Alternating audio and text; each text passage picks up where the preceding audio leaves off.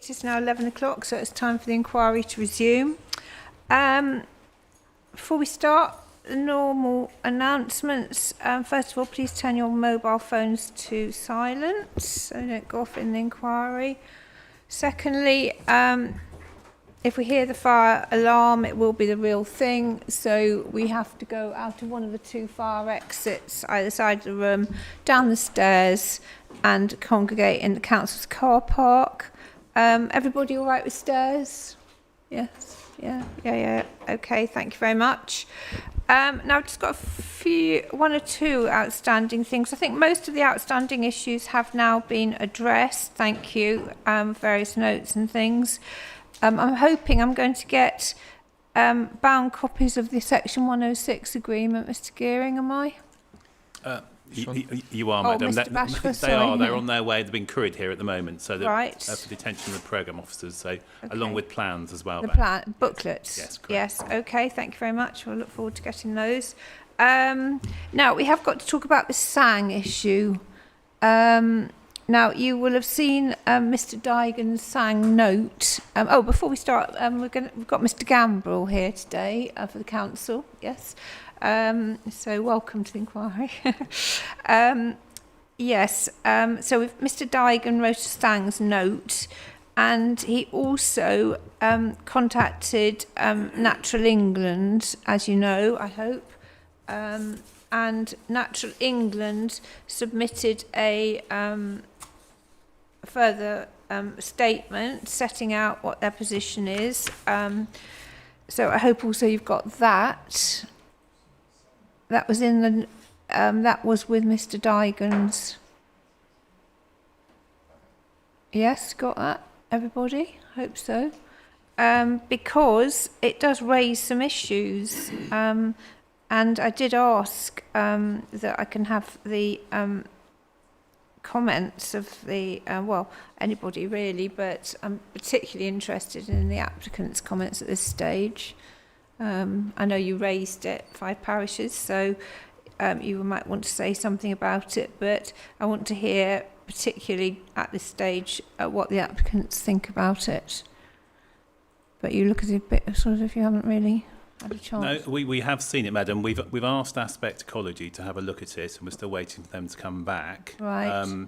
I think the position is in the note. It's not part of the planning permission. There's obviously some commentary, quite a lot of commentary actually, about what happened during the determination of the planning application. With the Stones Farm one? Yes, correct. Yes.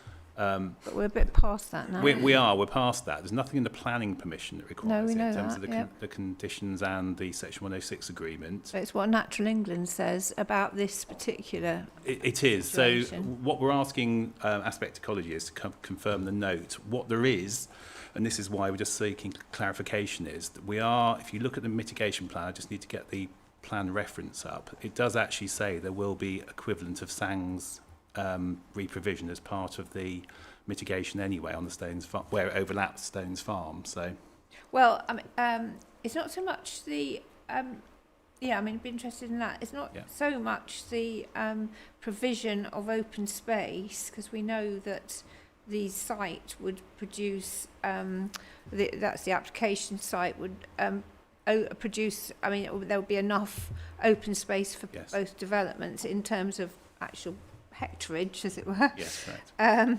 But it's more the point that if it's to operate as a SANG in terms of Stones Farm, I don't think it's supposed to operate as a SANG in terms of the northern application. I don't think that was ever suggested, but it's a Stones Farm one. Whether it would actually be able to operate as a SANG with the Northern Relief Road running across it. That's the whole point. Yes.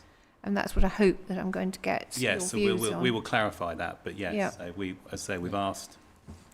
It's quite complicated. We've been looking at it, but obviously we've only just seen the note from Mr. Dygan as well. Right, okay, yes, no, fair enough. But it refers to, for example, 11.7 hectares of SANG being required for the Stones Farm. Yes, and there's a bit more than that. If there wasn't any SAMS payments, but then they've made 66% of the 100% requirement of SAMS payments. Well, I thought the 11 point whatever it was with the SAMS payments. It is, but there's no I think when it was first qualified or quantified, that was before they were offering any SAMS payments. No, but I think it was something like 14 or 15 hectares without any SANGS payments, and then Natural England agreed to reduce it to 11 point whatever it was, with the 63% SANGS payment. That's what I understand, anyway. I couldn't quite see the linkage through, but we're trying to Well, work through that. If you look through there, if you look through it, Can you advise where the latest comments of Natural England are?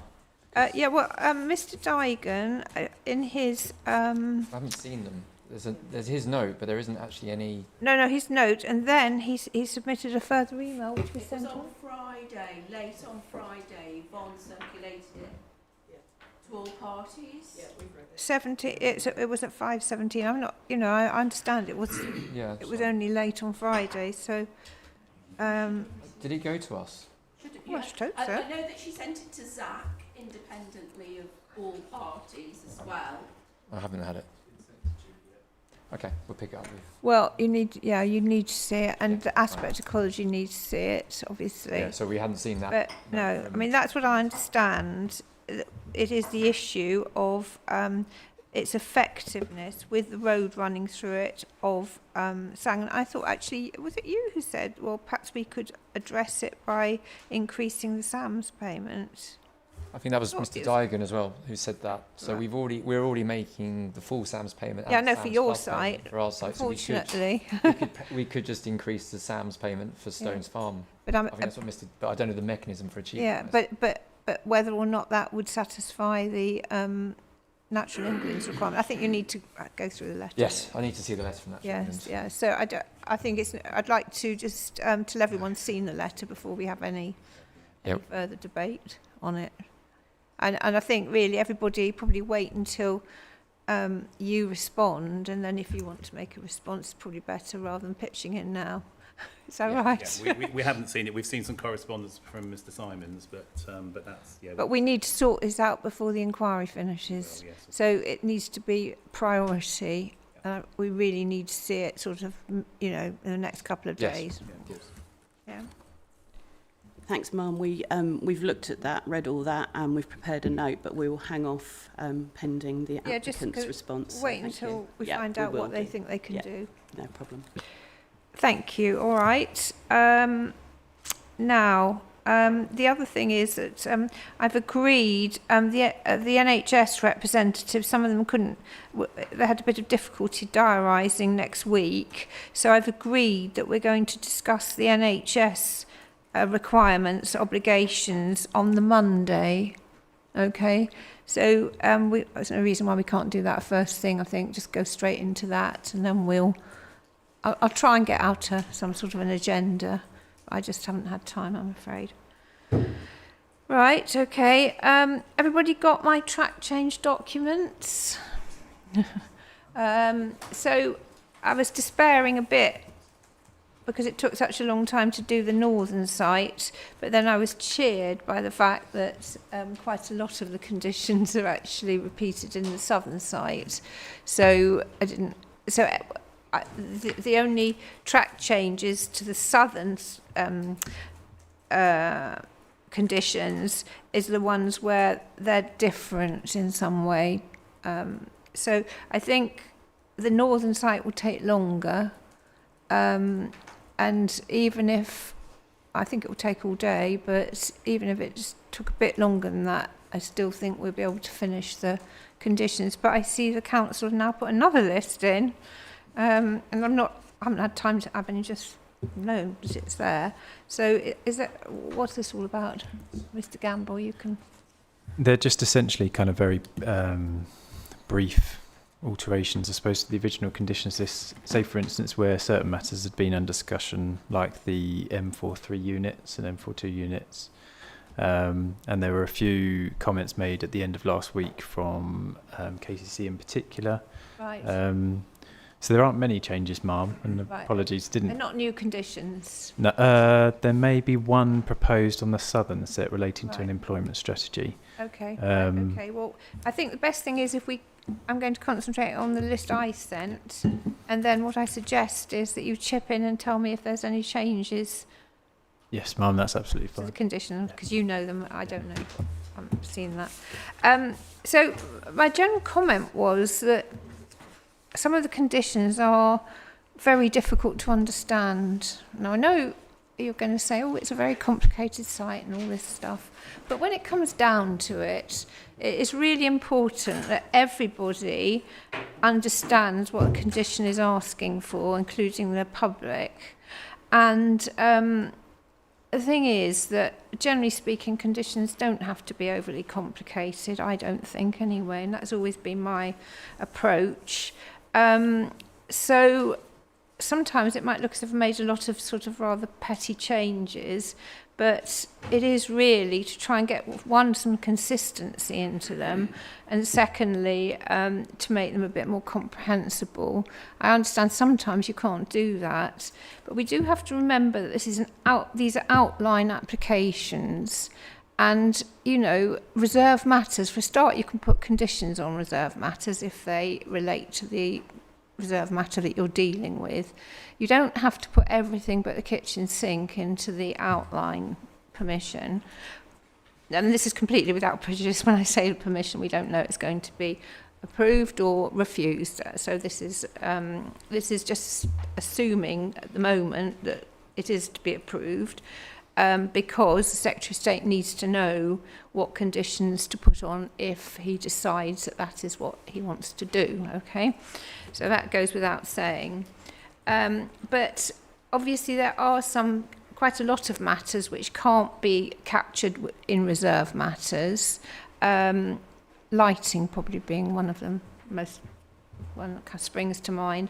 And you have to make sure that you put on the conditions at the outline stage. So, you know, it's a matter of knowing what you should put on and what you should leave out, really. So anyway, I mean, we can have a debate. You might not agree with, probably won't, with some of the things I've done, but let's see how we get on, shall we? So first thing is what these enabling works, what they're all about. And the list...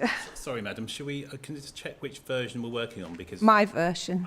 I know that, but I've got a version from, just to be very clear, the ones that came from the programme officer at this morning. 46 p.m. on Sunday. I've got probably that one. Yes. I mean, actually, it's almost, well, I hadn't done the southern one is that one, Fine. But the northern one, it's just that when I went through the southern one, I thought, oh, that's not quite right on the northern one.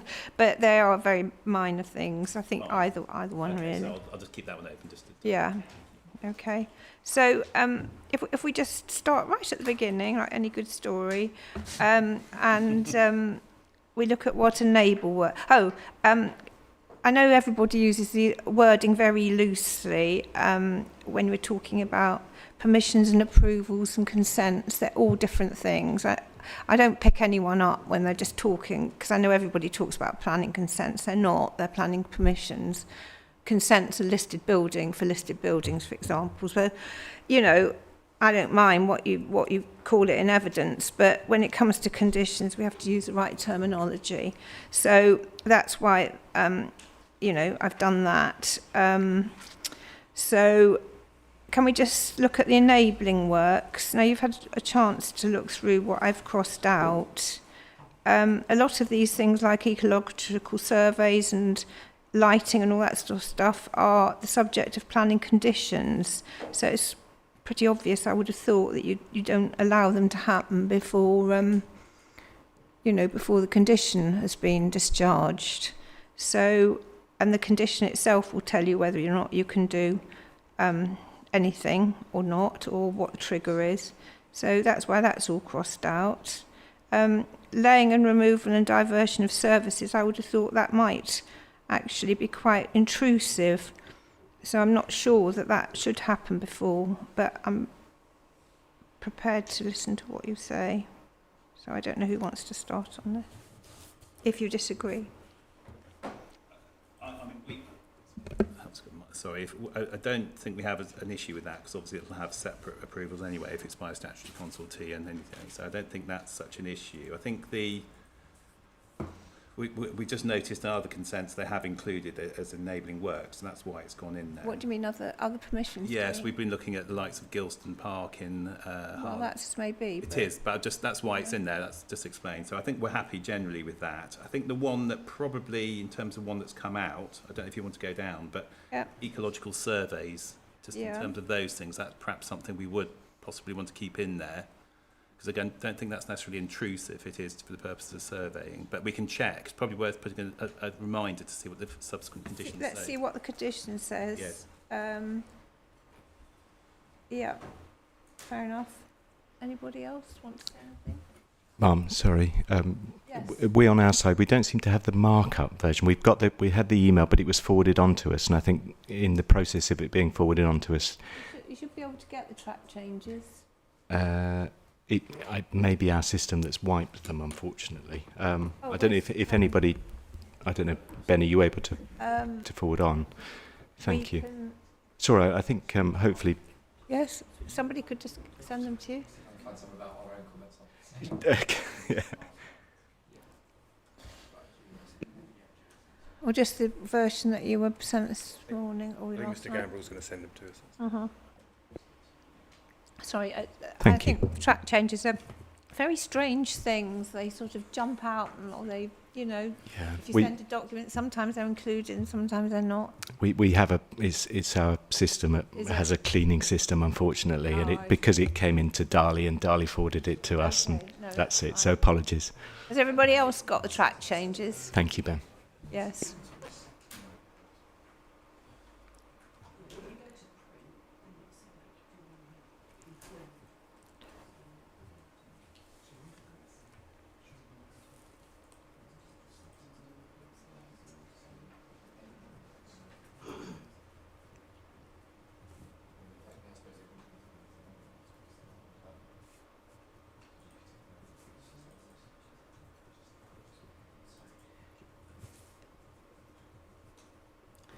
Just wait till you've got those.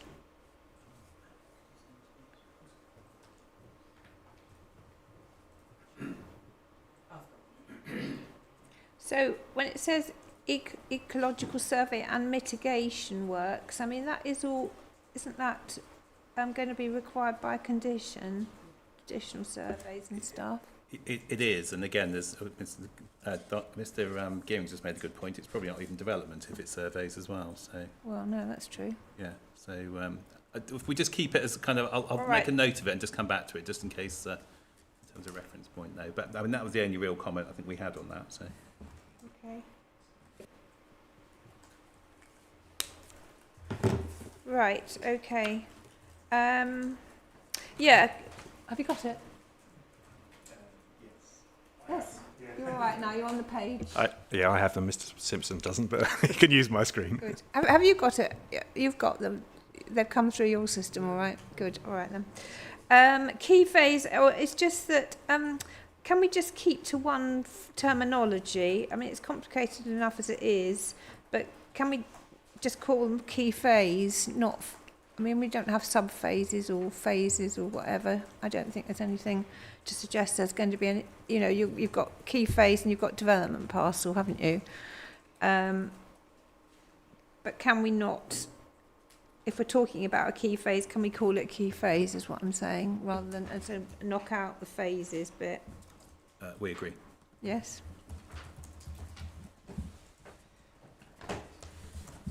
Good, thank you. Righty-ho, next. Right, okay, reserve matters. Oh, it's just you missed out the in writing bit. Is that right? Yes. Yes. Thank you. A2.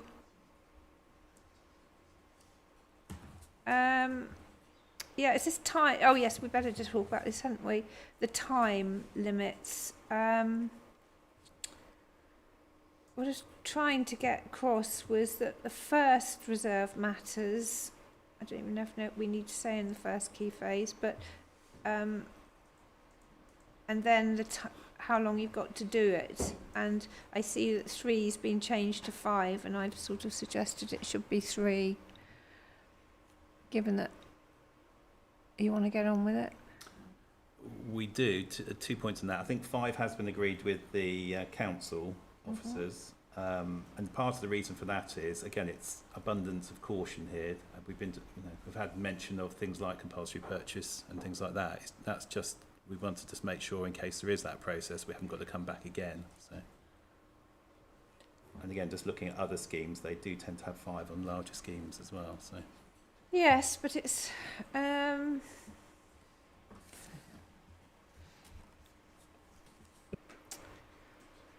can see about the compulsory purchase. That is true. Is that what, Mr. Campbell? Yes, ma'am. That was kind of the primary reason, really, for going from 3 to 5 to do with that compulsory purchase. Okay. Anybody else? Are you happy to say that in the first key phase? I mean, the first key phase is presumably going to be the road anyway, isn't it? correct, it has to be, yes. Mm-hmm.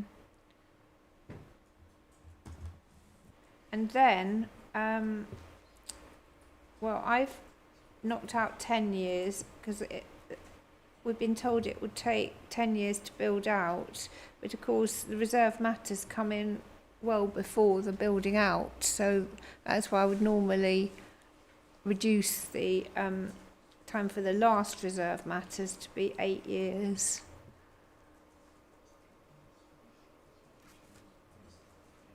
That means you've only got 3 years after. But Yeah, I think if you accept the first one, the second one has to sort of go back to 10. yes, I suppose it does really, doesn't Yeah. it? Mum, can I Yes. just so on the because this is them coming and putting their reserve matters applications in. Mm-hmm. Compulsory purchase is obviously a separate process about land ownership, and I don't really understand why it would hold up a reserve matters application. Now they may not own it, but as I understand is you can put planning in on something that you don't own. So I really don't understand that you should reduce that time limit.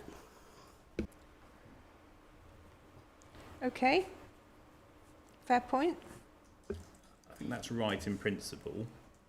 It's all a case of, as I say, abundance of caution, and just, again, it's a risk profile to the developer really, isn't it, in terms of, I think you may put reserve matters in to assist with that compulsory purchase, but equally you may, if there are risks, you may actually want to defer and actually wait until that's happened. So I think it's just providing for that flexibility.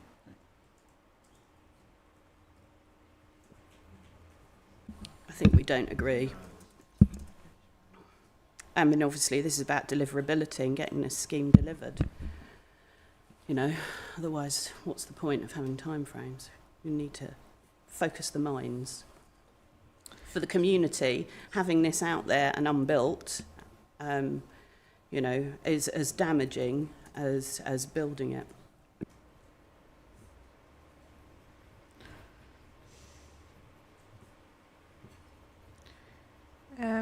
Okay. You're basically saying that you don't think that anything will happen until that the CPO situation is resolved. I don't think we're saying that. I think we don't know if there are going to be delays in the process, and there are risks that if there are delays in the CPO process, it's forcing the submission of a reserve matters application, while that process may still have some uncertainties that could influence that reserve matters application itself. Why would it do that? For example, access arrangements for building, land ownership, things like that. So we'd need to make sure that we have enough. If the CPO process is ongoing, and it's reaching towards 3 years, we would, under a 3-year permission, we'd be forced to submit a reserve matter, so it's within that timeline. It may well be that timeline is reaching a conclusion just after the 3 years, and then therefore you could wait. So it's whether it forces us into. I mean, you're not going to be able to recite the road outside that land that's No. owned by the council. I mean, No, I would we're not suggesting understand it that, if you were saying that you might have to read. No, and as Mr. Bash said, it's a separate process, and the CPO process, as drafted in the Section 106, includes identifying land for access arrangements, construction, and all those things. So it is outside of those requirements. I think we just felt that 3 years was quite quick in that world. I mean, I suppose, as Miss Bonnie says, you know, it would focus minds to actually be getting on with. Yeah, including the councils. So yeah. Well, yeah, everybody. Yeah. So you have to leave me to make that decision, I think. Yes. No hints how I would go. Okay, right, and then if I did decide, actually, I really don't know. I have to think about it. But if I did decide on the 3 years, then you would be happy with the 8 years, or not? Just for the last reserve matters. I think they follow, don't they? If you have a longer period, then the 10 makes sense. But yes, I think it's. What we don't want to have as a situation is that effectively the permission time's out and we have to start again. That's what we're trying to be cautious about. So. Well, yes, but you could apply to amend the condition, couldn't you? Time I'm amendment. not sure you can for time limits. I think you can. No. Not Reserve matters. this. You can. That's a lawyer question. I think I've seen non-material amendments changing time limits for reserve matters, but Well, we could check that. yes, and this is what it's about. What we don't want to do is almost have to keep going. If we, we hopefully wouldn't be in this situation, but it's trying to get something that's workable. So I mean, maybe I mean, you don't know that 5 years would be long enough for that matter. But yeah, great. let's have a look at that. Perhaps someone could have a look at that. Do you know, Mr. Gamble? No, but mine is mine. I thought the same. I thought that you couldn't actually amend the time frame for submission. So I'd have to double check that with our solicitors. We'll check, madam, and then. Well, it's for the reserve matters. Yes, correct. Yeah. Yes, that's the key point, really, is the reserve matters. I don't think you can amend. I'm not sure. But that's easily checked, isn't it? Okay, thank you very much. Okay. Implementation. What have I put here? Development first. Oh yes, so the development of the first key phase shall begin no later than 2 years from the date of approval of first. Again, that's cutting down the time, isn't it, to be approved of that. So basically, that would be the 3 years and 2 years is the 5 years. That's, you know.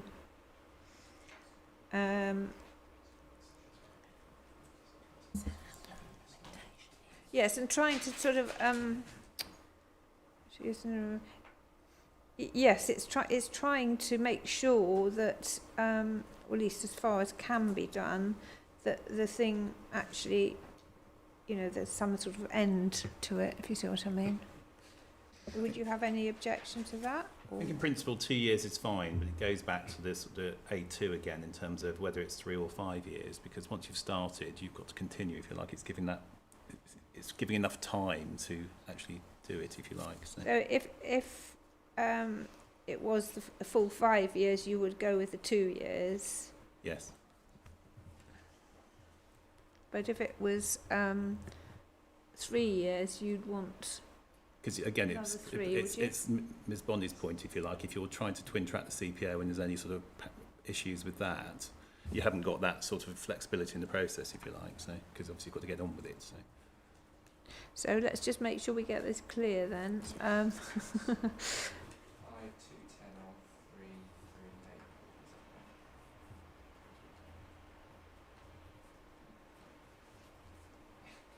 Or 5 times.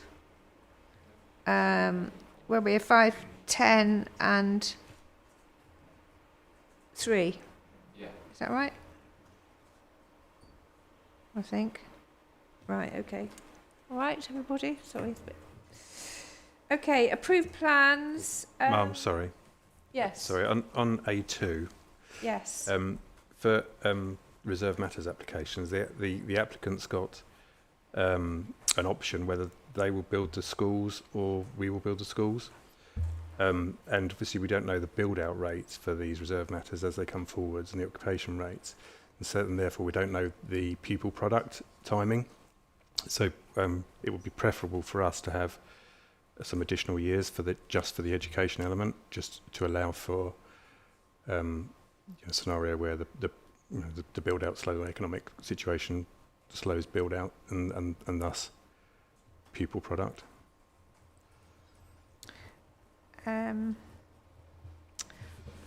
Yes.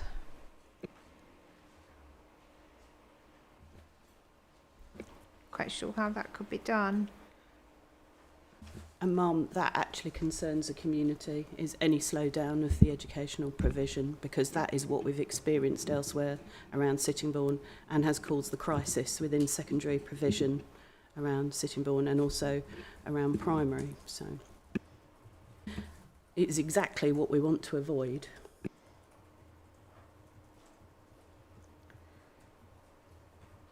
So what, build-out rates have slowed down and then the school hasn't materialised? Yeah, and so you might say, well, you might not have...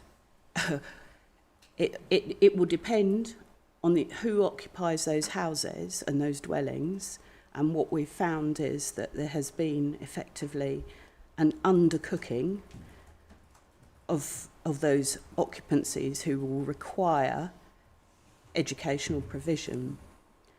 And I think things can speed up very quickly in the market, but I'm afraid to say that councils are very slow in delivering things like this, and any further delay, I think the mismatch between market delivery and an institution's ability to deliver are not in the same time frame.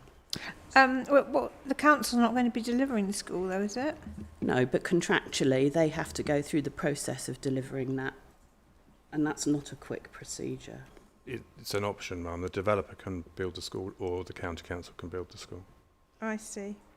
Sorry, that's on the south. I think the northern one we're building. Sorry, apologies. Yeah, the northern scheme, it's the county council that are building the school, but what I'm seeking is additional years to allow for pupil products not coming forward or housing not progressing. So on the northern site, the county council is going to build the school, right? Correct. Right, okay.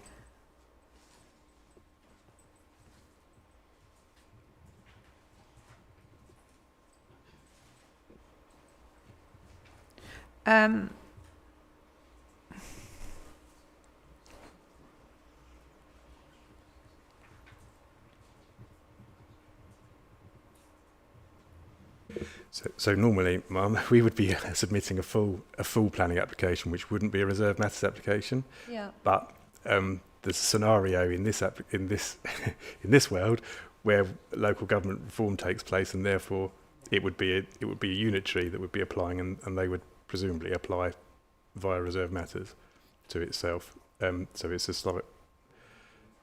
I suppose there could be the option of doing either, but we don't know yet. Why can't the applicant build it? The applicant doesn't fill this school. So right, yeah. So this change in local the reform, or whatever it's called, when it becomes a unitary authority, when's that happening? it's supposed to be 2 years, I think, Mum. In 2 years' time. I don't hold your breath. 2028 it'll be in effect. 2028. Supposed to, you say? Supposed. And I think anyone who's dealt with an authority and done a property transaction, and I have got that experience where a local authority has transitioned into a unitary, the property holdings all got delayed, and those delivery elements were delayed as well. But what your concern is, aside from that, is basically that there won't be enough... basically, if build-out rates slow down, there won't be enough children...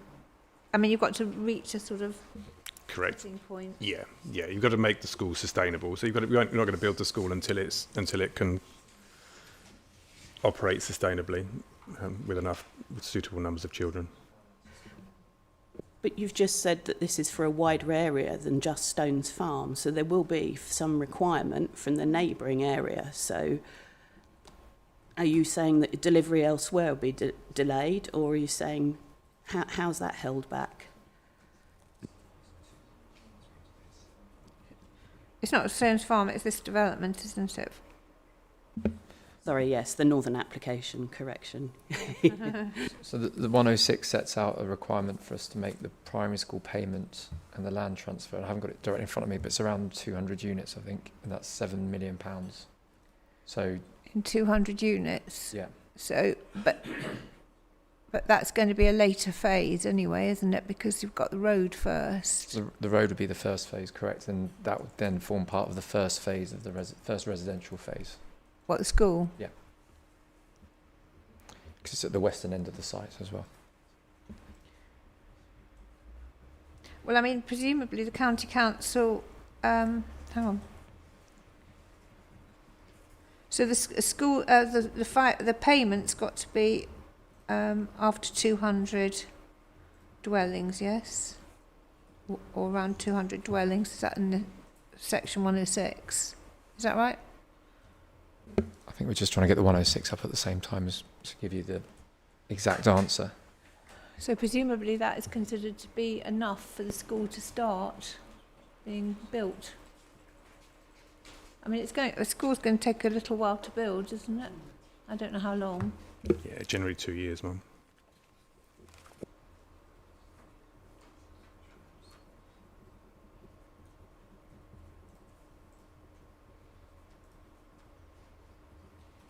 So I can't really see why these timescales would be problematical then, because it's quite near the beginning. It's nowhere near the end of the process, is it? I mean, you know, I mean, if it's 10 years after or 8 years after the permission, then you know, it's not good, is it? I think we're relaxed about it as the applicant. Well, you're just paying the money, so I mean. Well, no, but actually it's important for placemaking actually delivering the development as well. So. Well, exactly. But so sorry, who decided that the council were going to build it rather than you? That was an early discussion with the county council because we don't, as Mr. Finch said, we don't fill the whole scheme, the whole primary school, so they have other funds going into it as well. Right. I mean, I suppose there could be a way we could build it if other funding was made available from the county council, but that wasn't. That might be just as problematic. I think that's just as problematic. Yes. So the payments, for that are made on 80%. 80% of that 7 million. 80% are paid by 200 dwellings, and then the further 20% is made at 630 dwellings. And that 80% payment funds a full one form entry. It funds the one form entry primary school and then a scaling up to allow a two form entry primary school with a second payment. I think that's right, isn't it, Mr. Finch? It's not. It's not quite the amount for a one form entry. So would you wait and build it all together, or would you build the one form and then? Generally, we would, for primaries, build the core for a 2FE in the first phase, and then add the classrooms for the second FE latterly. But it really would depend on the amount of pupil products coming out. So if there were signs that it was going to fill immediately, then we'd build it in one hit.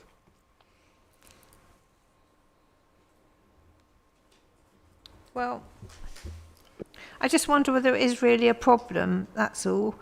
It's obviously the school's going to be provided at a very early stage, and basically the last reserve matters have to be either 8 or 10 years from the date of the permission. So, I mean, I understand the thing about the CPO but, you know, unlikely it's going to take 10 years, I would have thought. Hopefully, anyway.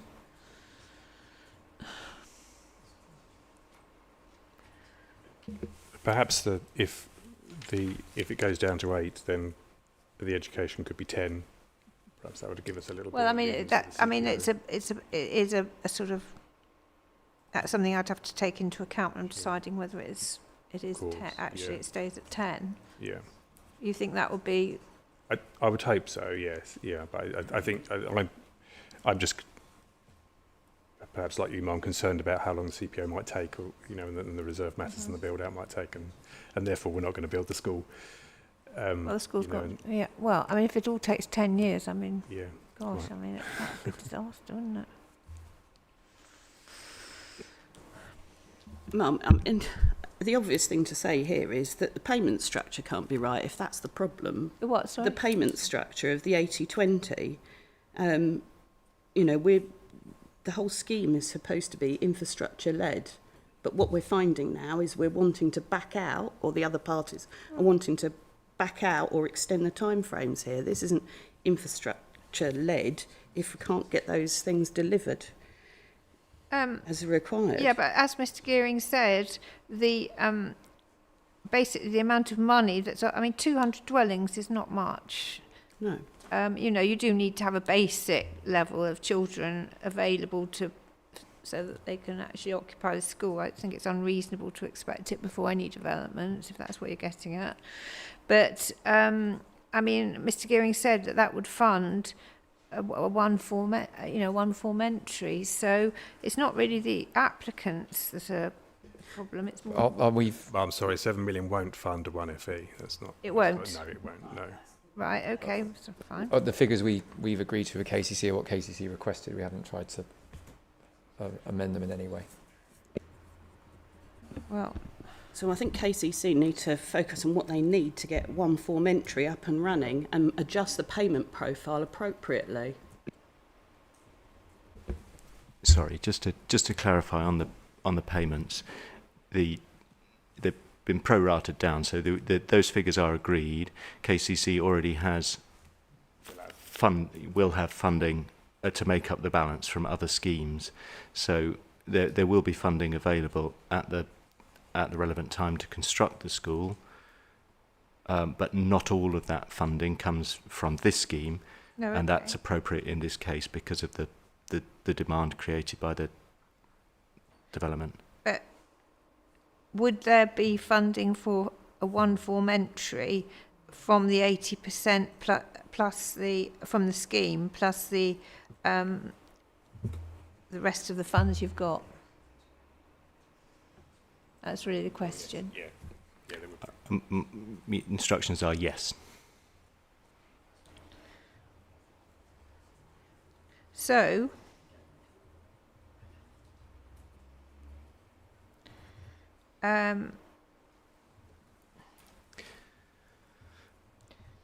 so it does sound then as if the school, you know,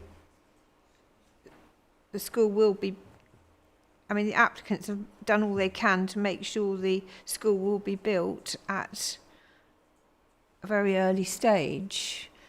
I mean, it's, you know, they can't really, you know, the county council have a responsibility. I know, I understand what you're talking about, but the county council have a responsibility to provide education for these children. The applicants are funding it at a very, in my experience, a very early stage. And, you know, I think that the conditions really, I mean, even if it was 8 years, but 10 years would be, you know, if it's got to last reserve matters 10 years, it's more than enough. You know, if it can't all be done, even with the CPO by then it's, you know, I would have said. So, yes? Understood? Yeah. Okay. Everybody okay with that? I understand, you know, I know this is, you know, the provision of the infrastructure is very important, but it can't all be laid to the applicant's door. It also have, you know, public authorities do have to play their part. Quite, as well, I agree. don't they? Hold their feet to the fire on this one, I'm Yes, afraid. I'm sure you'll be on their backs, Miss Bonny, anyway. So, all right, thank you. A4, which are the plans. Yeah, I mean, anybody got any comments of that? No, and I agree with your comments, madam. I mean, we're not, you know. No, there shouldn't be a conflict. No. Right. What have I put? Oh yes, and I'm assuming that there isn't a conflict between the. I didn't really understand what it was anyway, to be honest. But is there not a conflict? Are you telling me? No, we agree there shouldn't be. So Yeah, but there isn't one. there isn't. Thank you. A5. Yes. The amount. If you read it, the development hereby are permitted. Sorry, it isn't approved. It's permitted this time. Shall not exceed the following following development limits. You don't need up to, do you? Agreed. Right. Okay. Everybody all right with that? Thank you. Strategic phasing plan. Right. What have I put here? That's just really a similar point. First paragraph. So has anybody got any comments on that? I didn't really understand that last bit of the condition about trigger points. No, I think that can be deleted from or onwards, really. Because as you say, it doesn't really add anything, particularly when you go down and it starts talking about other things anyway. So yeah. in terms of what's in section 106. So is everyone happy with A6? Yeah. And what did I put at the end of it? We need to have an implementation clause, don't we? Once the phasing plan or what's approved that Yes, phase, that's fine, thank you. Yeah. Okay. Thank you. Right, we're going on to the site. I mean, I can't say that I necessarily like all these subheadings particularly. Because I think, some things are all over the place. You've got site-wide ones, and you've got phase ones, and then you've got, Yes, it development was set up pathways. in that way to try and make them slightly more manageable. Otherwise, you'd have 200 conditions. I think. so. I will think about that. Yeah. But I don't think it's not very fruitful for us to just be discussing how we things are laid out. So, okay. So the next thing is site-wide strategies and details. So we've got a number of site-wide, and they basically apply to the whole site, and then you're going to get sort of layers, but we don't want too many layers. Otherwise, the thing is that we're told that conditions should be, used sparingly. It takes a lot of resource for the local authority to have to discharge conditions, obviously, and we know that local authority resources are stretched. So we have to make sure that they actually do their job and that they're really necessary. So, but design codes are very important. So what have I put in here? I've said no development. Yes, I've just asked the question here. Is it necessary for the design code? Is there to be a design code for the strategic road? I thought they were more to do with, the sort of residential and. No, so I think I agree with your comment. Really, I don't think we need one for the Northern Relief Road. In essence, you'll have a full reserve matters for that, accompanied by the landscaping that goes with it anyway. So you won't need to have that up front. Right. It would be better if the applicant could get on with that, then the design code, which relates to buildings, and potentially some of the open space strategic green infrastructure. But as I say, the road itself and the landscaping or green infrastructure with it will be part of one reserve matters package anyway. So could it be then no development on any phase, save for the Northern Relief Road. Northern Relief Road? I think that would be acceptable, Ma'am. I think typically, kind of from experience, you don't get kind of much in the way of a design code for kind of road infrastructure through a site. So I wouldn't have an issue with that. I think probably originally the trigger was introduced because we were seeking an overarching master plan for the site, so it was almost kind of forming part and parcel of kind of that overall assessment. But I don't necessarily see we're not having a master plan, are we? That's in the B1 condition, Mark, so it says which shall include an overarching master plan for the site. Oh, I see. Right, okay. So so really, it's no development. But enabling works can go on, I think. The Northern Relief Yeah, so strategic it's SNRR saved. corridor or something Yes. like that. Yes. For enabling, Because we need to And- do the archaeology and everything. I'll have to think of the wording, but it's basically the Northern Relief Road phase, really, isn't it? Key phase Yes, correct. until. Right.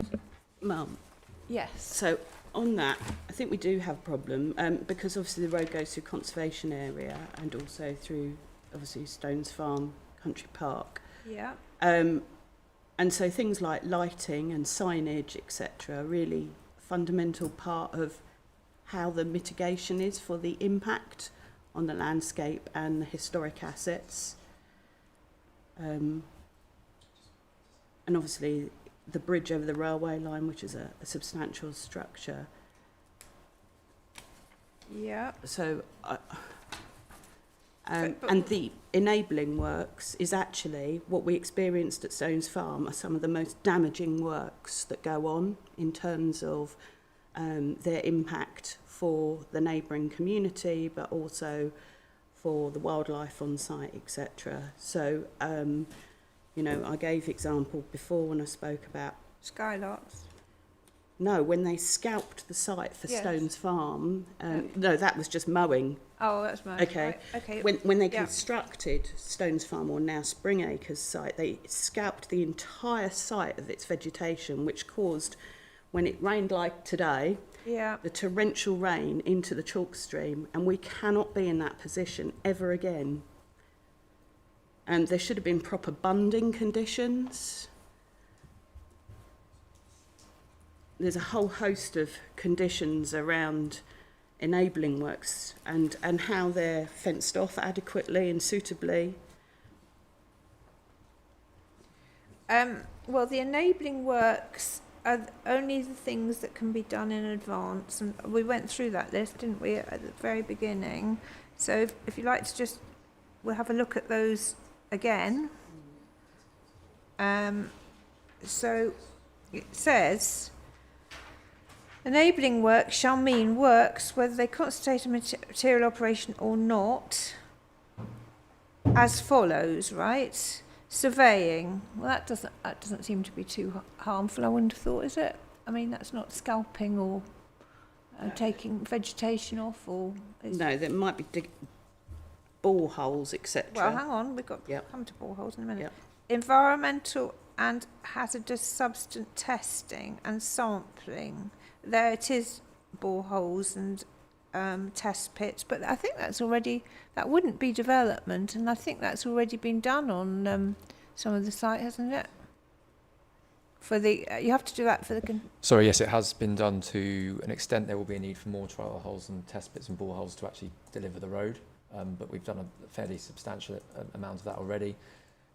You'll probably go into it as well, but it's a similar case with archaeology as well. So works have been done already, haven't they? I think that's not unreasonable. Soil tests. Now I don't know what remediation works. You could possibly cross that one out. I don't know quite what that means. No. Would you be happy to take that out? Yes, it'll be covered under other conditions anyway if it's relating to contamination. Well, exactly. This is Yeah. yeah. Yes. Yeah, it'll be covered. Okay, You let's have to do take the that out contamination then. works anyway. Yeah. Okay. Necessary health, safety and welfare works identified to clear the site in readiness for permanent works. And that's the damaging bit. Right, okay. So, well, then it says colon, I presume this is what it is, pegging out. I mean, if you're worried about anything to do with saying clear the site, perhaps that is. Yes, and that's where they removed all the vegetation. Yeah, okay, fair enough. I mean, that shouldn't anyway, before ecological Yeah.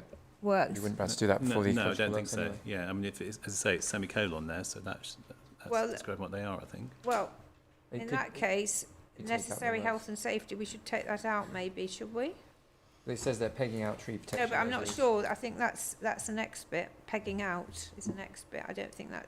I think every semicolon is a separate Oh, I see. thing. Yes, You okay, can see fine. why, yeah. Yeah, it's- okay, so yeah, I mean, necessary health and safety welfare works. I mean, again, that's, I think that's a bit vague, isn't it? It is very Could be. vague, you're Should we cross that out then? yeah. Everybody happy with that? I think site clearance. That's a bit. Yeah. I think having the words clear the site in there probably creates unnecessary. Well, it So- could. Pegging out. I mean, that's not No. going to be necessary, isn't it? Tree protection. I would have thought that's something that everybody would welcome. Erection of site hoardings and fencing, including site notices. So they all seem fairly harmless, don't they? So are you happy with that then, with all those things taken out? Yeah, I mean, they sent the site fencing and hoarding is actually, as we go through the development, will need to be carefully thought about because, and I say this from the experience again at Spring Acres, is along the A2 was chain link kind of Harris fencing was put in, and it was a really dry summer, and there was significant land moving, and all the residents opposite were absolutely caked in dirt and dust for months whilst that was going on. And given that you'll be building a significant road structure across there, we don't want a repeat of that. Well, actually, I mean, wouldn't things like site hoardings and fences actually be included in the Kemp? We were just having discussing exactly the that, same yeah. conversation, so, That yeah. should Yes. be in that. So Yeah. I think we can take out site hoardings and fencing. I mean, similarly, I think a lot of these things are covered by other conditions, Site so like tree notices. protection Well, measures. this is why Yeah. I've crossed most of them out. Yeah, no, I think you're right. So, are you all right with? Well, tree protection is another thing, isn't it? Yeah. Would you be all right with pegging out then, Miss Bonnie? That's about all they're going to be allowed to do, I think. actually. Well, good, marvellous, thank you. All right, but they are going to the surveying, the testing, and the boreholes. I think Let's see as we go through. Yeah, I think it's just probably worth putting a marker in just when we get to the conditions around the conditions, if you like, construction was, just to make sure they're all in those ones. So hoarding, for instance, we probably do. Well, we want know that is Yes. in the camp. Yes, I know exactly. that. So it's just Yeah. putting the point is we just need to double If check. they're in the conditions, you really don't need them in Exactly. the I think it's a enabling work. duplication. I think the enabling works definition is duplicating a lot of what's already set out as conditions, but if Yeah. they're in the conditions, We don't doesn't- need it's it, not No. needed. So it's Agreed. not, yeah. Yeah, agreed.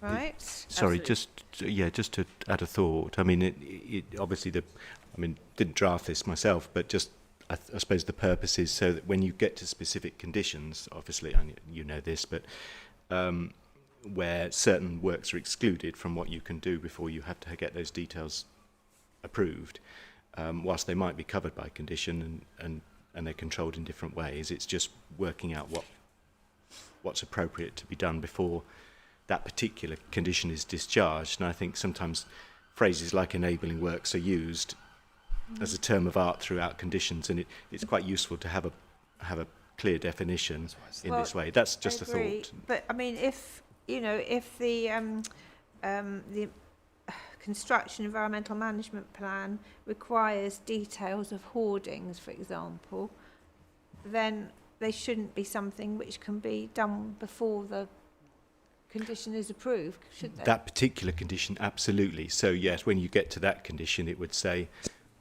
prior to commencement of development, Well, it does. absolutely, Yeah. then the SEMP must be approved. Yeah. But there might be other conditions that for example, the design brief that we were looking at, Yeah.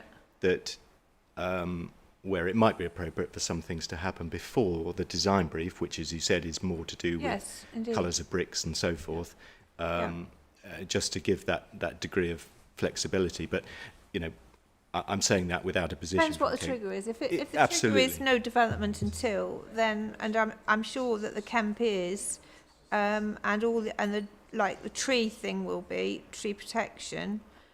You know, these are all construction things that need to be approved first. That's the point, Yes. really. That's it. Yeah. Well, shall we come back to that later? You know, and we can, when we've been through the other things, let's come back. Where were we now? So we hang on, sorry. We're still on P1, were we? Right. Yes, I think we decided, hadn't we, that, and then that's what prompted the Ms Bonny's comments, I think. But we're happy then with B1, and I think we'll just think about the enabling works until we get to the Kemp and all these other things. So we'll put a marker in that, okay? But basically, what enabling works like pegging out and stuff, this fairly innocuous things, and you know, that sort of thing maybe is okay before development commences. All right. Right. Okay. And then the site-wide design code shall include an overarching master plan for the site. Okay. And then this. And then it tells you what the design code shall be informed by. And I added in there, it's not just the design and access statement, is it? It's got those addenda as well, which presumably are relevant, aren't they, Mr Bashford? It is, that's correct. I think the only point when we had a look at that over the weekend was there's no actual design principles in those addendum, but no problem in principle with them. So. Oh, I see. Right. Okay. Yeah, I think well, I think, Mum, there was a specific kind of set of design principles in the actual Right. original design access statement. okay, if which there's is why none in we there, that's fine. omitted it. Let's take that out then. We don't need that if it's not. So it's just the design and access statement.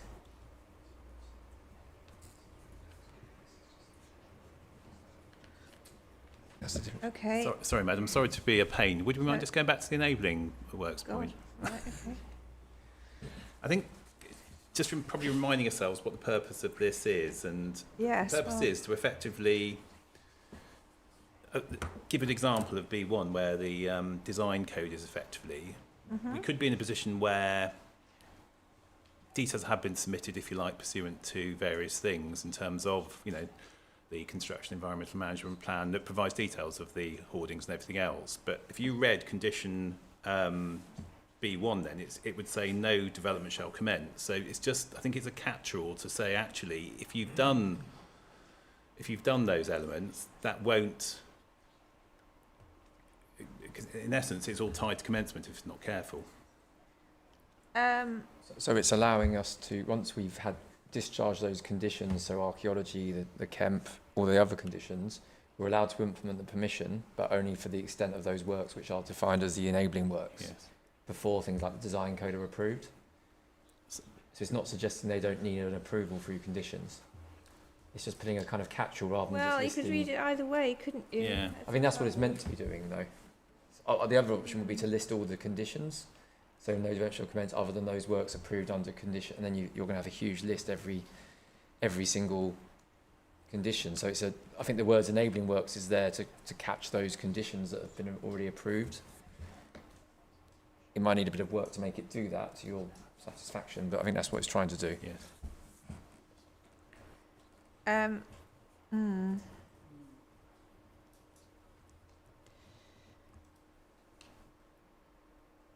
Can I have a think about that? Yeah. The other way would be to put the I site-wide need to design get my head around another that. trigger I'm not point. Yes. sure. But there's no, it's not trying to get out of doing things, it's just making sure things can happen in parallel or if they need to, if you like. So. No, but I mean, I have come across in Wisley, for example, they were allowed. I mean, that was an airfield, so it's slightly different. But they were allowed to do certain things before anything else, like Yes. some site clearance and that sort of Yes, stuff. exactly. But I can understand here that, you know, there is concern about you know, the conservation area and ecology and the stream and all the rest of it. Yes, we'll have a look at it as well, but just in terms of Yeah. things, just to make sure that it doesn't prevent things, if you like, by taking things out. So. No, I understand that. Just a thought on that, and Yes. there's the one thing that could be done, I suppose, is in the definition of enabling works, cross-refer to the conditions. For example, the KEMP. So you say, you know, enabling works means all of these things approved under condition whatever, KEMP, or whatever it might be. So you're tying that definition of enabling works to the details that have actually been approved. That seems very sensible. Obviously, a bit of a referencing job, but yes.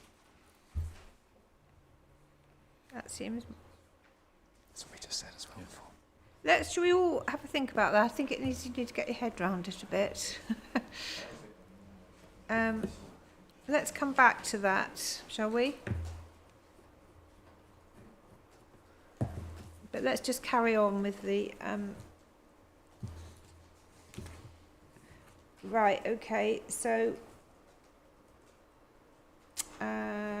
Right, so we were just down on 1, and you're telling me that the addenda doesn't contain any design details, so that's taken out.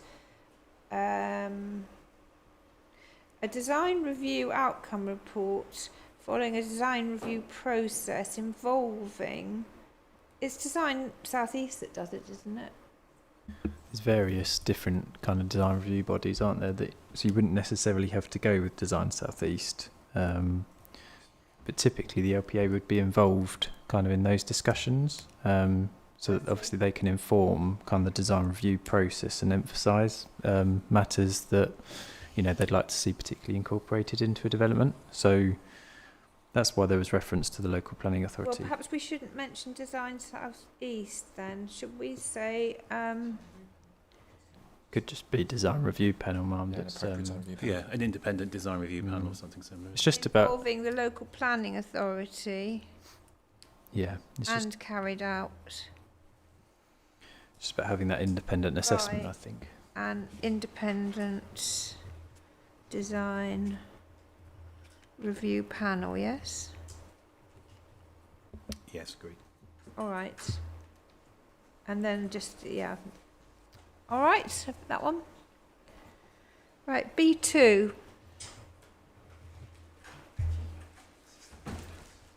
Archaeological framework. This is a site-wide one. So I don't think that any enabling works, I don't think you need to, any enabling work should be allowed, do you, for that? The only thought that, having looked at your comments, Madam, was below ground works, because obviously it's related to archaeological.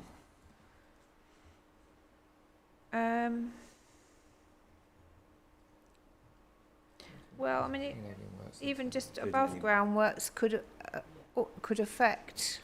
I mean, boreholes and things could affect. I think a ball, yes. Well, it could if it drilled right the way through something of importance. We can do the archaeology first if we have to. Fine, This is okay. probably Mr. Gearing's relaxed. So. You're good. we- All right then. We were happy with your wording as well, Mark. Were you happy with that? Thank you. Right. Okay. Oh yes.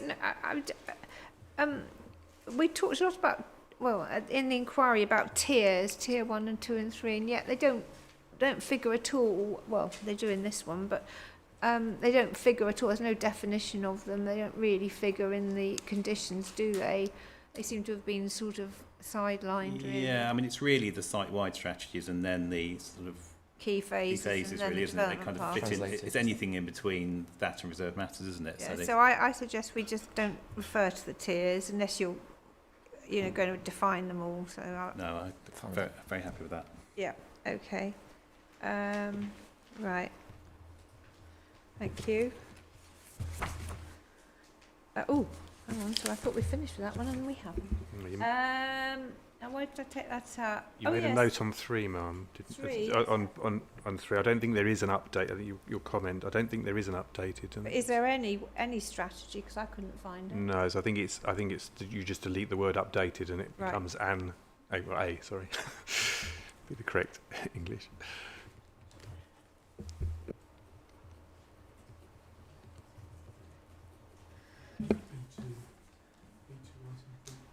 I understand there was an archaeological mitigation strategy that was appended to the proof of Mr. Lakin from Wessex.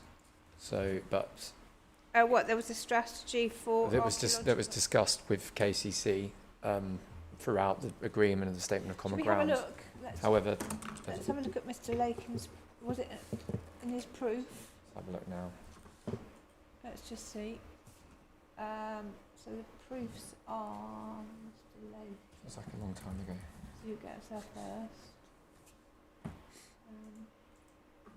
This is draft article. No, it's not. Hang on, can you just tell me where the proofs are? So there's 37.8.2. That's the consolidated appendices to the proof of Mr. Lakin, and that refers to a draft archaeological mitigation strategy. But I'm happy with the updated wording. Yeah. Can't Hold on. It might be. It's all in one document, I think. It's a Yeah. long time ago, doesn't Yeah, it? It's a very long time It's ago. Appendix 4 of his proof. We're happy to agree what KCC want here. There was a draft. Well, it's not called our strategy for our. Oh, I suppose it's the same thing. I don't know. I think we're happy Yeah, with. we're happy with the wording. We're happy with the wording. What, without updated? Just put in for strategy. Yes. Yeah. Okay. So, Mum, this is my ignorance here. So, this capitalised definition, where will that easily be found? Sorry, where? The archaeological assessment, evaluation, We're mitigation. not. We're just. I Okay. think it's they've got to put one in. Right. Okay. So we're just taking out updated. Okay. Okay. Thank you. Build on the word. Yes, I didn't really know. Maybe in 4, they've got to put in this community archaeology. I mean, there's lots of things it could be put in. It's up to the local authority to planning authority to approve it. Do we really need to sort of give examples of what's got to be put in? I don't know, really. Happy with the changes, madam. Happy with that? It was really just to inform any future submission, Mum, but you're right, it refers to We heritage. can't really, go and sort of. I mean, that is what I struck out quite a lot of, actually. We're able to secure that, as you say, through You the know, rest of that. There might be lots of things they could do. I'm sure interpretation boards are ahead of the list, but there might be other things. I just think that. It can be led by the archaeological work. Oh yeah, exactly. Yep. Okay. Surface water drainage site-wise, B3. Yeah, I just put in that based on sustainable drainage principles, which is what it should be. Will be, I'm sure.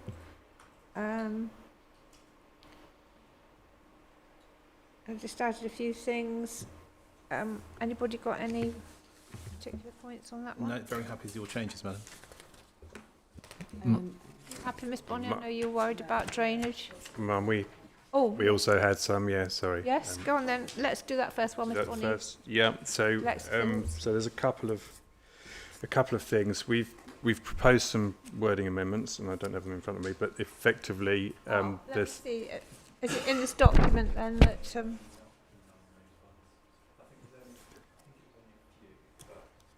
Not to B3 then. Yeah, effectively the change, Mum, is to do with updated guidance from DEFRA, which took place in June. So, Where are you? Which bit?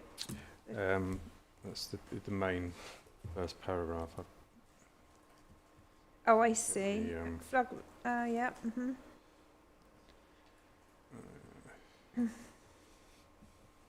The site-wide surface drainage scheme shall be based upon flood risk assessment. Is it in your document? Oh, Sorry, Say that part's been omitted, Ma'am. It was actually to do with part 2 of the B3 condition, where it says where you've put in to serve that development, including flow rates, and then the word volumes has been suggested by KCC. rather than water quality, or in addition to water. No, just in addition. So including flow rates, volumes. comma, volumes, and water quality. Is that what it was? Trying to find it, Mum, sorry. Oh, okay. Yeah, so part 3, surface drainage Oh. scheme as set out. Well, Runoff struck rate out as set out. as The As surface set- water drainage scheme includes, or shall include rather, where probably. possible. Yeah, any off-site discharges no greater than existing 2-year greenfield runoff rate at 3 bars per hectare. Well, hang on a minute, this is all different then. Yeah. Mum, is it easy if I just show you my laptop with Yeah. the wording on it, or Y- print it? Yes, if you want to. Yeah. Have you got the wording that's That's it, yeah. right? Okay. So shall I read it out then to everybody? So it is the surface water drainage scheme as set out. Oh, I've actually struck out as set out still. Anyway, it doesn't really matter. Includes or shall include infiltration where possible. Any off-site discharges should be no greater than, oh no, this is where it changes. Oh, the equivalent existing 2-year greenfield runoff rate of 3 litres per second per hectare, is that what it is? I think so. Whichever is the greater for the 2-year event, or the Q bar 2.3 year return. Oh dear, you've got a, hang on, can you just, oh it's alright, it's gone. Greenfield rate for the respective draining areas for all greater rainfall events, whilst also considering the potential impacts from volume. Is that correct? That's correct, yeah. That's correct, yeah. And then there's the bit about the DEFRA guidance in the reason, I think. DEFRA guidance, where's that? In Yeah, I can't find that. Oh, we've got all volumes there.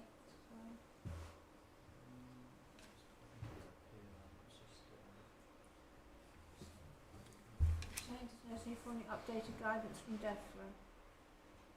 So that's what that additional thing. That's correct, yeah. Right. Okay. Thank you very much. Can you? I haven't got all that written down. Can you ask the can you email the programme officer and ask her to circulate it, please, to everybody? Condition B3, just the amended wording. Are you happy with that, Mr. Gearing?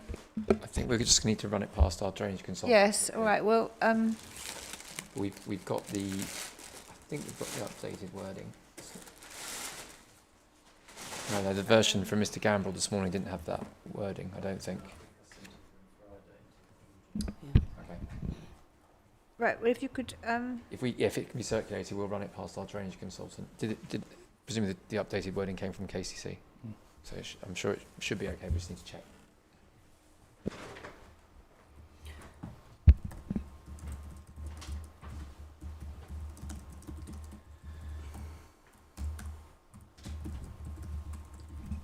So if you could, yeah, the whole condition would be.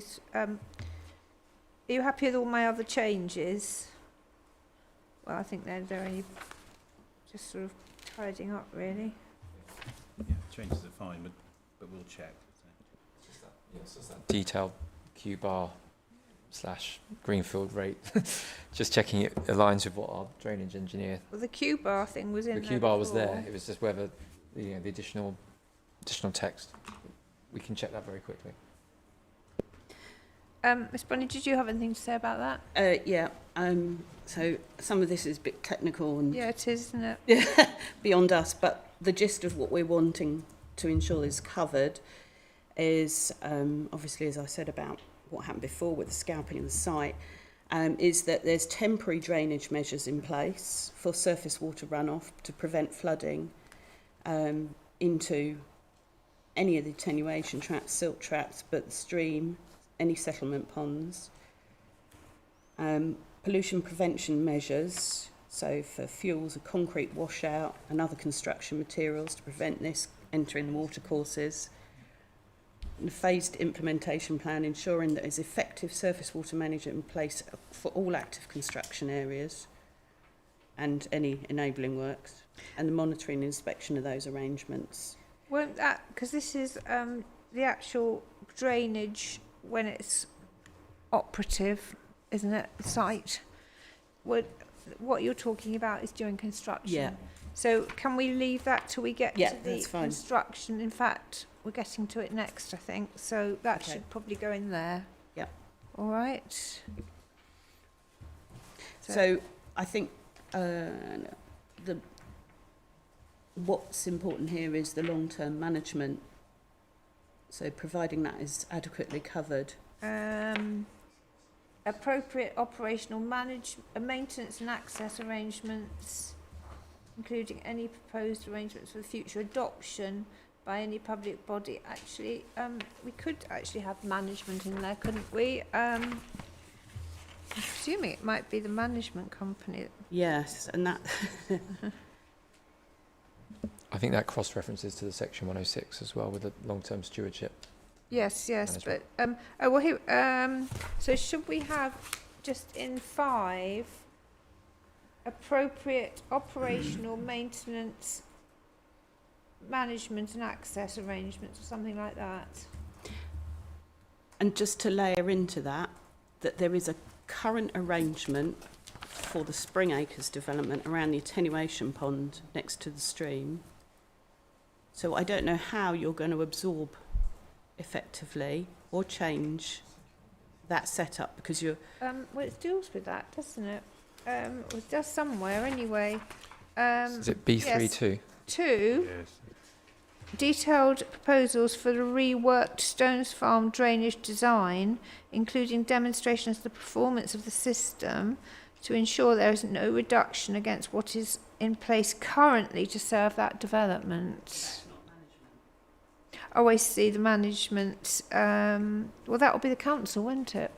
No, there's a whole third-party legal agreement in place with Icosa Water around the attenuation pond. Right, okay. That serves the residents in Spring Acres. Well, presumably the performance of the system. It's the performance and the long-term. Sorry, it's the performance and long-term management. So Icosa, there is an arrangement with Icosa around that. Well, wouldn't that carry on?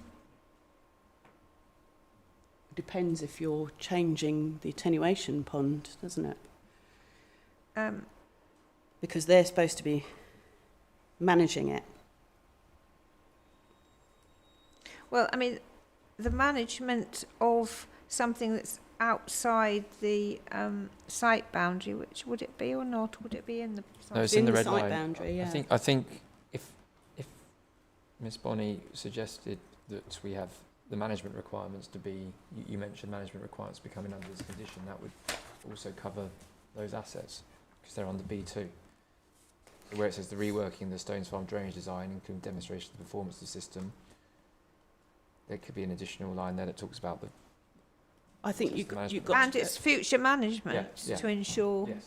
it's how you compel the estate that owns Spring Acres to enter into, because there's a tripartite agreement with Hyde, Icosa and Swale. Yes. So you're going to have to go outside of that or change it. I think as long as the conditions have a requirement for the details to be agreed, then it doesn't matter. That's not something to worry about right now. As to the performance of the system and its long-term management, to ensure that there is no reduction against what is in place currently to serve the development. I would have thought that that's a requirement. How it's carried, how the applicants do it, it's sort of up to them, isn't it? Well, ICOSA are paid by the management fees that are from the residents in Spring Acres. Yeah. So they're going to have to have But I mean, the council is going to be taking on responsibility for it, aren't they? No. Well, it's part of their land, but Yeah. ICOSA are charged with managing it Yes. for the benefit of the Spring Acres estate, who are Yeah. paid for by the residents there. Yeah. And that will be within land that's will go into your ownership. Will be if there's a CPO or whatever, will be in your ownership. Depending on how the CPO works and whether it's a transfer of land or if it's rights. So there's all sorts of different ways that could work. But I think it just needs to be something that's resolved in the future with the mechanisms in As long place. as long as there's something that requires it to be done, Yeah. and it's a condition, I can't see that we can do much more than that. I mean, you've said that you're only going to CPO the land necessary for the roads. That's not the whole of the. That's not what the 106 says. Okay. But I think you need to think about the consequences there.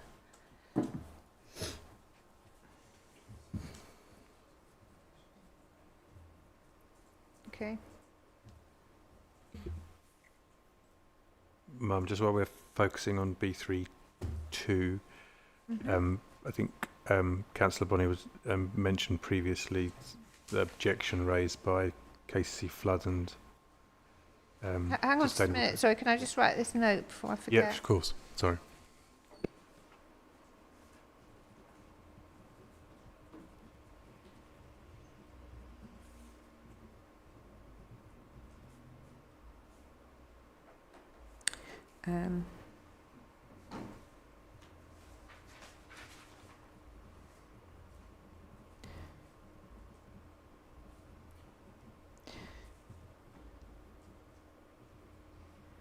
Sorry, yes, carry on. Councillor Bonney raised a holding objection that was raised by KCC's Flood and Sustainable Drainage team at the beginning of the month in the planning discussions. This condition, specifically B3.2, is the one that removes that holding objections, so long as it is retained, of course.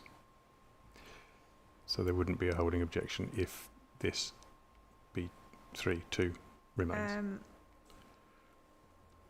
So that removes the holding objection? It does, of KCC's Flood and Sustainable Drainage team.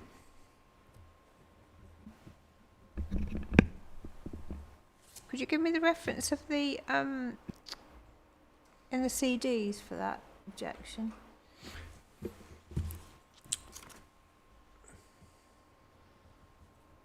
Bear with me. Yep.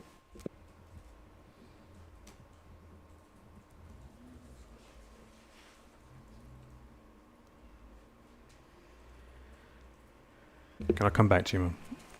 Could you come back to me on that? Is it 4.29? I think it's a request letter, isn't it? Right. I think.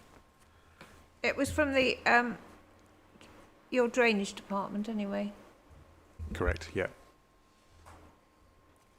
and it was about the overall sustainable drainage proposals, was it? I think it was in the main Casey's main planning response where we set out each individual see. service Okay. response, but I will just double check, Mum. Okay, thank you. Okay, well, I think all that I can suggest at this stage, Ms. Bonney, is to have a requirement for details of the long-term management of that system as well as its performance, and that That's okay. So then we go on to the bit north of the railway line because, as we've discussed in other evidence,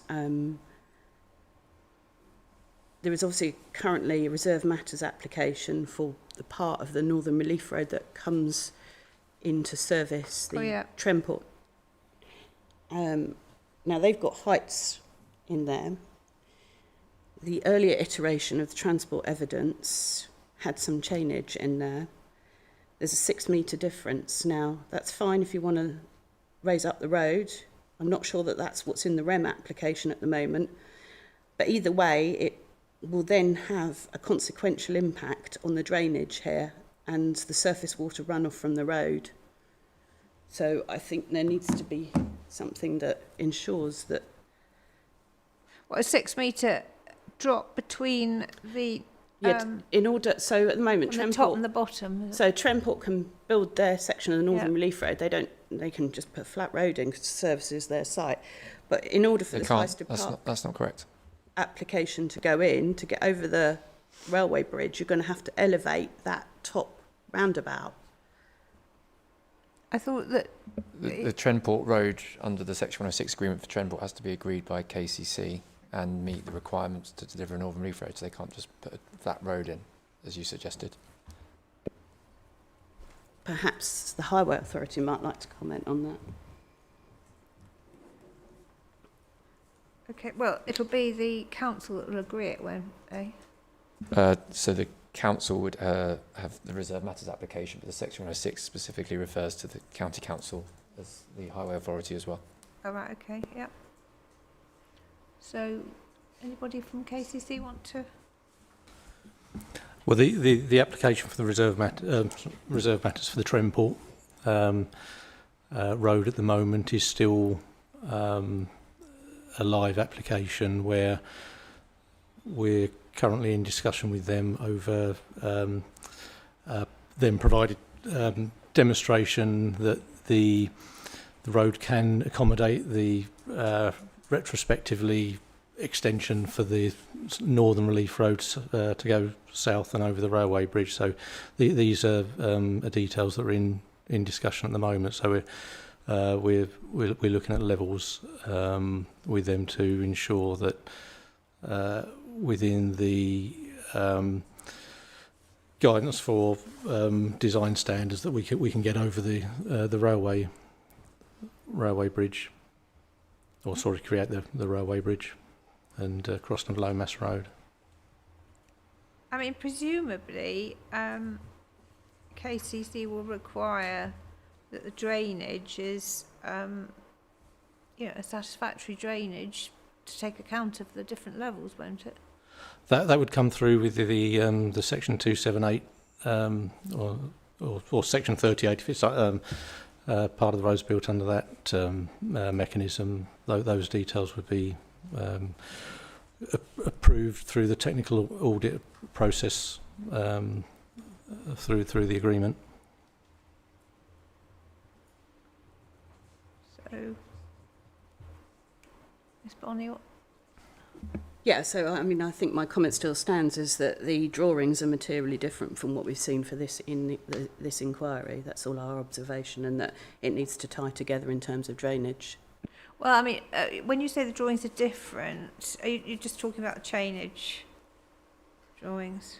Yeah, but that fundamentally alters how you deal with surface water runoff and drainage, etc. Yeah, I mean, you have to remember that it is outlined. Yeah, absolutely. And KCC, obviously, it's going to be its road, will be anxious to make sure the two bits tie up, wouldn't they?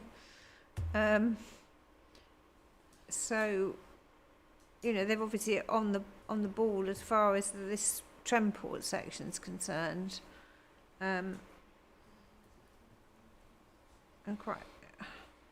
not quite sure what we meant, what you want in the condition.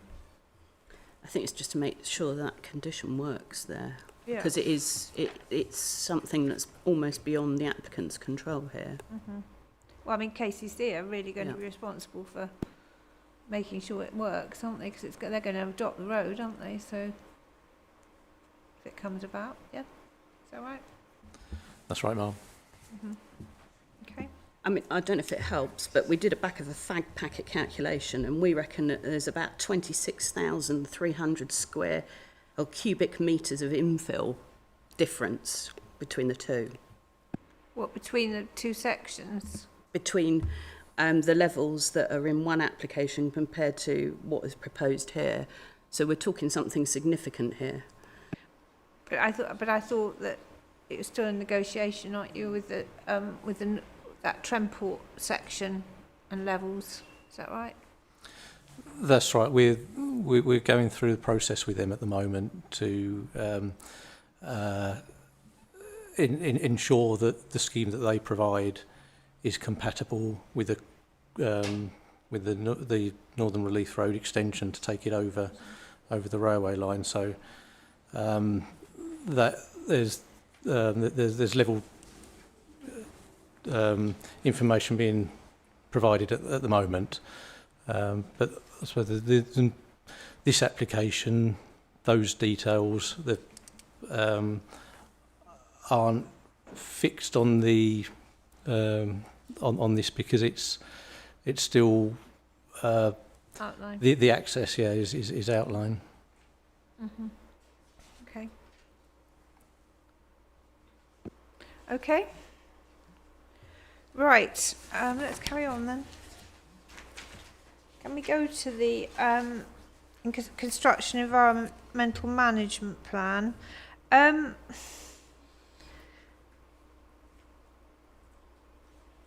I ask, in terms of the key phases for the northern site, we've got the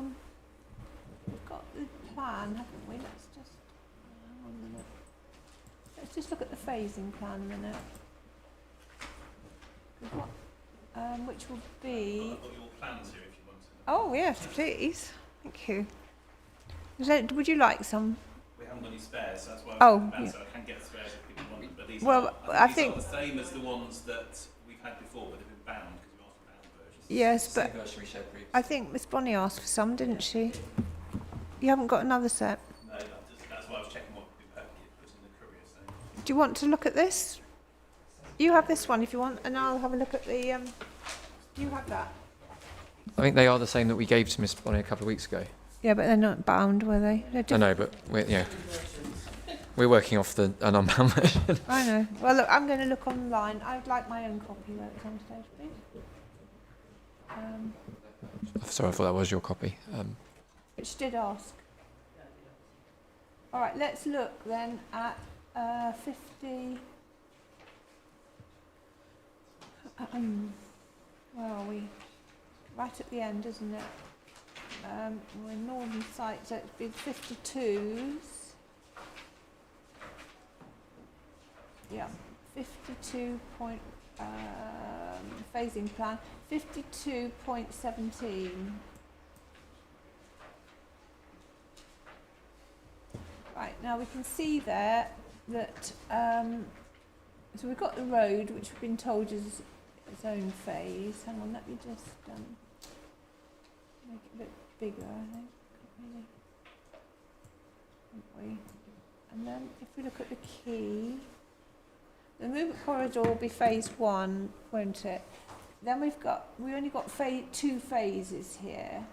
Now, I'm presuming that the key phases, how do they fit in? Could you just explain that to me? It'll apply to the southern site as well, won't it? So I think one of the things about this, whilst it says phase 1 and 2, as you've noted, the movement corridor or the Northern Relief Road is a separate phase itself. So it should probably be called phase 0, as they sometimes are on these type of plans. And then the country park as well. Again, you can see this sort of indicative overlapping sort of thing. So I think it's a case of these key phases, in essence, taking into account what you've got here, it's a case of how you would bring those forward together within those timescales, if you like. So clearly the movement corridor would come first in its own phase as 1, if you like. Yep. It's then a case of you could, for instance, bring forward part of the residential and part of the country park in the same part. So it's a case of, it's then that will define actually what part of the residential and what part of the country park, if you like. So it's actually a sort of almost sub-phase, if you like, or it's actually being a bit finer grain within the terms of these phasing plans. Well, I just want to know in terms of the. Just in terms of general principles of where things You're work. approving this. Yes, This is going to be an approved phasing plan, isn't it? it is. Um, So just and all we've got on it is the phasing for, we've got phase 1 and phase 2, Yeah, and movement corridor in the country park. Yeah. and then there's the movement corridor country park, and then it's a bit unclear as to what the purple one, that's the That's existing, yes. Yeah. So it's effectively, there's two parts to phase 2 is effectively, there's the blue and then there's the chevron, if you like, if that's sort of hatching. What's that? What's the chevron? That's amenity areas and infrastructure. If you're So looking that at wouldn't be a separate phase. No, it's effectively the same part, so I It think will it's just come forward in the same phase. same phase. I mean, that looks as if, Yeah. in actual fact, that the light blue chevron round the causeway. Exactly. So yeah, it's slightly would be all confusing. Part of that. Yeah, exactly. So effectively, should we start with phase 1? Let's call it phase 0, the movement corridor. Yeah. Let's start there. So that's the first element that gets delivered. Yeah. So that's the big grey area. And then you've got phase 1, which is the residential where it's 10 and West. It says school and sports. And there's an area of blue above that as well. And then you've got the, slightly confusingly, there is some of those chevrons, phase 1 as well. So that's effectively the amenity and infrastructure around that. Yes, that's it.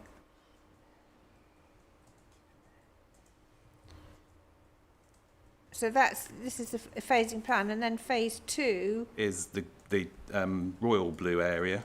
Yeah. And then you've got a deeper sort of chevron colour next to it, which is effectively, again, the same amenity areas and infrastructure for that phase. Right, and then we've got the country park. Yes, which is, it's the same phasing, years 1 to 5 as phase 1. So It would have its own. it would have the same, but effectively the timescales here are indicating it comes forward at the same time as phase 1. So when we're talking about then the key phases, which we'll get on to, so how do they fit into all this?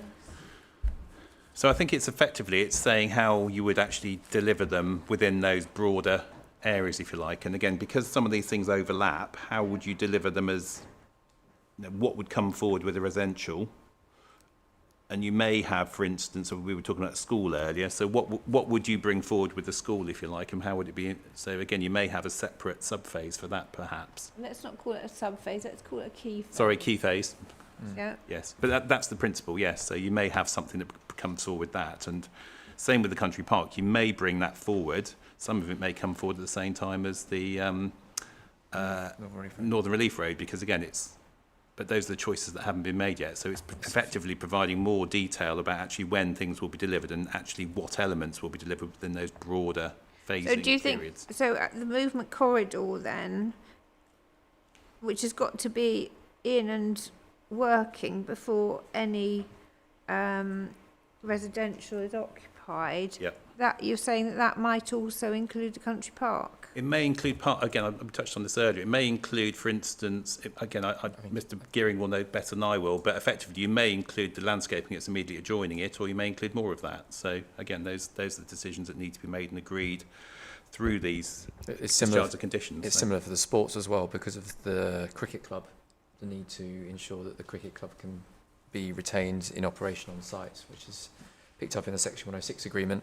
That's identified in the phase 1 residential, but we then could incorporate that into the movement corridor application to make sure that we can demonstrate the cricket club is retained on site. The cricket club at the moment, I was trying to work this out actually, is, It's just there, isn't it? where is it at the moment? It's where it says sports, and then the area just to the south of that where the road forms a Right. junction with the A2. Right, and is that where it will be? Yes, yes. So the wicket is staying in the same place. It's the southern part of the cricket club where the pavilion is needed to accommodate the junction, and we're proposing moving the pavilion to the east of the ground. Thank you. All right. So I understand that now. So let's go back. Sorry, that was a bit of a curveball, if you like, but I wanted to understand that for later on. So let's go to B4 then, which is the construction environmental management plan, which is really what you were worried about, Miss Bonnie, I think, all the construction stuff. But this is just a site-wide one. I'm just wondering what use site-wide one is really, because, you know, the construction details are going to be really down to individual key phases or delivery parcels, aren't they? However it's... They are. I guess the proceeding on the site-wide basis allows you to almost just as effectively set out, here's where we think we are at the moment, and then you could refine that. But I agree, it's mainly about, it's the next stage down, isn't it? It's those grouping of elements. I think, Mum, if it's possibly, I suppose, most relevant to, like, say, for instance, your prowl routes and things that might cross sites, where you have a site-wide strategy that then determine where the temporary routes could be. But you are right. I think if you were to kind of narrow this down to the key phase level, then you'd still be able to secure the same detail, just obviously at a slightly different stage than obviously as put forward at the moment. And if we just look, yes, I could take the point about the prowls, although we have got conditions for them anyway, haven't we? I think. You're right, man. We do, but they don't. They wouldn't cover the. No, we obviously need to. So let's just look at a construction method statement. So we're talking about dust and air quality and all that sort of stuff. But that is more something that probably the key phases would. Mum, could I just on that one then? Could I just just turning on its head slightly is so noise and dust. So at the moment it's talking. There's no definite numbers about how loud or how much dust. So I think this is a really good place to keep a real-time noise and dust monitoring, and actually take the opportunity to have some sensors and define the thresholds of noise, of dust, and actually giving automatic reports, for example. So it's more of a holistic overview of actually residents' protection. Yeah, good point. Likewise, it mentions about good PR. That feels like it's coming from a developer's point of view.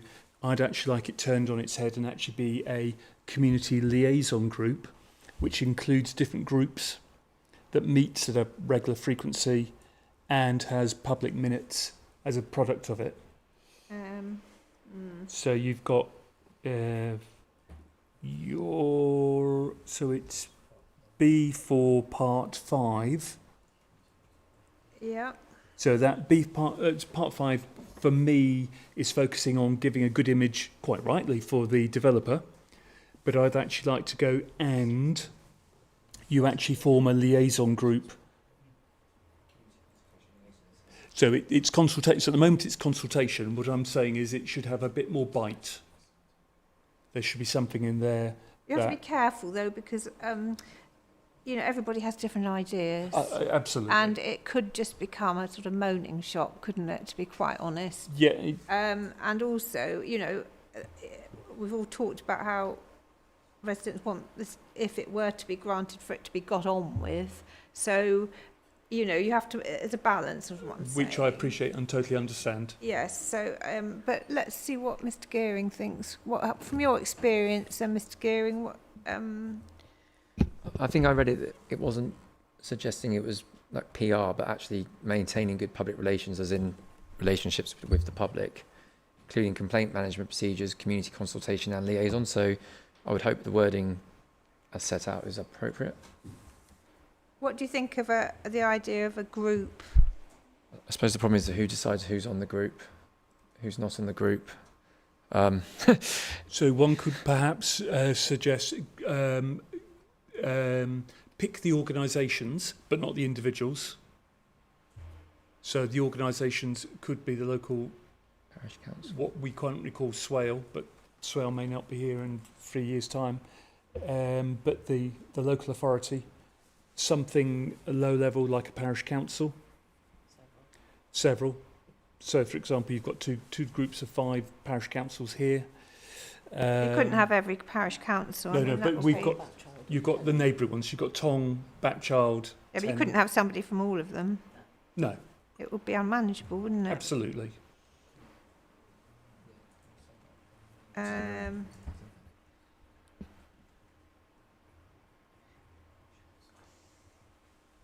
I mean, what you're talking about is are you talking about regular meetings? Yeah, a forum for information to be shared about things coming up, because we try to work collaboratively. So if we know what the information is, so basically there's a way of establishing regular, robust communication channels is what I'm trying to get to.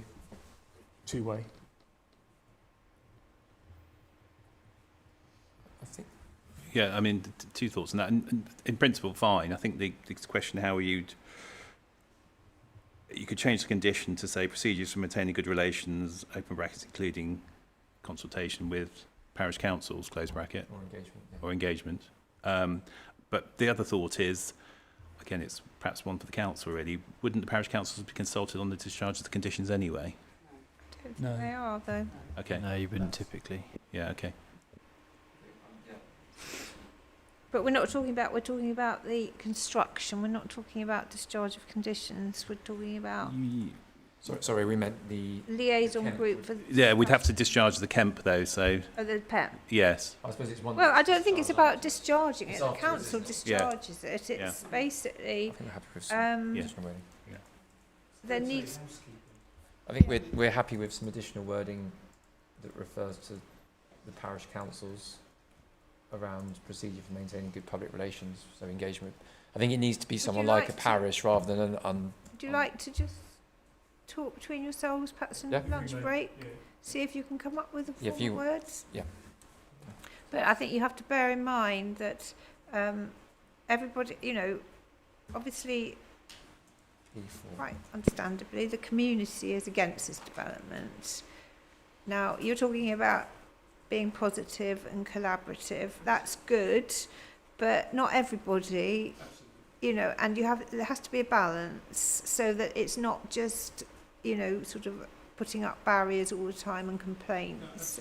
And on the positive side, so for example, there was another development quite nearby which had a large number of lorries coming to and fro. Yeah. And it was simple things that there was mud on the wheels Yeah. that was constantly taking it through. A conversation with the developer direct Yes. yeah. resolved it by putting wheel washers in. Yeah. Well, that's one Problem of the resolved. things, And that's the sort of thing where Yes, yeah. it's a positive thing. Yeah. I'm not trying to be negative and block. If it goes ahead, that's fine. Yeah. But there are things that sort of thing could do. Oh, And then if I understand may that. return back to the other one, which was item 6, Yes. the noise. So this is about having real-time noise and dust monitoring. The borough already subscribes to the Kent Air Monitoring, so it's almost like, can we integrate with whatever the data we're getting from the site? Mm-hmm. Could that be integrated into there? And it's also about setting numbers. What is an acceptable noise limit? What is the vibration level? What is the amount of dust in the air? What is the threshold, basically? At what point is it? What's a conversation? What's a stop? I think the measures are actually in A and B, aren't they? As in the environmental statement, is that right? Correct. And I think there's something, in fact, actually in one, there are the codes of construction, control of dust from construction sites, a BRE document, and an IAQM document relating to air quality. So I think they sort of set guidelines, don't they? That was the purpose of that, I think. As long as it's stated somewhere what the numbers are, Well, clearly. mm-hmm. So the Kemp will need to set those out, and it's approved. Then it's the monitoring against the Kemp. Thank you. That's how it should work. In the yeah. Yeah, I do think that's important to be able to find those numbers, because I think elsewhere where we've had the experience that's, it's gone badly, the worst thing is that we end up calling up the local authority saying, can you go and investigate? And they're out all the time. Mm-hmm. Whereas if it's clearly stated what those levels are, it's less aggravation for the local authority in terms of enforcement. Well, I think that that probably needs a bit more work on it then, doesn't it? Well, I think we're just It's checking. fine, I think. As you mentioned, Madam, the environmental statement references there does set out the Does it- AQM guidance and the dust management plan, and Do they give actual, sort of limits? there's an awful long list of things to do. I mean, I've just searched the noise reference, Mum, and that does refer to it refers to kind of a decibel level, kind of noises at night and what have you. I haven't checked the dust ones, which I What, can. 52280 you're looking at? So for the noise one, I was looking actually at 1B, so 9.127 of the environmental statement. Oh, okay. To, oh, did it? I see, right, okay. And then I'm just- 9.27, yes. And then I'll just have to check on the dust, but I mean, No. it's worth just turning up the environmental statement. I don't know if we all want to do that, but it's very detailed in terms of the things to do. So, I mean, I'm just looking for instance, actually that only looks. if you look at, impose a speed limit of 15 miles an hour and on surface roads, and then all sorts of very detailed things to do. So, As long as we've got the references. yes, and they're in there. So it's 8.247 and 8.248 in the condition itself. So, and again, Okay. and again, we've got the ones in B and C of the environmental statement. So again, I don't know if I think the perhaps the parish wants to have a look at those over Yeah, lunch or something, and Mr. then they can Townsend, see. perhaps you'd like to have a look at those and see whether you think that's... And then they would need to be embedded in the Kemp Yeah. as well. And that's the bit I was trying to get to. So they're embedded, so it's easy. Regulations are great, but if it's a tome several hundred pages and it's just a single table, it's really hard to find. Yeah. And drawing that table out and putting it somewhere blatant is a really handy tool. Yes, that's the A, B, and C bit before the Yeah. 2, 3, 4. They're quite, 5, hopefully, 6. quite practical and common sense. All the things that are in there, that list over. Have a look and see, Yeah. see whether they... I mean, they're only about 3 paragraphs there. Well, think- Wow, you say that. There's about 4 pages of bullet points to go. with Mum, each we may just have to double check the dust ones, just because I've had a look and I don't quite think the references are right, but I can have a look at that. yeah. Okay, Have we'll a look look. Thank you. Should we come back to that then? So I mean, we've got that, and then we've got the public rights of way. I guess that's that's important. Now, I think I'm just wondering if the hoarding and boundary treatments should be in the more detailed, because for each phase, really, rather than as a site-wide thing, I would have thought, because I mean, how are they going to know at this stage what hoarding or boundary treatments are going to be needed? Yes, no problem with that, madam. So I would suggest omitting 3 and so that will go into the more detailed Kemp when it comes to the key phases.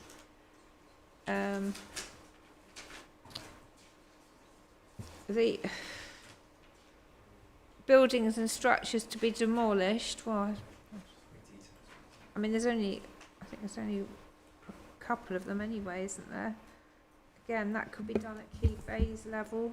I mean, the method of demolition, I mean, that will again depend on who's doing the key phase, really, won't it? That will be the strategic Northern Relief Road key phase as well, where it moves through the farm. Yeah. This is the key area for demolition. So, I'm not sure about 4 in the sort of overall. And then you're talking about the public relations. Well, fine, we'll keep that. And 6, and this is a detailed strategy for the control of noise and vibration during piling activities. If it's a detailed strategy, would that be a site-wide thing then? It would apply everywhere. It wouldn't, no. The construction methodology will be completely different for the road. Obviously, So I would compared to suggest housing. that, again, that should be something that's actually in the key phase. Okay. So I would suggest personally that It could all go into 3, phases. 4 and 6 are omitted from this site-wide one and put into the detailed construction environmental management plan. So going back to our lovely coloured map here. Oh, which one are you looking at? Oh, yes, well, you've got it. Oh. Yes, sorry. Would you like it back, Mum? No, it's right, go on. I've got it. Because obviously Where these are defined is on this map. Are we saying we're going to update these keys here? Because the existing farm buildings is this sort of light pink colour. Yeah. And that's effectively where you're probably going to need some of your demolition, isn't it? Yeah. And it's not tied into a phase there. Hasn't got No, any we years. We haven't identified the key phases on this, have we? No. It just needs to correlate, doesn't it? Yeah, I mean, there's going to be another... I mean, to be quite honest, I'm not sure this is particularly useful, key phasing. But I mean, it's sort of... I suppose it is, but it's a bit confusing. I mean, the key phases are being... have got to be approved at an early stage, haven't they? They have, as we say, it's all about actually how you put things together, if you like, in terms of a contractor may come along and do things, not just the road, or do the stuff on either side of it. And again, we're just discussing on the road here, concern, actually, if there's any buildings that are going to be demolished, it'll be part of that road, because obviously you're demolishing them for a reason. So It will be on that key phase. that key phase, correct. So I think this phasing plan's got limited Scope. It gives you an idea of how it's going to be done, but it really doesn't tell you much, does it? Because it doesn't tell us what order it's going to be done in, or No, it's a general strategy framework. just general. Yes. All right. So I think, yeah. So are we all right with that then? Oh, hang on. Does it Yeah. go on? Oh, yeah. Lighting strategy during construction. Would that be a site-wide thing, do you think? I think that's a key phase as well, Key isn't phase. it? Yeah. Key phase, because I mean it's obviously going to be different in the conservation area, isn't it?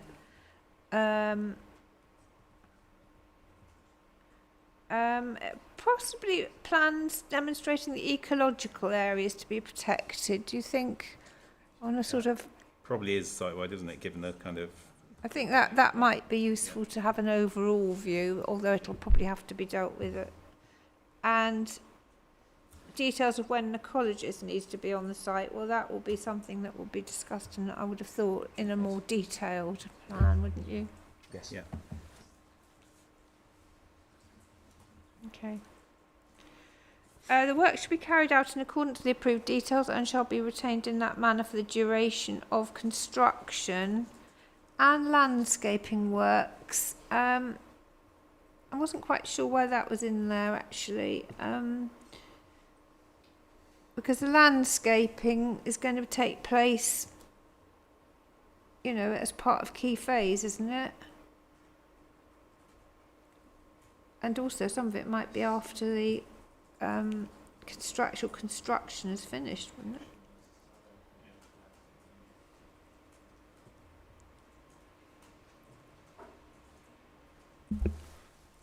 I think it was just a catch-all to make sure that it wasn't just construction, and there was a clear recognition that it was about mitigation that goes, or the green infrastructure as well. So. Yeah, I think it's where there's like advanced habitat creation, or Sorry? advanced kind of habitat creation and planting and what have you as well. It's just to kind of catch that, but that would be, I suppose, part and parcel of constructing the development would be the associated advanced planting and what have you. So I don't think it necessarily needs to be in there. Is it all part of the construction?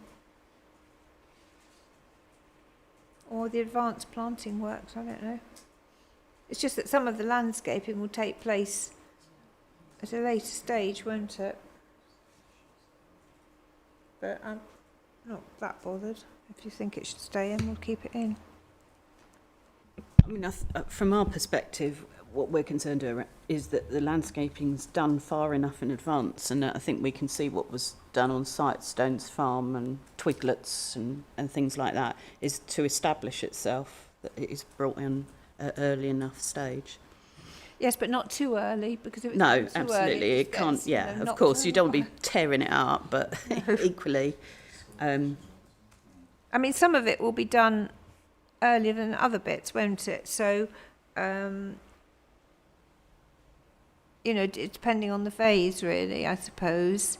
I mean, some of the landscaping within the residential areas would obviously have to be done later on when the main construction was finished, I would have thought. But, okay. We'll leave it in then. I don't mind. That's fine. Ma'am, Yeah. sorry, just an overview thought from our Yeah. side. We're happy in principle with sort of having things more nuanced and pushed down to the phase level. It was whether we need to have some sort of recognition in the condition of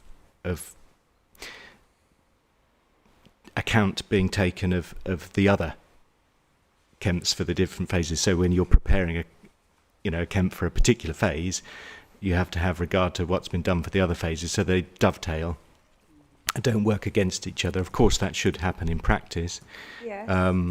And when we come to the 106, of course, we've got the sort of master developer principles. We sought to... Well, this isn't going to be done on a master developer model, I don't think, not the north side. No, but we've got some principles. Anyway, but but that was just... Anyway, so the point stands, I suppose, that whether we do need to just have a word in the condition, I mean, it's an obvious point, but that... Or should that not be in...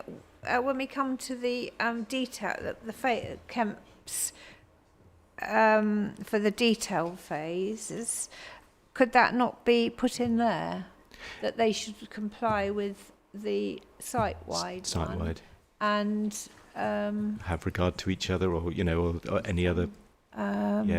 We were thinking the same thing. Yes. So for each key phase to reference other key phases that have been approved and accord with the overarching site. There was some wording. You might say that already, but we'll double check. Of that, for that. Was it on the south side? I'm not sure. It might be in there. We certainly got some... We've got that sort of... Wait till we get to the detail. Yeah, okay, one, that's we'll see fine. If that's in there. I think that was all we... Yeah, as long as the principles noted. If it's missing, we'll need to add that in. Yeah, well, when we get to the... Yeah, they do need to tie together, I agree. But that is right, isn't it, that the northern site isn't going to be... It's going to be a more conventional approach, isn't it? Probably just one developer or two. It will, though. We will... we're likely to deliver the Northern Relief Road and the open space through that, and then work with one or two developers. So it is a more conventional approach because not so much the master developer sort of. No, it just depends on where that responsibility and line sits between what we deliver and what the house builder delivers. Mm-hmm. But you probably won't build the houses yourselves. No, we won't build the houses. No. But we will most likely deliver the Northern Relief Road, and because of that, we'll need to deliver the open space as well, and probably the changes to the cricket club. So then that leaves the residential parcels to the east.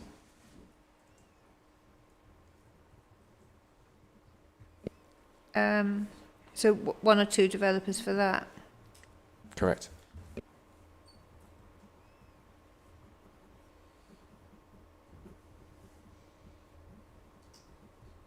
Why won't you do some of it?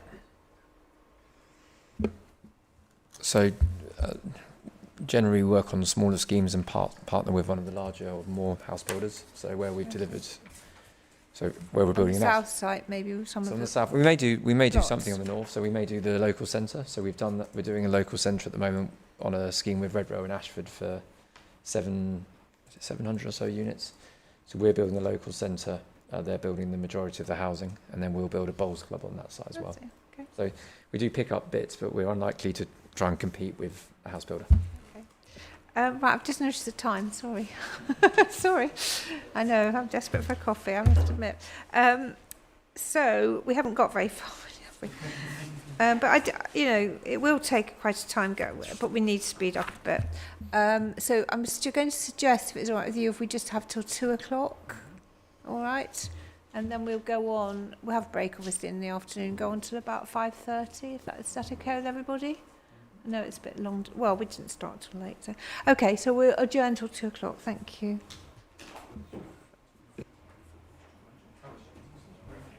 Mum, you asked me for a reference. Do you want me to give it? Sorry? So you asked me for a reference for the... do you want me to give that now? Sustainable drainage. Yeah. Just a minute. Yeah.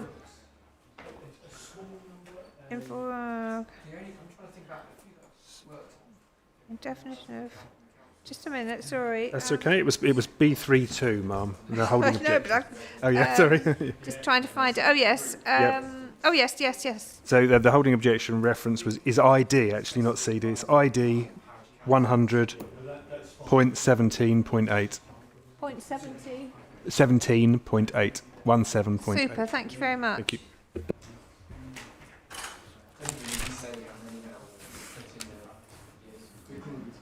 With the group, the organisation types, but not the number. Just reference the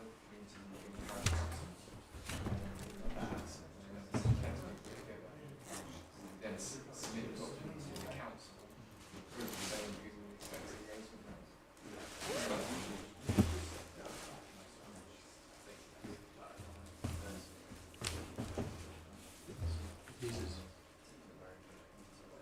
Ideally, you want one or two people, 5 or 6,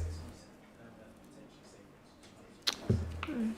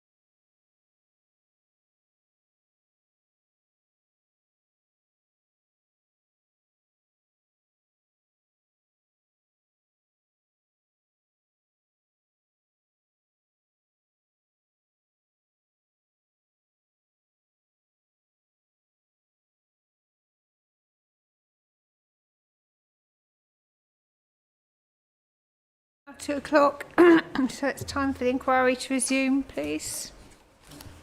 Yep. It's Mr. Gearing. Do you want to go and get him, or will he be coming in a minute? He's in a meeting with the NHS at the moment, so we're trying to just finalise some parts of the 106 agreement. So. All right, fine. Okay, let's crack on then. I think we're going to have to move a bit quicker. Haven't got very far so far.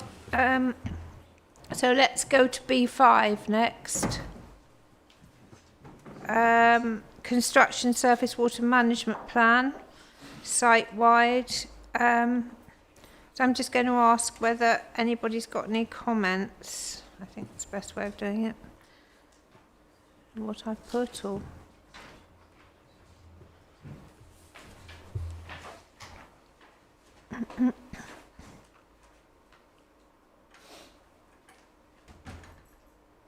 So this again looks at Stones Farm, doesn't it? Similar provision there. But this is just during construction. I think it needs to be wider than just the Stones Farm bit, because we've obviously got the other chalk streams. Although they sit out of the area, any construction work going on in between could lead to an implication for those. The water quality in the watercourse running from the Thomas à Becket spring should be safeguarded throughout construction. Is that the bit you mean? Yeah, I suppose just put all watercourses.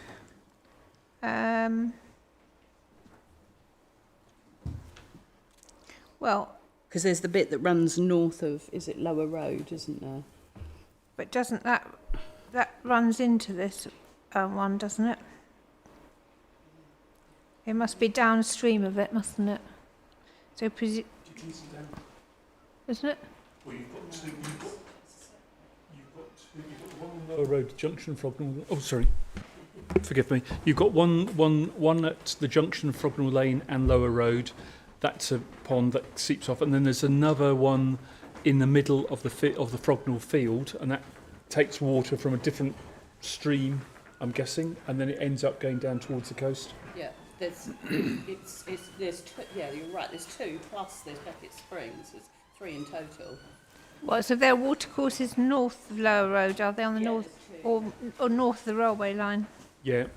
North of the railway line. North of Lower Road. North of being pedantic, it's the bit of land between Lower Road and the railway line.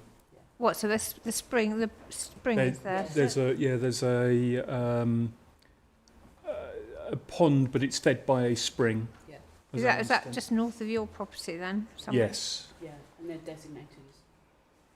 designated as chalk streams. What on the? I mean, that not, map, yeah. Can we just have a quick look then? Sorry. Yeah. What's the map? Where's the map? It was the South East Rivers Trust document, and it was the maps attached at the back of that, and I will have a look for it. Was it an inquiry document? Yes, it is, yeah. CD.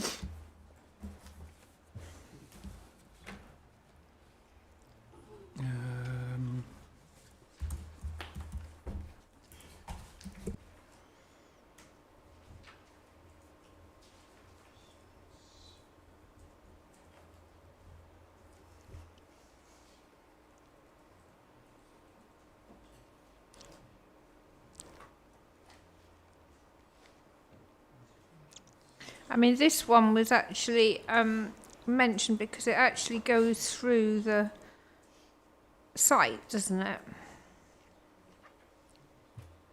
Yes, that's correct. But these others are affected because obviously the scheme re-engineers various valleys and drainage into the... Let's just see where it is first, if you can just give me the map.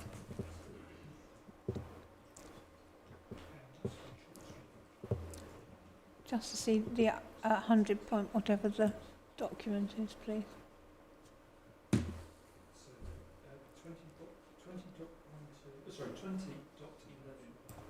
So it's a CD rather than a... I've got CD, I'm just looking at it now. CD 20.11.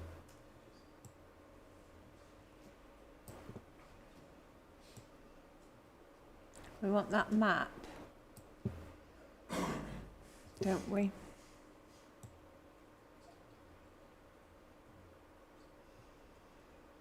I see. Okay, I see.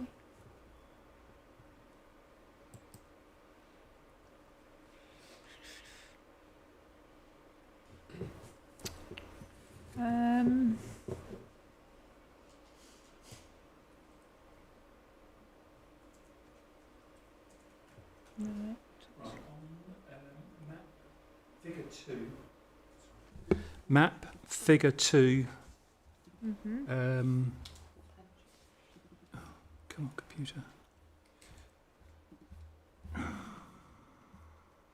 Sorry, forgive me. We looked at.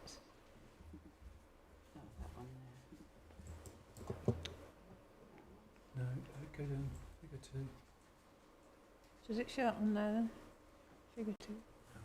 Let's Big go enough. back to this again. It's just refreshed. I've got figure 2. So figure 2 on. There's no page number. Right, got that. Page 8, is it? So after.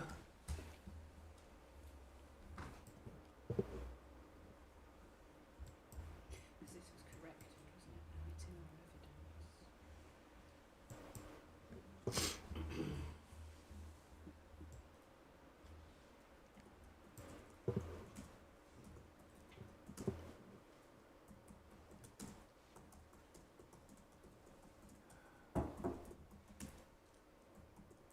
It's in our planning evidence.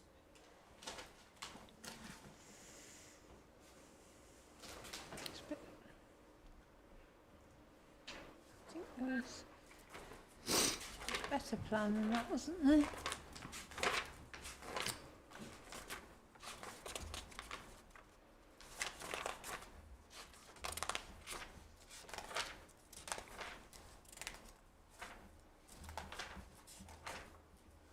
Yes.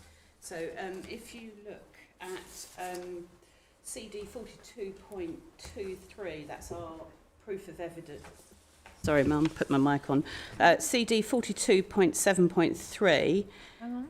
proof of evidence are appendices for our planning evidence, and it's number 8, 42 7.3.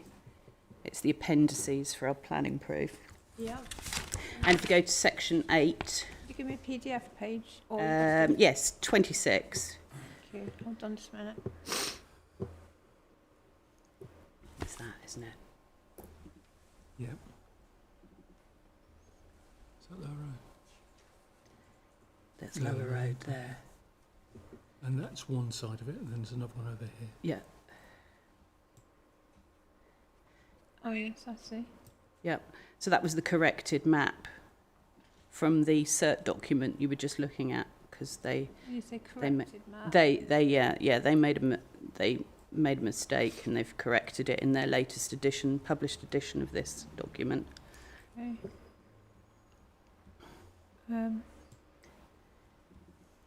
So the one you hang on a minute. So it just sets out. You can see Lower Road there. Yep. And there's a pink, isn't there? Yeah. What do you mean? Yeah, So that's the one, the other side of Backs, and there's one our side of Backs. Well, there's one that is the other side, this side of your side of the railway line. I'm presuming that's Yes. the pink one. and there's one further along Lower Road, which is off the page on this document. Well, right.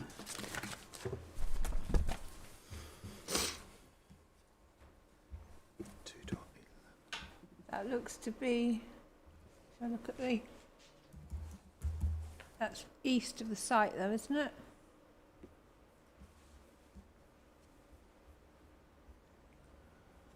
Yeah, I suppose.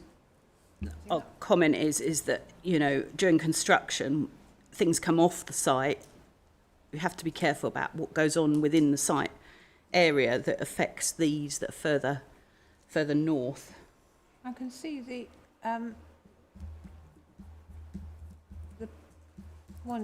one with the pink that's extending. I think that's possibly.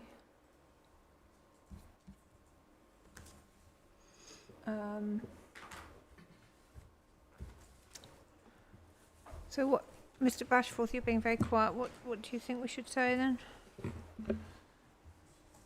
I I'm not quite sure what points we made. Is it water? Is it just a case of the water quality of water courses, or is it? Yeah, I think it's basically the water quality in the watercourse running from the St.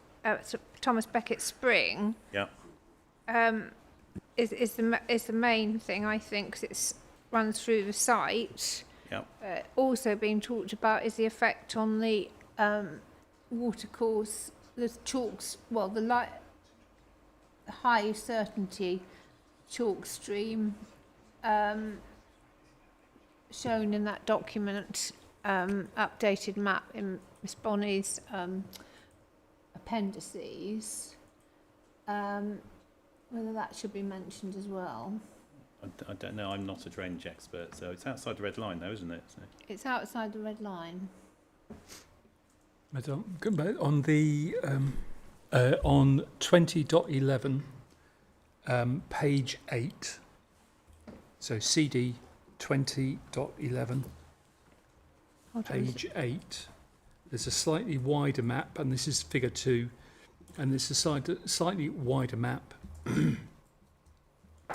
The drawing that Monique just showed you a few moments ago zoomed into one part of it. Right. And on the far left-hand side of the image, you've got Bax Farm. So you've got Lower Road, and just above that, you've got Bax Farm. Yeah. To the right of that, as you're looking at the map, what page is that on this that's document? page 8. Yes, got that. Figure 2, page 8. Mm-hmm. So you've got the pale green background, you've got the darker pink and the darker blue lines, and if you look on Lower Road, there is effectively where the pond is on the junction of Frognall Lane to Lower Road. There's the pond there, and we think that's fed from underground the water. So what side of Lower Road is it? It's north of Lower Road, Mm-hmm. but south of the railway line. I see. There's a little thin sliver of a strip where they a bit of no man's land. Mm-hmm.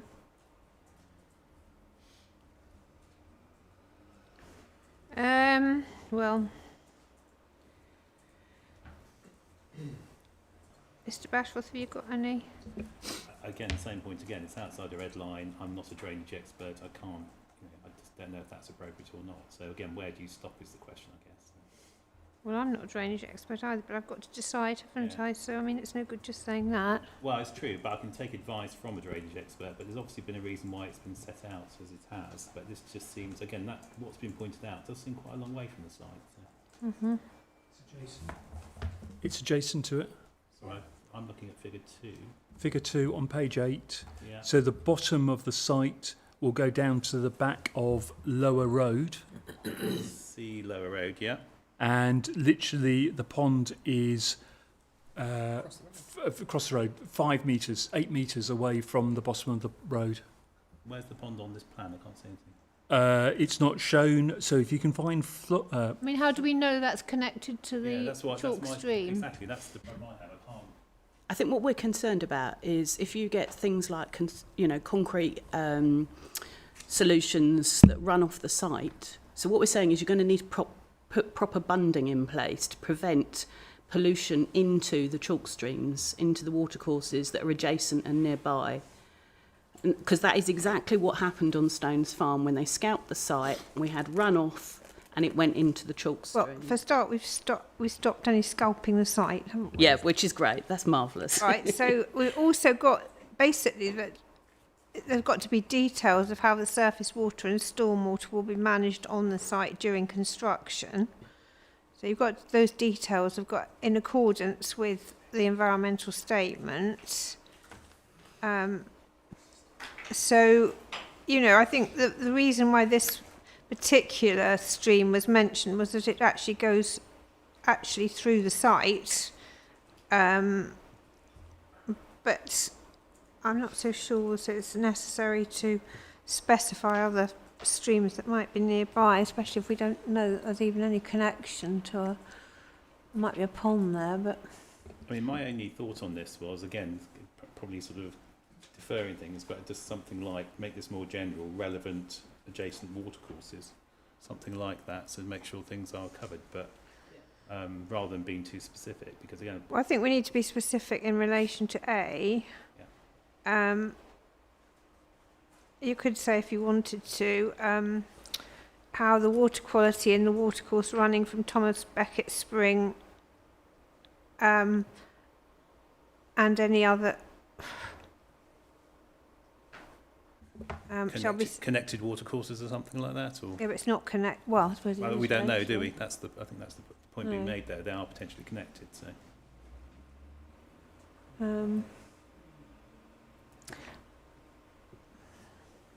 I mean, yeah. All right. Well, shall I have a think about it?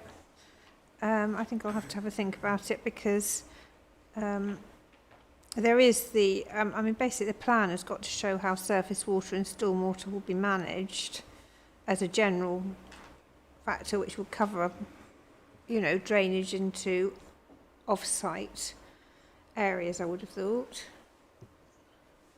Remember, this is just a site-wide. I can appreciate this, your experience on Stones Farm has not been a good one, possibly. But, there are quite a lot of safeguards in here. But I'll have a look at the documents and I think you'll have to leave it up to me. Yeah, that's fine, Mum. It's worth noting, on the A2 where the Fox and Goose pub is, the houses that are opposite, I think I've raised it before, this is obviously KCC Highways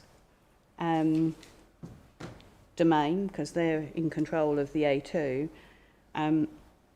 but you're likely to have construction traffic and construction works further up, just a bit further up, where the Northern Relief Road will connect to the A2 there.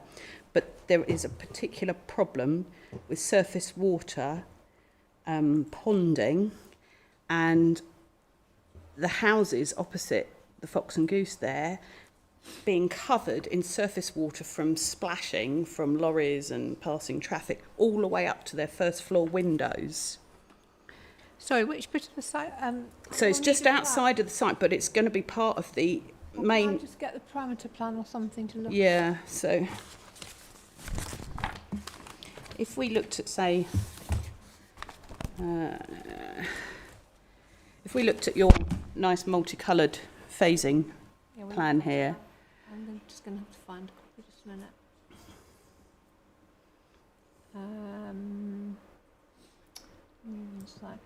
Okay, let's just look. Well, it actually falls within the red line boundary, the area I'm talking about.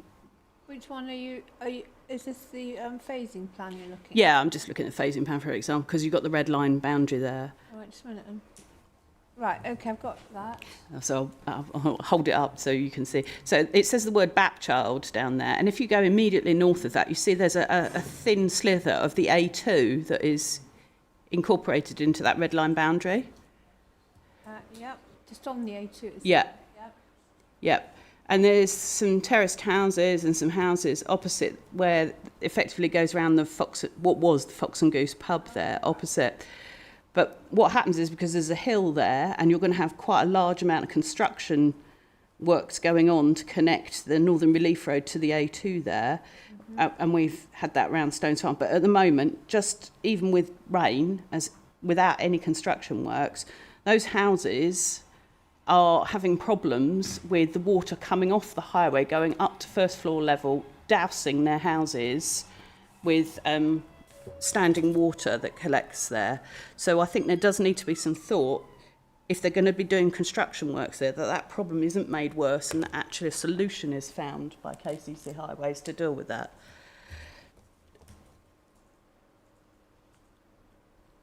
Anybody want to say that from KCC?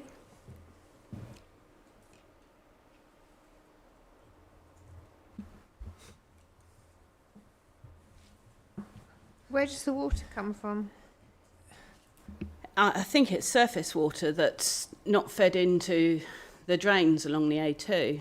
And then I think that there is a drain that goes under the Fox and Goose car park, goes out into the Stones Farm Countryside Gap and eventually into the attenuation pond. And I don't know if it's broken or it's blocked, but they have come out, Highways have come out now a number of times and said it's not blocked, but the houses there, they've got the bay windows are rotting. That's how bad the water damage is on some of those houses. So the water accumulates, does it? Yeah, accumulates there. Sounds as if it's some sort of blocked manhole or something, doesn't it? But that falls within the red line boundary of this application site there.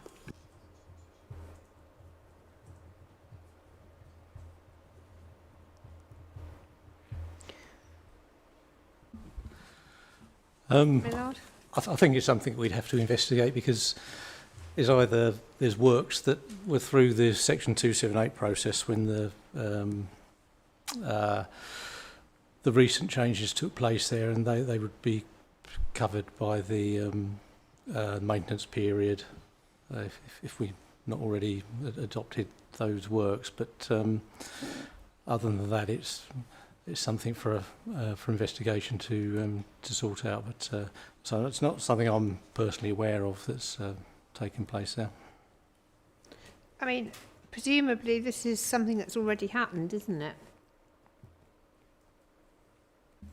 Yes, it's an outstanding issue, but it can't be made worse than it already is, because obviously you're going to have re-engineering of that part of the A2 to create the new junction there. Okay. I'll forward to Mr. Millard an email from my resident with photos. I mean, it sounds as if it is caused by something that's already happened, if you see what I mean. So I think it wouldn't be for a condition for this particular... Oh, gosh, talk about rain. Might like to go and check it out. Well, we'll later on. Right, okay, well, I think KCC will need to sort of look into that as an existing issue. I can appreciate you wouldn't want it to get any worse. Right, okay. Anything else on B5? Let's look at B6. Any comments on that? Employment and skills strategy, site-wide. The only comment I had, I think, was over the page on 2, when it says third bullet, promotion of long-term employment opportunities for local residents. Didn't know, does that mean residents of the site or existing residents? Could be either, I think. All right.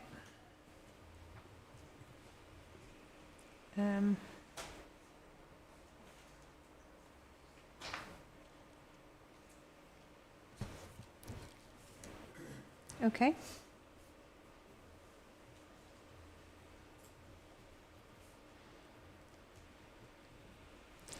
Anything else?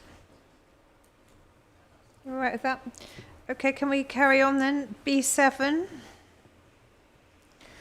Traffic monitor and manage implementation strategy. This is just the site-wide one, isn't it?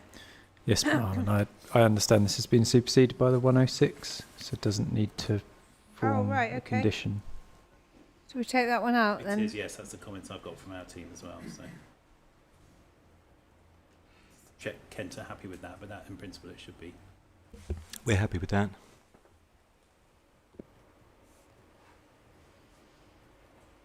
I don't know whether National Highways, you're happy with it as well? All right. Right, that comes out then. B8.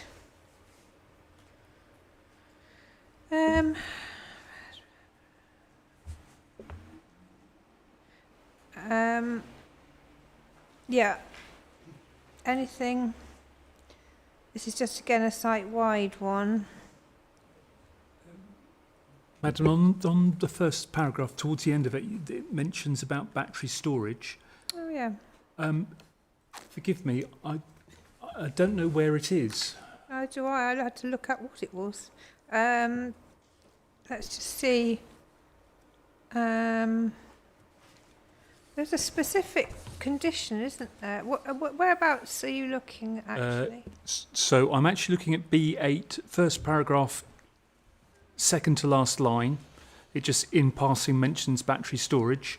And then towards the end of the document, I think it was 13, there was a whole thing about battery storage, but I couldn't clock where it was or what it is. See, well, I don't think it's anything at the moment, but where I can't see where it is on that first paragraph. Madam, if you look at a second PV battery storage and hazard controls, is that the one? On B6. Oh, I see. Yeah. Right. Is this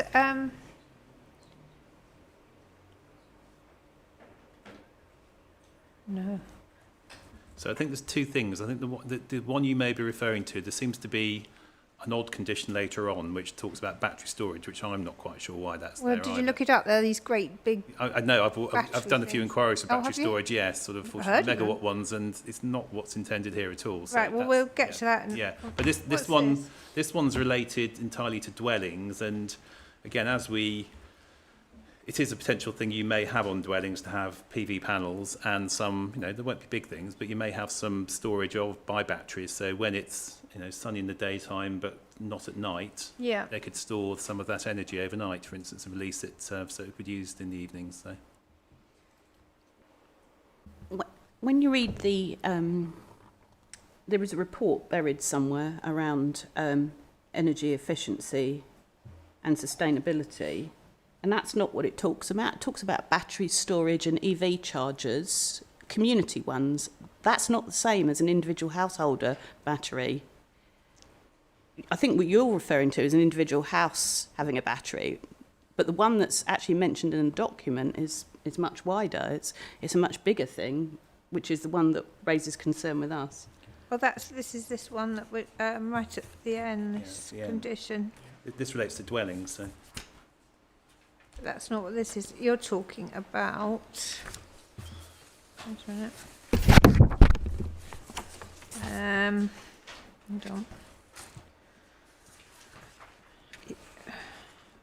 Are you talking? Oh, I can't find it. Right towards it, I think it's I3. Oh, right. I3. That's it. I3. You're talking about these BESSes. Yeah, and that's what you're talking about, Mr. Bashforth. It is, yes, and that's the sort of thing you get on. They're either at massive substations or they're next to big solar farms. So it's the sort of thing you'd expect there. Not again. I was wondering whether it was anything to do with the employment area. I can check with Mr. Gearing when he's back, but not my understanding. So. And if so, why do we need not? Oh well, anyway, that's on the Southern site. But I mean, why do we need that in there at all? Check. I agree, but yeah, I don't understand why it's there. So. Do you? I think the council asked for it to be kept in. That's the. Yeah. Oh right. What? I don't think. Essentially, we originally included it because I think the intention for both sites was for there to be some form of kind of collective solar array storage or something that would eventually be distributed out back to the dwellings at times and back to the national grid as well. Which is why we had the best condition in there, because when consulting Kent Fire and Rescue, they'd mentioned that actually as part of any battery storage submission, this is the kind of detail they'd like to see. Yeah. So yeah, I don't think. Are you talking about some sort of on-site? That's right, Mum. I mean, the energy statement itself talks about a substantial PV array being supported by communal storage, which is why that detail's then been put in as a condition. I see.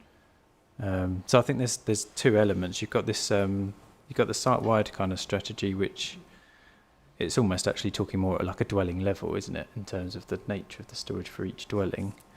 But actually, in the background, there is this potential for communal energy storage infrastructure to be introduced in order to, facilitate perhaps kind of a more efficient system across the site in terms of energy production. Yes, that's quite a big undertaking. But I mean, we had that at Wisley. They were having their own. Oh, right. Again, I will check. But, I think we better wait for Mr. Gearing. Yeah, I will. I mean, technology moves on a lot, and will probably be car batteries storing the energy for collectively anyway soon. Anyway, so I suspect. But I will double check, see what the intention was. So well, that comes later anyway. So. If you want to look at CD 1.6.5, PDF pages 3, 4 and 5, and it talks about these communal things. And I have to say, we didn't notice this until we saw this best condition and we were alarmed. And then when we read that, we're even more alarmed. I don't think it's a good idea though, to have their own. Well, we've got these parameter plans that set out phasing, Yeah. and I don't see in there the locality, because Well, it's not in the actually, to be fair, it's not in the specification either, is it? exactly, and this feels like a backdoor way of getting this in without being upfront about what it is. Oh, 1.6.5. Let's just have a look.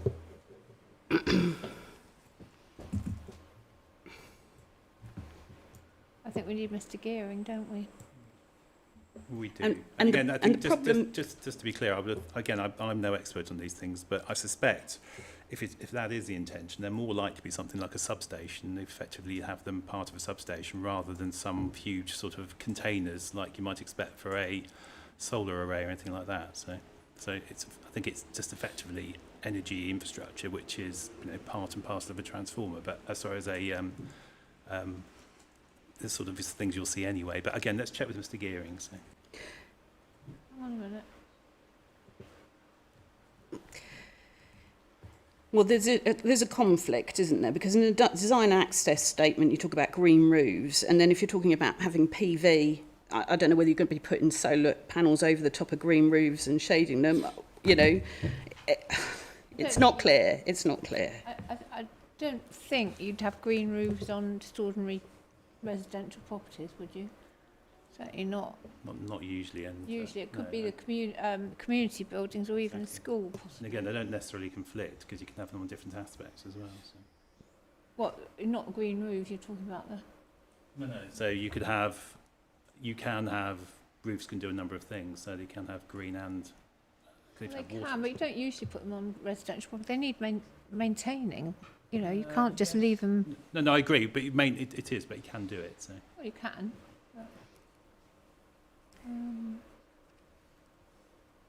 So in the design and access statement, there's 8 mentions of Mattery in there. Right, okay. Well, let's just... And talks about substantial PV array. And that's not in the description of what's being applied for. Well, if permission's been given to pit stock, I shouldn't think you'd need it, would you? You've got one right on the doorstep. Again, ask Mr. Gearing. I suspect by significant PV array, it'll be from the buildings. It's not a dedicated solar farm. Well, that's not array, though, is it? No. Right. Okay. Well, can we? We haven't got to that condition yet. Let's just wait. What we're talking about in this condition is the. Where am I? Yeah, just the photovoltaic panels. Maybe we don't need to. The trouble is that in 10 years' time, will there be Generation 4 or will it be something else? Is it... I don't really know.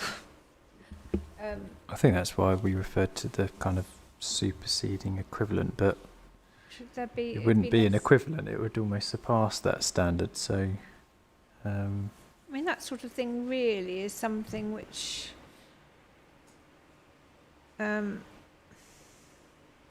it would be the decision of the individual phases, I should think, wouldn't it? Well, I suppose you need something to tie it together. Could it be made a bit more general than that? How new dwellings within the development shall... I don't know.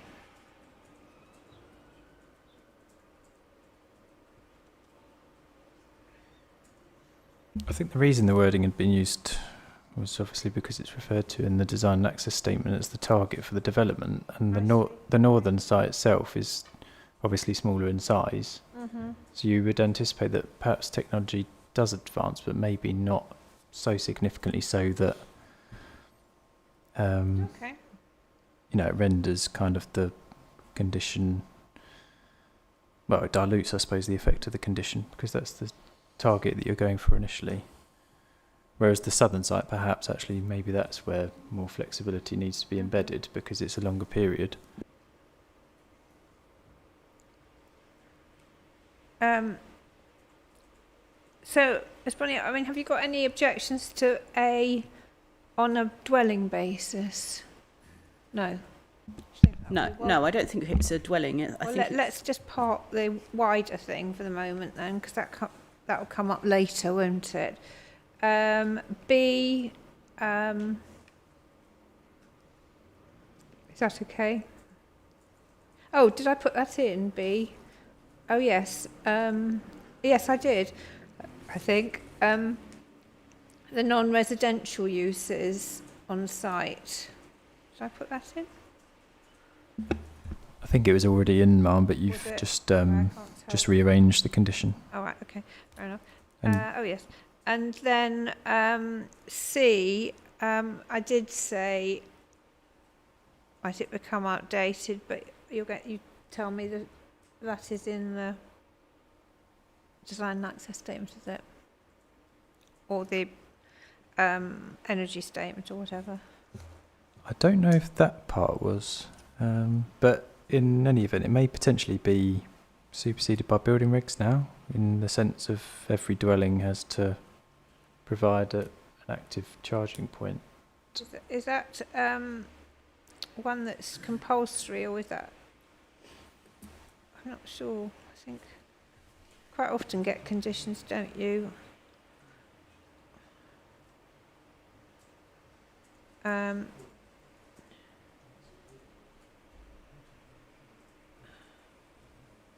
mean, I'm happy to leave it in if everyone's. Yeah, happy with that. So, I mean, as I say, I think it'd probably be superseded by building regulations sooner rather than later, if it isn't already. So. Mm-hmm. So is it to put that in as a minimum requirement or better? Or it might be superseded, I guess. Well, can we find out if building regs require that?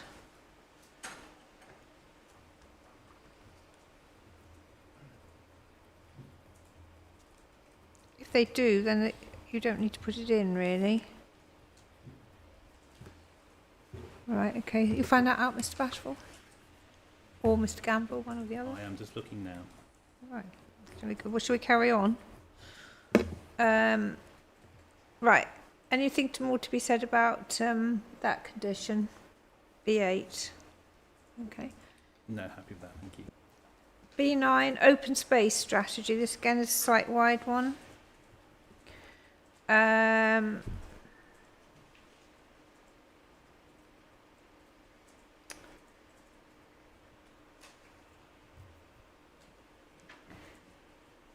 Anything? Oh, are you going to tell me that the design and access statement addenda don't deal with this either, Mr. Bashful? That's not in the comments I've got, no, but I can check. Can you check that? Other than that, oh, I put in at the bottom play areas and allotments on a site-wide basis. Should we have plan? The strategy should include. There's a comment from Friday, I think, on that, isn't there? So. I think we're happy with them in, but I think. Yeah, so it's really, I think when just revisiting the conditions, I think when you look at part 2, it talks about identifying the location of the areas of formal and informal open space. And I just wondered at the time if it was a duplication to refer to the play areas and allotments. So sorry, so when you're saying part 2, what's so just phases? B9, II, identify the approximate location of the main areas of formal and informal open space. Mm-hmm. Obviously, through that discharge, it would necessitate the applicant to identify the locations of the play areas and the allotments to be provided on the site. So I felt that actually addressed the play areas and allotments. So you think that's covered by Yeah. 2? That's right, Mum, yes. Okay, so we'll take that out then. May I just build on that? May I ask, if that's the case then, who looks after them going forward? There's a condition somewhere else, actually. Yeah. There's a condition at C9 which talks about open space management, which I appreciate, Mum, you've made comments on. but that discusses the appropriate management responsibilities and prescriptions of maintenance schedules for the areas of form. C9, did you say? That's right, yes. And that talks about the details of the body. So that could involve, for instance, well, parish councils or anybody else that wants to take them on. Right, Mr. Townsend? Yes, thank you. The question I have there is, on other applications which have gone through, there's been contention about the wording of exactly that. And it's Wording of what? the wording of long-term ownership or management of the allotment stroke play areas. And in a recent one, we had to go back, and the S106 agreement had to be amended at great aggravation to basically specify that the allotment could be gifted to the parish council I see. at a nominal £1 peppercorn rent or peppercorn cost. But on the initial wording, it was unclear. It was only 25 years leasehold. Well, we hope you'll be here at the Section 106 session then. Because I think the management strategy is in Section 106, isn't it? Stewardship arrangements, Mr. Bashforth? Correct, yes, and that's going to be part of that discussion. Would you like, I'm learning something every day, so building regulations does include a requirement for car charging of at least 700 kilowatts, so this does seem to be 77 kilowatts, you're right, sorry. 7 kilowatts, and it talks about mode 3 as well. The only thing it doesn't mention is anything to do with Wi-Fi, smart Wi-Fi connection, but it seems to me that C could probably be deleted on the basis that it's really duplicating. So that covers, sorry, did you say up to? It says a minimum in the, it says that building regulations have a minimum nominal rated output of 7 kilowatts and be a minimum of a mode 3 specialised system for electrical vehicle charging, running on a dedicated circuit. So that's what building regulations requires. The Wi-Fi bit is actually quite important to enable that to work properly, because otherwise you just get a fixed fixed supply, but it needs to so if you're building blocks of flats, etc., you need to make sure that you've got that connectivity for Wi-Fi, so you need a separate thing. So your condition does include that. If we put a minimum in, then it would be necessary, wouldn't it? Building regulations says a minimum. Oh, does it? Yeah, it says a minimum of. And again, minimum of mode 3 as well. So, and again, in terms of... well, you could just say, you could cut that out then. Shall be provided with smart enabling Wi-Fi connection. I don't know why you need smart. I mean, my car tells me when it's charged, so... Not all do. It depends on the supplier. No, I think I'm on my 4th electric car and they've always had a... Yeah, I've got one too. Yeah, but they always tell you when it's charged, so... Yep, but for the power supply to work on a cheap rate, the actual charger itself needs a Wi-Fi connection. Yeah, I don't mind. I don't mind with duplicates. No problem with conditions. So shall we just refer then, we can cut out part of it and just, are you happy with that? Just have the... Yeah, thank you. Right, hold on a minute. Where am I? I've got to go back now. The trouble is, you see, if I don't write these down, I get the time I'm actually doing them and completely lose the plot. What's that mean? When did we discuss that? Just a minute then. Sorry. B8C. Right.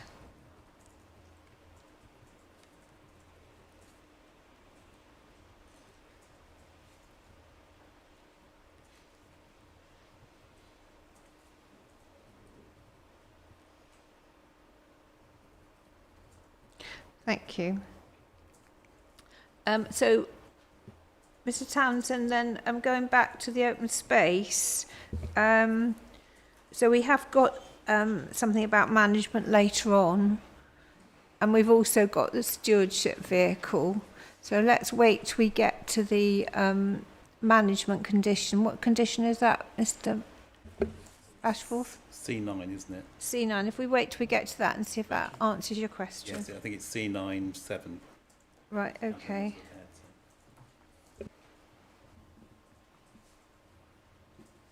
And also, so on this one is, I think it's this one.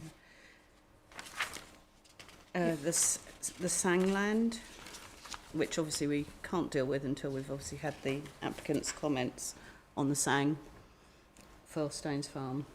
Yes. And then obviously what comes of that with your decision as to whether that stays as Sangland or...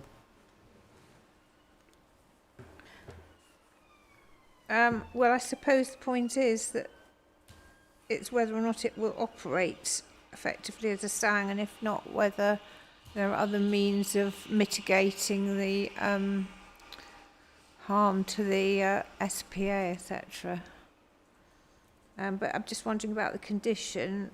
Are you saying something left out here? Well, I suppose if it is capable, and I'm not proposing it is, but if it is, then you may need to add the condition in that it stays as Sangland, because what's missing at the moment, clearly. Well, it will be a site-wide open space strategy, which will it will just apply to the site, not the wider Stones Farm land, which presumably that wider land will be retained as the Sang. But this only relates to the site itself, remember? Can't have a condition that relates to other land. No, but this covers pretty much the whole of the Stones Farm countryside gap, doesn't it? Yeah, but I mean, if it is, if the bit or whatever is in the site, that open space strategy will have to address that, won't it? Depending, as you say, on Whether it's a Sang or I not. think it's covered by 3, isn't it? Roman numeral 3. Oh yes, yeah. Actually, it is. You're right. 3. Yeah.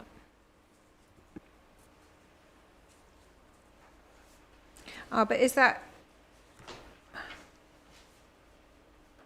relates to the mitigation for this site, not the Stones Farm site, doesn't it?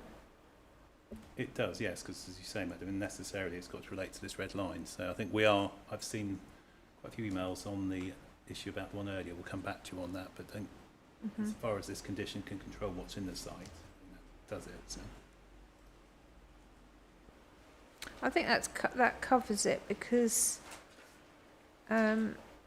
regardless of who it's mitigating for, it's still the land within the site has to, show how it's provided to mitigate that pressure.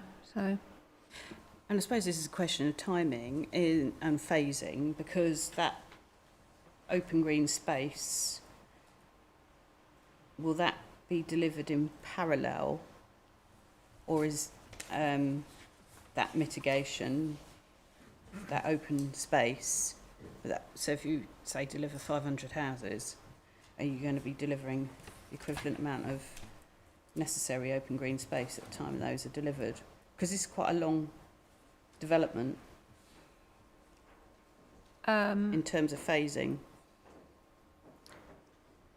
I suppose you don't want all the mitigation land coming forward at the end. well, I mean, in a way, it's got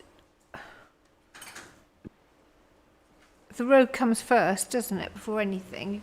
You can't have, and anyway, there won't be any houses to use it, so it's got to be after that's in. Yeah.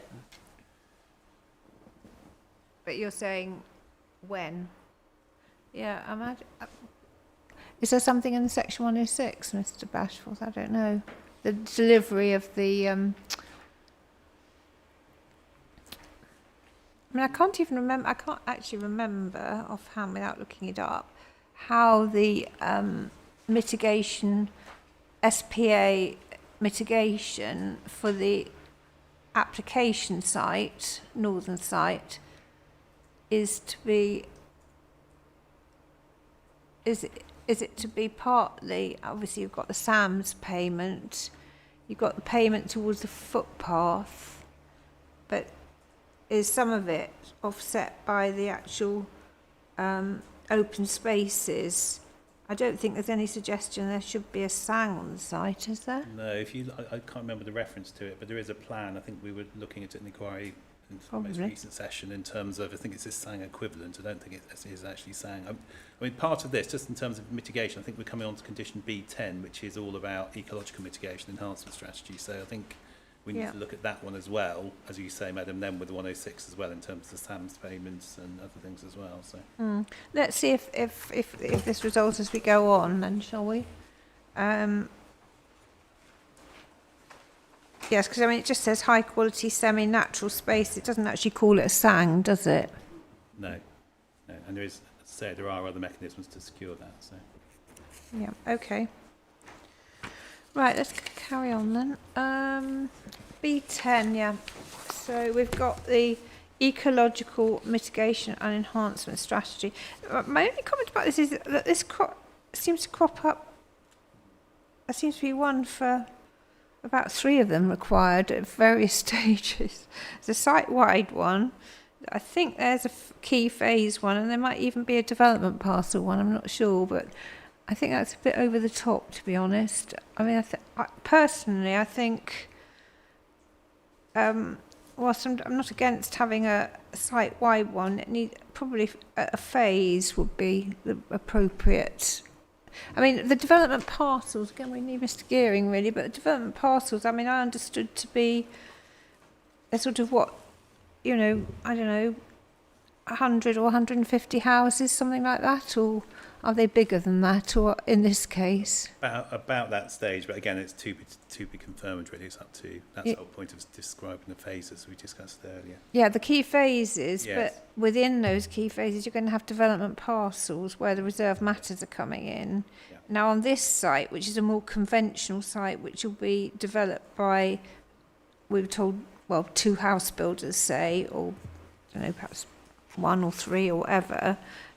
Are the development parcels going to be, they'd obviously be smaller than the key phase, I would have thought, but, you know, I just want, I suppose it... And what I was slightly distracted with, I was trying to compare B10 and C3, which is the one for the key phases versus the site-wide one, just to see, and the requirements just about the same as well. So Yeah, I mean, really, you don't, it's not right, especially for this site, to have up-to-date ecological surveys at this, you know, before anything happens, and then ask them to have more ecological surveys. I agree, and key phases would be a better stage to do that. But again, bear in mind that I would have thought. anything that has a larger footprint, if you like the road, that would be done as a phase itself. So Indeed. In viability, we talked about number of houses in a lot. I think it was 125. In a lot, don't introduce something else. Oh gosh, sorry, terminology. This is a development parcel you're talking about. 100, yes. I mean, I don't know really for this.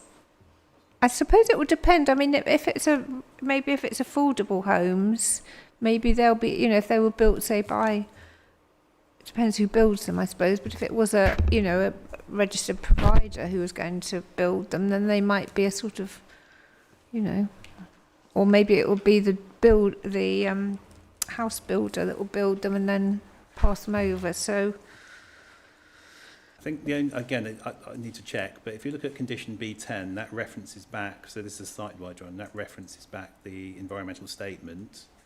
So again, making sure that all of the site-wide measures are, and then the key phase one in C3 talks about more specific things about the surveys, as you mentioned, mitigation, things like that. So I wonder if B10 should set out the principles, and then C3 the absolutely. the sort of key phases, that then takes into account the principles and then does it on a sort of key phase basis. Oh, So here you are. We need you.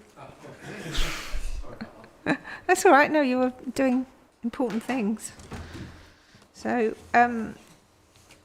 I'm asking lots of questions which I don't think Mr. Bashforth can answer, unfortunately.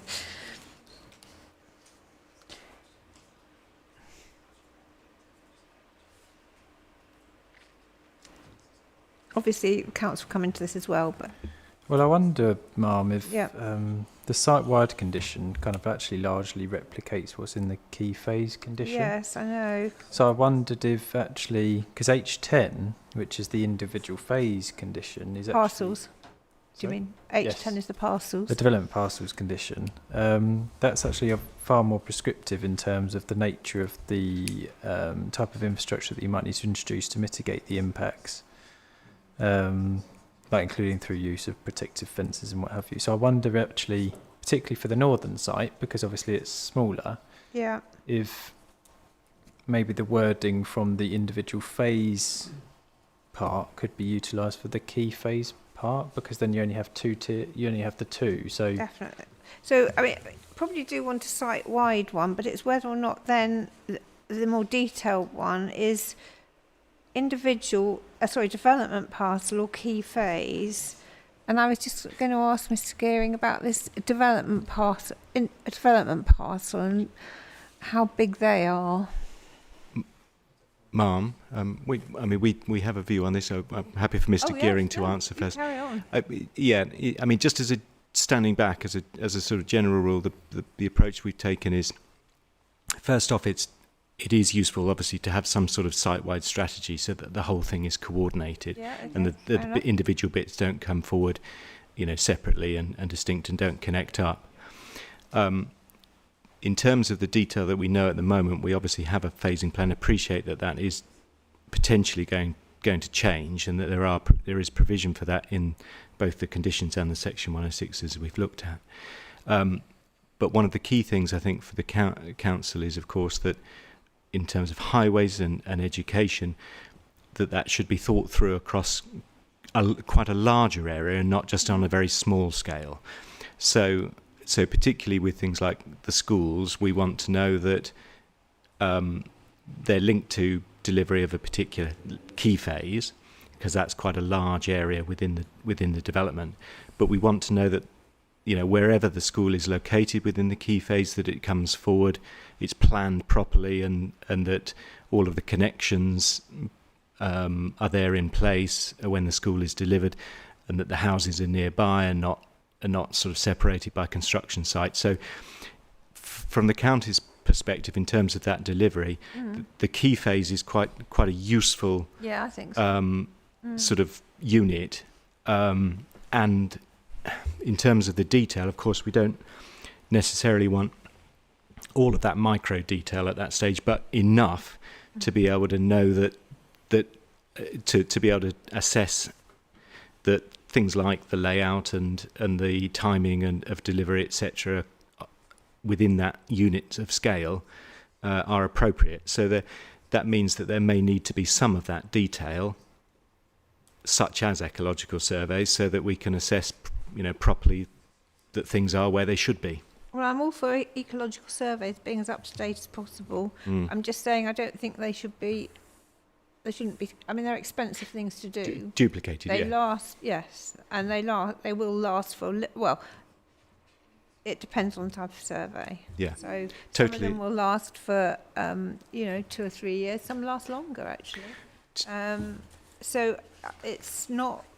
I don't think it's necessary to require them to be redone at every stage. That's what I was just thinking. Yeah, absolutely, and I think we don't have any issue with that. As long as and as I say, it some of that detail can be pushed down, but it's about having the right detail at the right time to. But it strikes me, Mr. Gearing, that for this site, which is not going to be built on, it's not going to be developed. It's going to be developed in a more conventional manner, put it like that. It will be, you told me 1 or 2 or maybe 3 house builders on the site. So, the development parcels are less important really, aren't they? Because it's going to be the same, organisation or whatever you call them. I don't know. House I think you're right. It's going to be doing the whole thing really. It's either going to be 1 doing the whole thing working with a registered provider, or probably 2 doing the whole thing with registered providers. Yeah, so I mean, your key, will be and they'll be working within the plots essentially. So the key phase is, like Mr. Bashford just said, you don't want to be doing surveys 3 times if they're already up to date, and we can already differentiate between. I think the key phases is the right time to be doing the updated survey work, as you just discussed. Bigger, yeah. And then maybe the individual phases should be about any updates as required or something in case there's been any delays in some small areas coming forward. Well, it depends on how many key phases you have as to whether you really need individual parcels as well, whether, the whole thing should be done on a site-wide basis and then a key phase basis. If the key phases are going to be, you're talking about, what was it, 1,700 houses? So 1,250 on the north. I think there's only 2 key phases for housing on the north. On this? Yeah. Well, no, there's 2 of the phases that we've already on the parameter plan, but I think we agree that there might be more key phases. Yeah. But yeah, sorry, including the road and the higher infrastructure and the green infrastructure and So you sports. think Probably the that all housing's probably going to be housing will 2. be in just those 2 phases. Well, I think so. If you look at the parameter plan, it's not that large, is it really? So, Madam, we had a suggestion. We were talking about it. Well, Yeah. so perhaps B10. If you look at the first part of B10, basically, I think there is.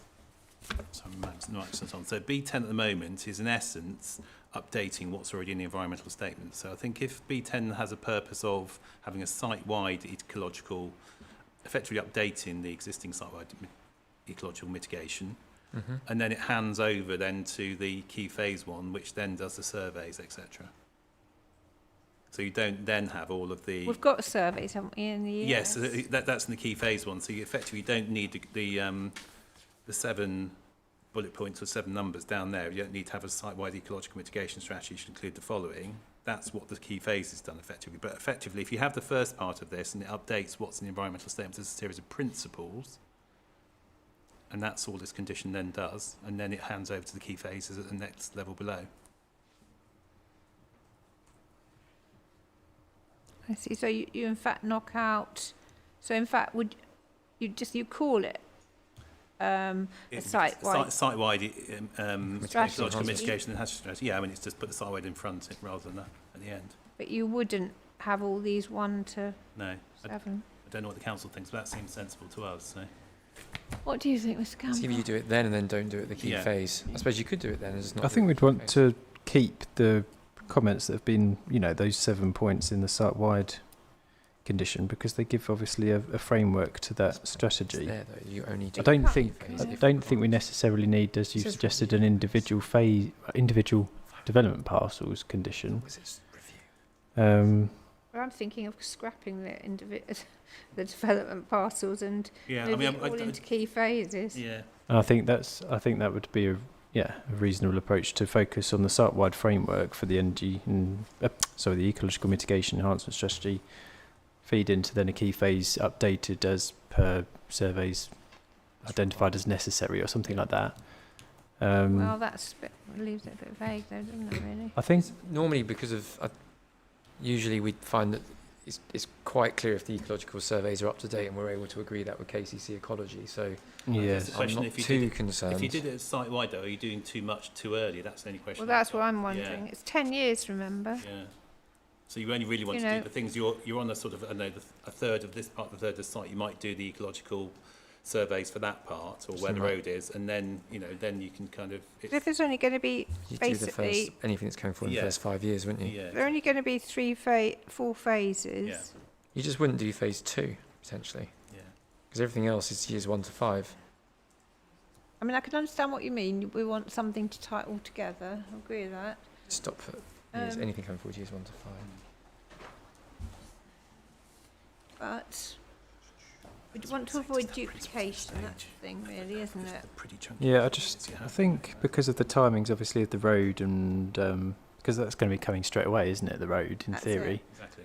So you almost want We need surveys You need- for that. you need the surveys in place, obviously, for your site-wide strategy to determine kind of the specific areas actually that might be particularly vulnerable. I don't know, protected species being eliminated or something like that. And then Hopefully. those surveys may not obviously need to be updated by the time that you submit the discharge for the key phase mitigation strategy, because actually of the timing of it. But you might find actually that some of the surveys being submitted for the last phase, which would be key phase 2, would be maybe 5 or 6 years down the line. So a lot of the surveys would then be out of date. It might be, yeah. So that's that's just my thing. Yes, but then that would really rather indicate that the survey should be done on a key phase basis, doesn't it? But there might be specific areas that actually, I suppose, kind of represent a constraint on the development because of the nature of the species and what have you that are found at the time of the site-wide mitigation. Is there one, just sort of a halfway house on this, perhaps there's something in that first part about the site-wide and elements and any strategy for the surveys effectively, isn't it? Because that picks up on your point in terms of making sure that it's got a strategy for it. But I think what we're trying to avoid is having to do the surveys probably 3 times if you're not careful. Because again, the danger is you survey the whole site. We've already done it about 3 times. We've done it once already. Do it again, and then effectively you wait. You build half the site. 5 years later, it's possibly out of date. Don't know.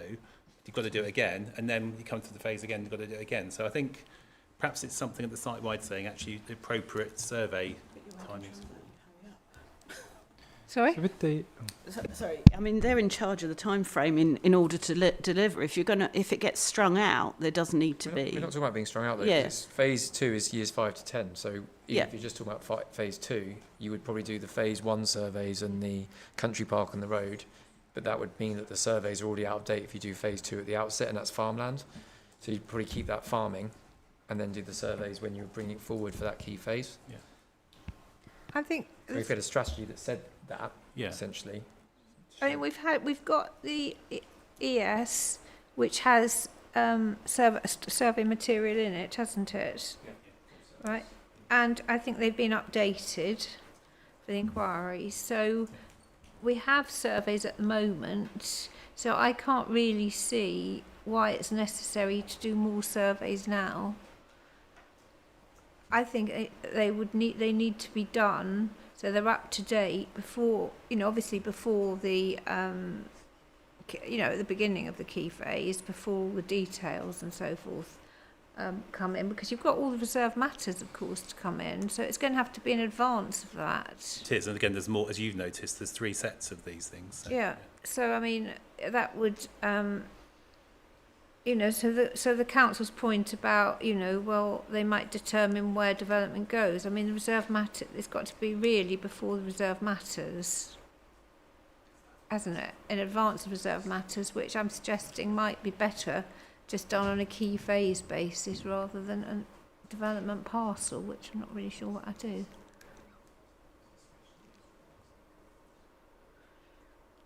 What, have you got any comments? No, with fingers on the buzzer. Well, yeah, I don't know. We were just sort of following it through. I mean, we agree with all of that. I mean, I think our thought is certainly, you don't want surveys redone for the sake of it, and they should only be redone if they're out of date. So if the ones that have been submitted with the application are still current at whatever time it is, you're not just going to have them redone for the sake of it if they're still current. But these surveys they have a time span, don't they? Well, yeah, And it varies.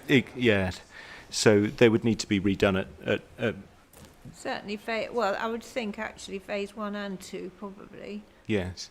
But then but you only need to do the survey for the area that you're actually developing. You don't need to do the survey for the whole site 3 times. Yeah.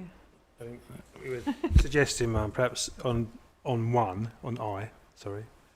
Yeah, 1, yes. Yeah, 1. Then perhaps you just put a timetable or a schedule of up-to-date ecological surveys, plans as necessary. So you just put in a... Yeah, we'd written something very similar. We put strategy for updated strategy, surveys. yeah. So So cross out up-to-date ecological surveys, including plans, and replace with strategy for updated surveys, and then it says as necessary, having regard to the guidance.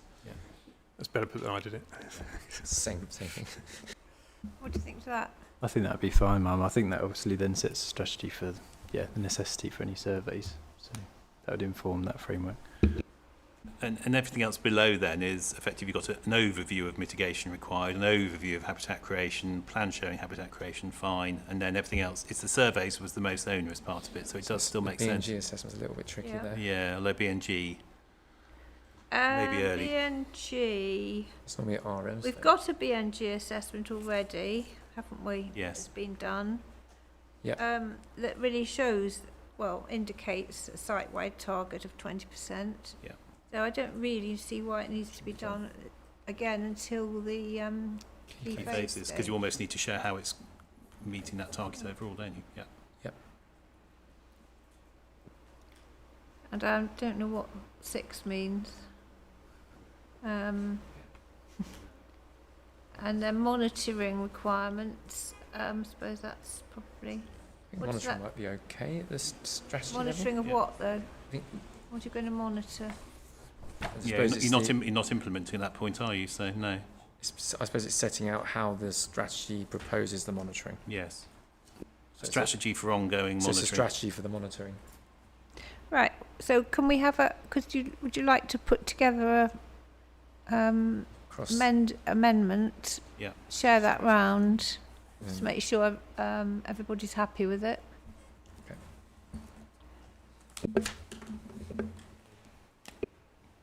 Just to flag on BNG, which I think we have a view on. I think that condition we were just looking at is the only place currently that mentions the sort of site-wide 20% target. I know that the 20% target is mentioned in the phasing, the relevant phasing condition, but I think that's the only place. That condition we were just looking at is the only place where it mentions the 20% site-wide target. Isn't it in the ES? So you're saying that we would the requirement to develop it in accordance with the ES would cover that? Well, if in one of those paragraphs that is specified there, or if not, then it could go in there. Leave that. Let's have a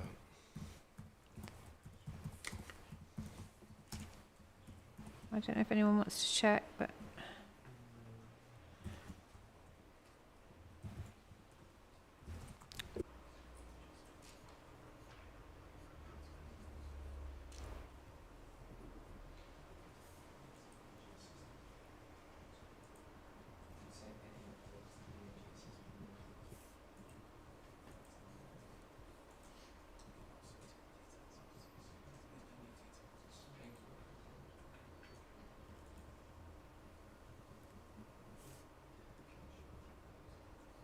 Because that's still high, because Yeah. it still has to be done at the RMs as well, isn't it? Yeah. I mean, we were just discussing. I don't think there's any.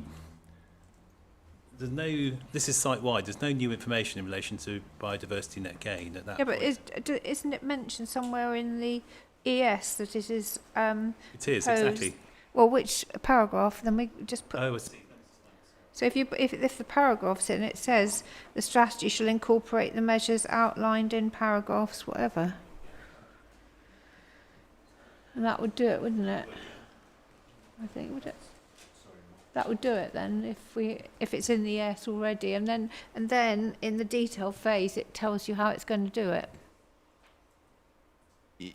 Yes, as long as I suppose the condition requires that compliance with the ES, but I don't think it specifically mentions the 20% site-wide target, other than in. Doesn't it mention it in the ES that that's what they're going to do? But how is that requirement Because conditioned?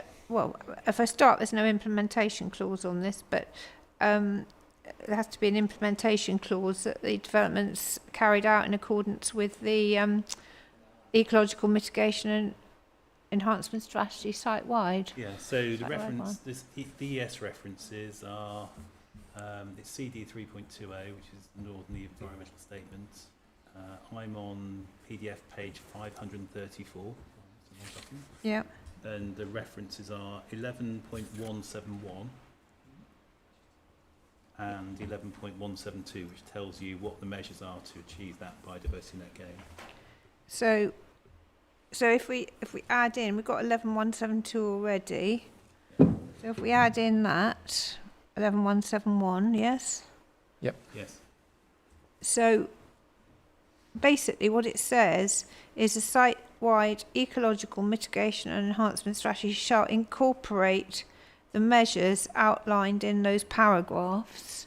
And one of those paragraphs, when it's added in, which is 11.171, will say that the site overall it will provide 20% Yeah, 20, BNG. 20.42 it actually says, but yes.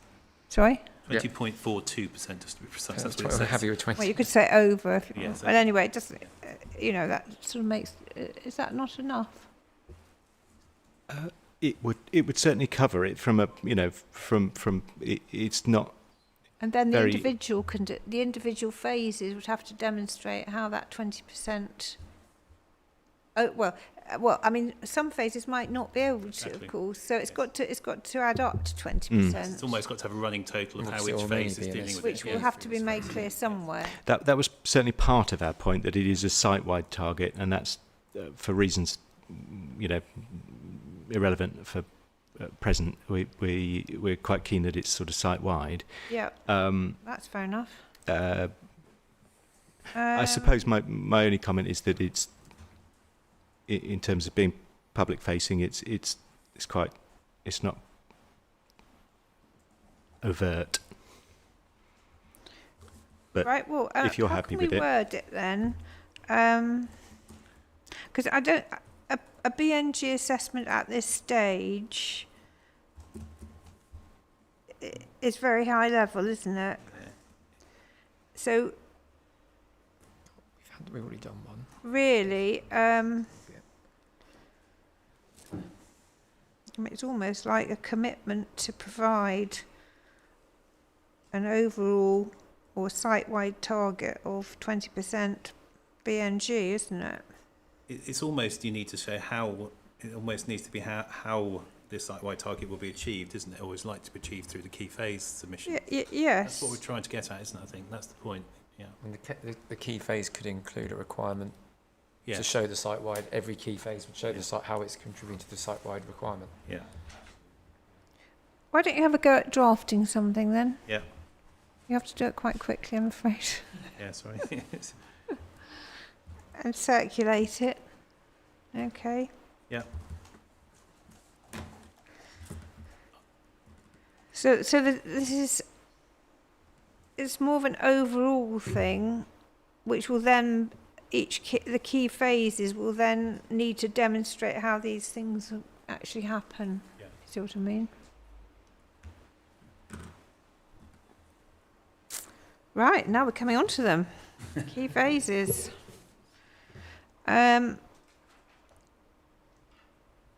Right. First of all, key phase details. Well, this is when the key phases are actually going to be spelt out. So, do you think we could dispense with development parcels?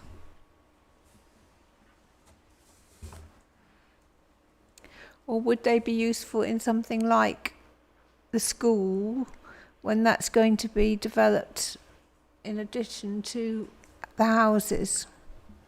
It's quite helpful, I think, Phase and when you're parcels. dealing with I've got a reserved matters parcel to drawing. obviously have a prescribed title, I suppose, for each development parcel. It's not, I suppose it's less of a problem on the northern site because Yeah, well, the that's- northern site is smaller, whereas on the southern site you might have a key phase that comprises, I don't know, 1,500, 2,000 houses maybe? Yeah, well, yes, no, that is Yeah, very yeah. true. So you might find that actually prescribing the development parcels is more paramount in the southern than the northern. I mean, in a way, the southern site, the development parcel might be the size of a key That's- phase in yeah, the that's northern very side, if you correct. see what I Yeah. mean.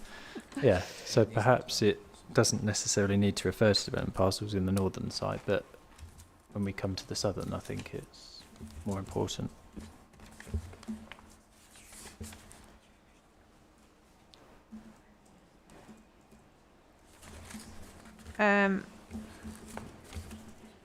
These are the development parcels anyway. They're fairly defined by the structuring plan. Yeah. The development parcels are quite well defined by the development structuring plan to date. Right, let's have a look anyway. at that then. Could you give me Just- the reference?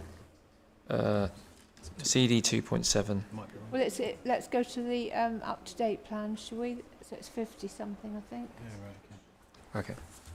Okay. Raise It it. is 52. So which one are you looking at?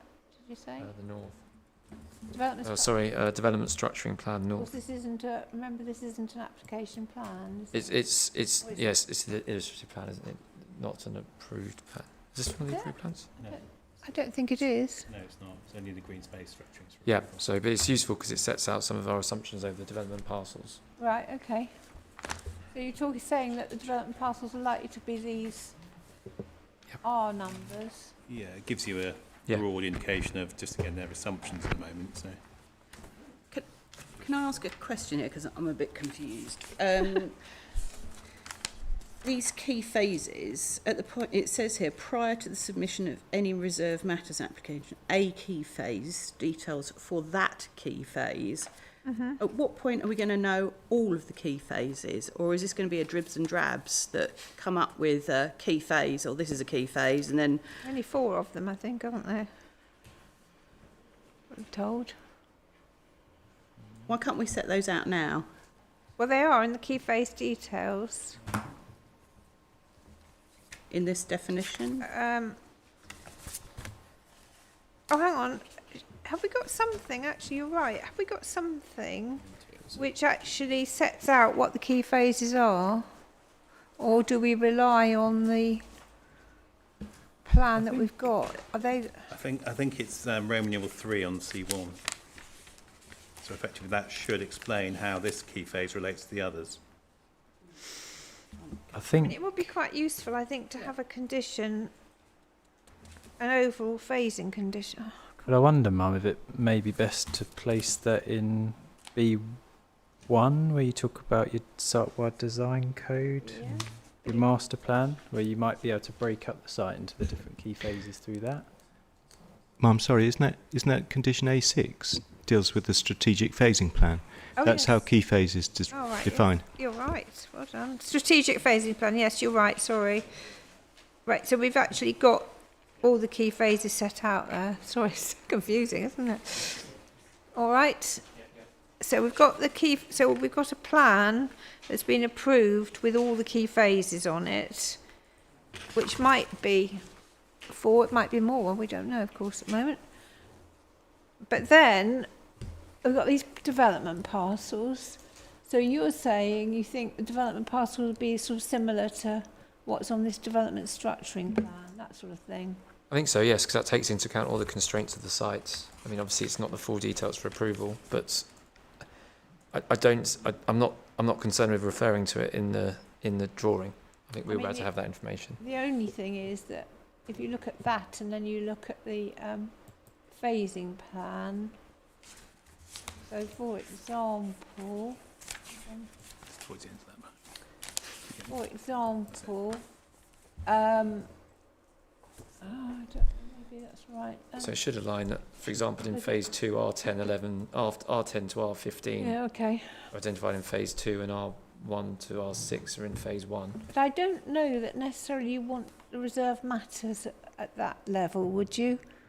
Because they're not very big, are No, they? they could be larger. Yeah, and I think one of the things. Well, to I'm be, just wondering if phases would be better for reserve matters. You don't think so? I think it depends on how it's been delivered. So again, one of the things when we've been doing site-wide reserve matters is how the plots in themselves are quite straightforward, but it's how you also bring forward the roads and the things that sit with it. So what's a kind of a package that makes sense? So you want decent size, really? Yeah, Yeah. but I think that's what I was Yeah. getting at, is that the drawing defines the extent of the key phase and the development parcels or landscape elements within the key phase. Exactly. So you may end up with, parcels R10 to R13 all form part of the development parcels in a key phase. I just make an observation that this is actually really difficult to follow because this is going to be an accessible document to... I know, but it's And we're difficult for us to follow, let alone anyone quite else. frankly, I agree. this- That's why I'm trying to sort of get I it mean, out. they're always very complicated decision notices on big planning applications. Yeah, but this isn't such a big one, No, really, this No. one. no. I mean, it is big, of course it is, but, you know. Having upfront definitions and... It's not really. Who needs I mean, I can see that it's divided up. I mean, you know, we've got 2 house builders possibly here, maybe one for phase 1 and one phase 2, or maybe not, I don't know. Or maybe it'd just be one that will do the whole lot, I don't know. And obviously it's not all going to be done at the same time. But when you're looking at roads and things, you need those to be coordinated, don't you? You can't just have those bits and pieces. But I think that's the point of A6 really, in terms of agreeing that how things are going to be delivered as packages, if you like, or key phases. So that's this sort of strategy. Yeah, the key phases, I agree, but we're talking about something less than the key phases now. I think A6 might actually refers to development parcels in there as well. Breaks it down. Yes, it does. Well, that's what I think I queried that, and landscaping elements, and whether we really... I mean, if the developer's obviously confident that they can show the development parcels, then I don't think it's necessarily an issue for them to be in there. Well, no, but it would be an issue if...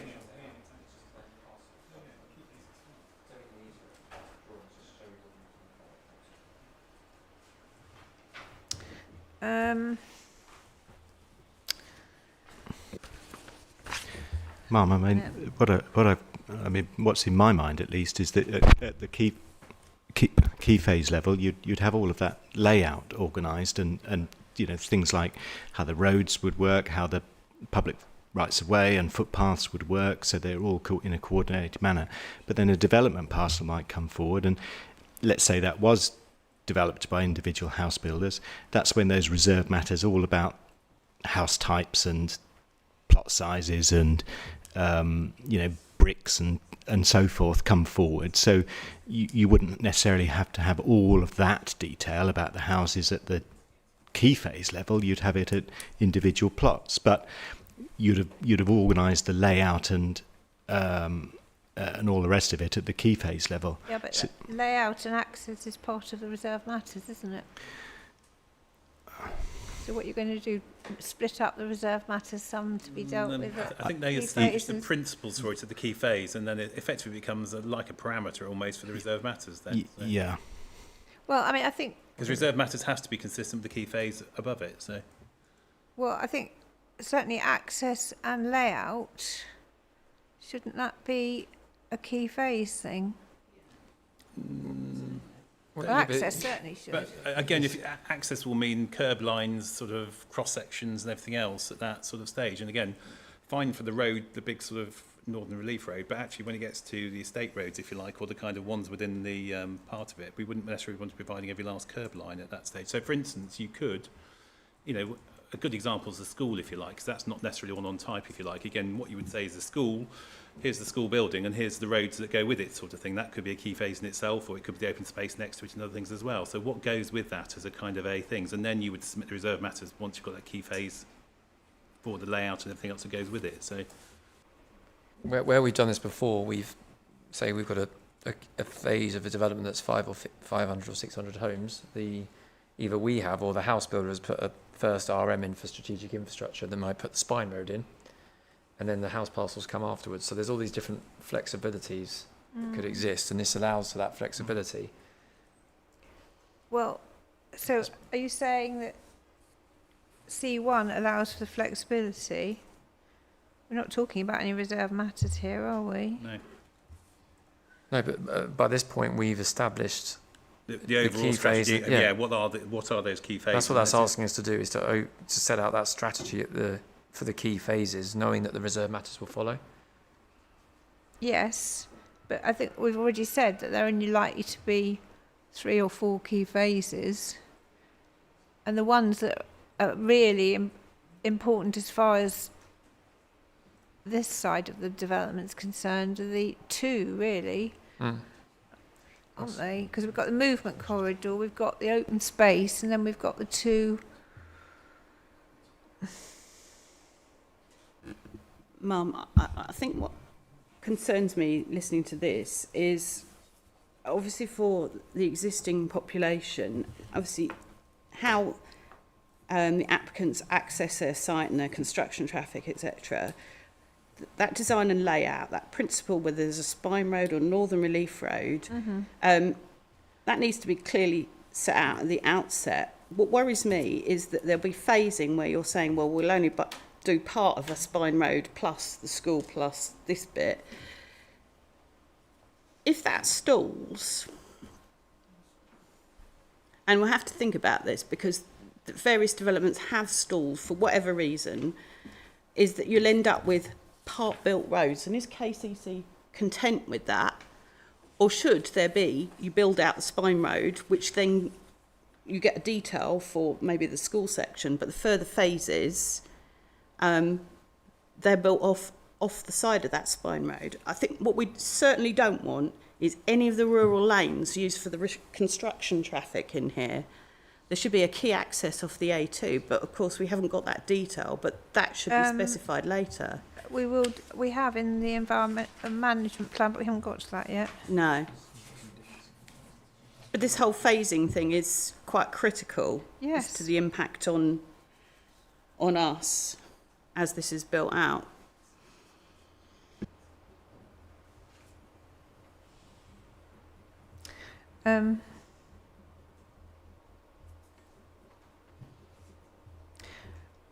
I think we don't have to worry about the Northern Relief Road, because we understand that that's going to be its own phase, so let's not worry about that. But we have got a major spine, well, two sort of major spines going through, one going up to Frognall Lane and the other, I think, going up to Lower Road, but with a bus gate or whatever it is at the end of it. Yeah. Right, so we've got those two, haven't we? Yeah, we have. I think the key point here, though, just to come back on Ms Bonnie's point, I think the key point is, here's something the council can approve and make sure it's a kind of logical delivery of things. This isn't just saying we want to do this and it gets rubber stamped. This is agreement to make sure that there is a logical progression of the development as it comes forward. So that's why you've got condition A6 and then this one to say actually what is being delivered in each of these elements. Is it logical? Does it work as a piece of development working along, if you like? And then that should address with other conditions, things like rural lanes and everything else, because what you wouldn't want to do is almost leave it so things aren't properly accessed, or there isn't proper access to the school, or there isn't proper access to the open spaces and things, or they're developed without sort of neighbouring plots and things. So that's what this is about. It's all about saying, does this make sense as a kind of a grouping of things that get brought forward in subsequent reserve matters? Before reserve matters, yeah. It's adding a level of detail to help, not reducing it. Yeah. Does it say anything about the main road, the roads? It doesn't really, does it? No. Again, this is for approval by the council, so... Well, I know. Also, we can't access any of the parcels without those two roads. And we've obviously got to have the sustainable transport strategy and other measures that we need to implement as well. So it doesn't stand in isolation. No. Roads are covered by the Section 106 agreement, and so there's a lot of detail in there about the timing of delivery of the roads, both on-site and off-site, and linked to the key phases and the phasing. So you're happy with that? Like that? Well, we're happy certainly with the way houses are dealt with in the highways are dealt with in the Section 106, and it dovetails with the key phase approach. Mm-hmm. Again, sorry, it's skipping ahead to 106, but obviously one of the things we've worked into both agreements is this master developer obligations, which are to ensure that all of these details are done in a coordinated and consistent manner, and that they're submitted to both councils, for approval. So there is that oversight to ensure that everything does come forward in this coordinated manner, and you don't have roads to nowhere and isolated buildings and so forth, which nobody would want anyway. It doesn't make good planning sense, but we've at least worked into that into the document, that oversight. But remember, this isn't going to be a master developer model. Well, we've called it master developer in both documents, and it is ensuring that there's a single entity, and at the moment that is the developer applicant in this case. So we recognise that there are a number of different landowners, and we've worked into the agreement that there would be a single entity at the moment, Quinn Estates, as the promoter. But if they did step aside, then there would be another body taking on that role to ensure coordinated applications and a single point of contact. So that's what we've sought to do, and for that very good reason. Okay. Anyone else? Okay, well, look, we're going to have to move on, aren't we, really? Right, so we've got the key phase details. So the C2 then is the key phase design and delivery framework. So this is to do with design codes, isn't it?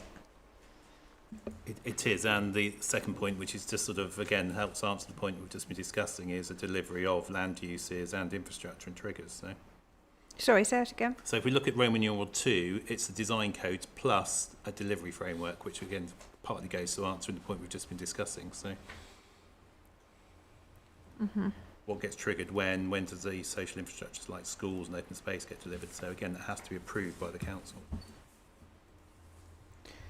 And council got anything to say about that?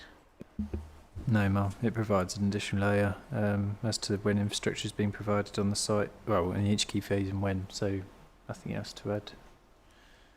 I mean, I'm not sure that we need to repeat. As I've said, this has got to be in accordance with B1 anyway, hasn't it? Which requires compliance with the National Design Guide and Model Design Code, doesn't it? Send it at B1. Yeah. I Yeah. don't have any objection to that. No. Okay. So C3 Ecology strategy. is the ecological mitigation and enhancement strategy then. And so this is bringing it down. Now this is bringing it down to key phase level then, isn't it?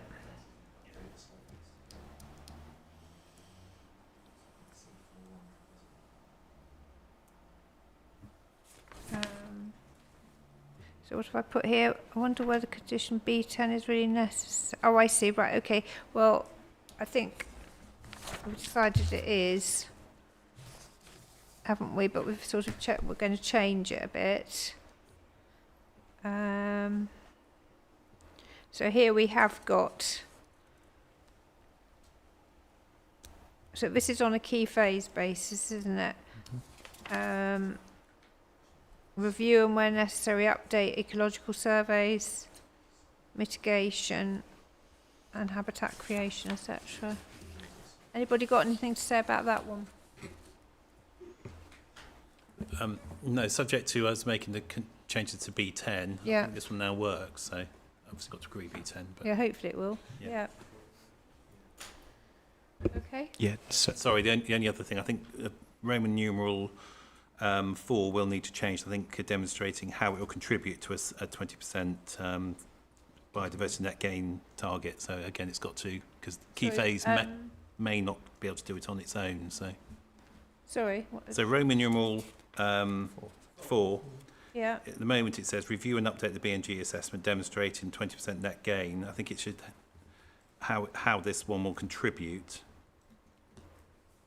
Yes. Key phase contributes to the 20% site-wide.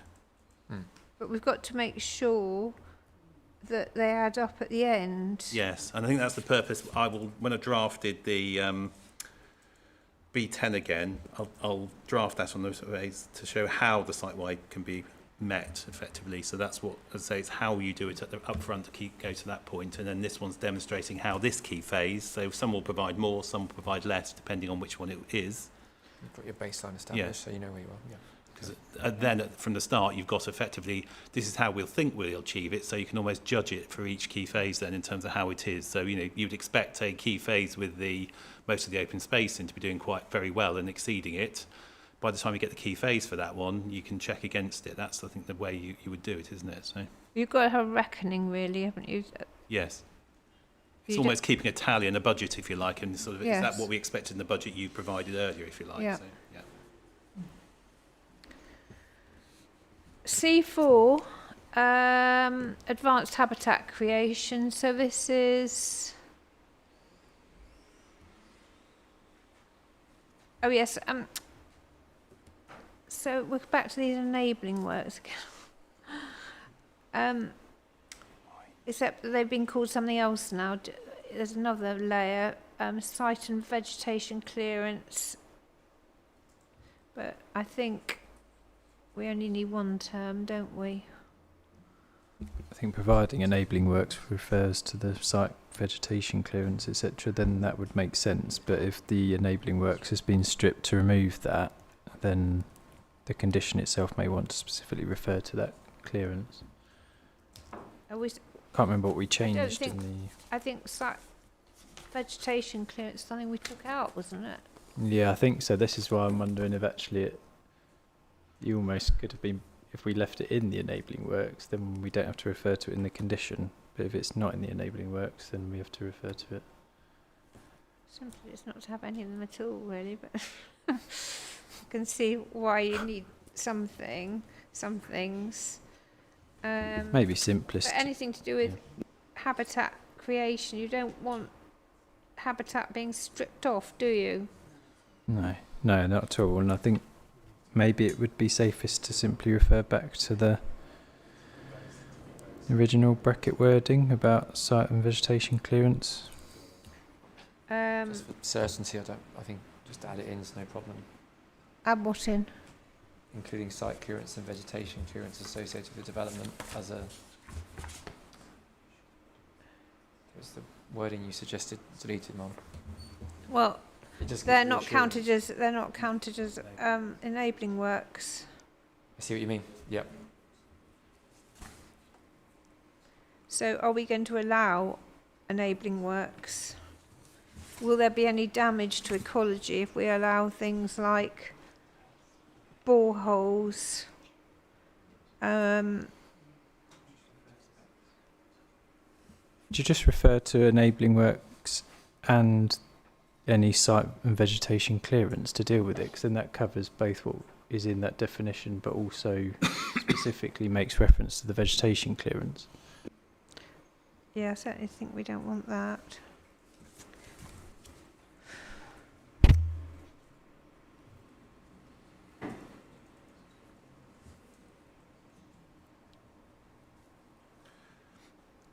Thing is, if it's left out of enabling works, Is the easy way of dealing with this, just as it's been explained, just instead of in brackets, get rid of the in brackets and just say and the site and vegetation clearance works associated with the development, then it doesn't matter if it's not in the enabling works definition, yeah.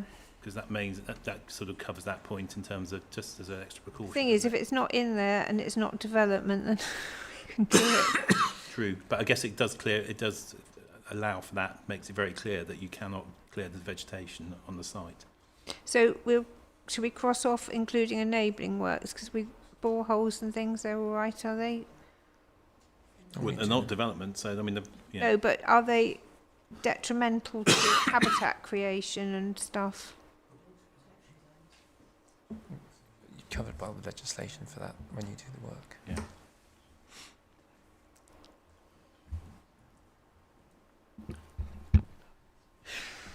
So the Environment Agency put some specific caveats in around things like boreholes or, those sorts of testing Right.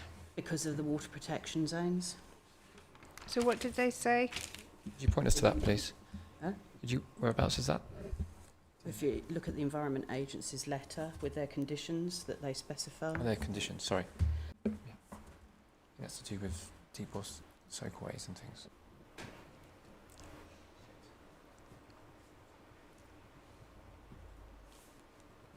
Could you just add site and vegetation clearance into the enabling works definition and then it works anyway? Sorry. Could we just add site and vegetation clearance back into the definition of enabling works and then it works as you've worded it? You're probably right. What, and then we just exclude all enabling works? Mm-hmm. So I suppose the thing is actually is it's better to have more things in enabling works and you can just exclude them. If you exclude them from actually the definition, then they can be done. But actually I don't know if they're not in here, are they? So I think they need to be in there.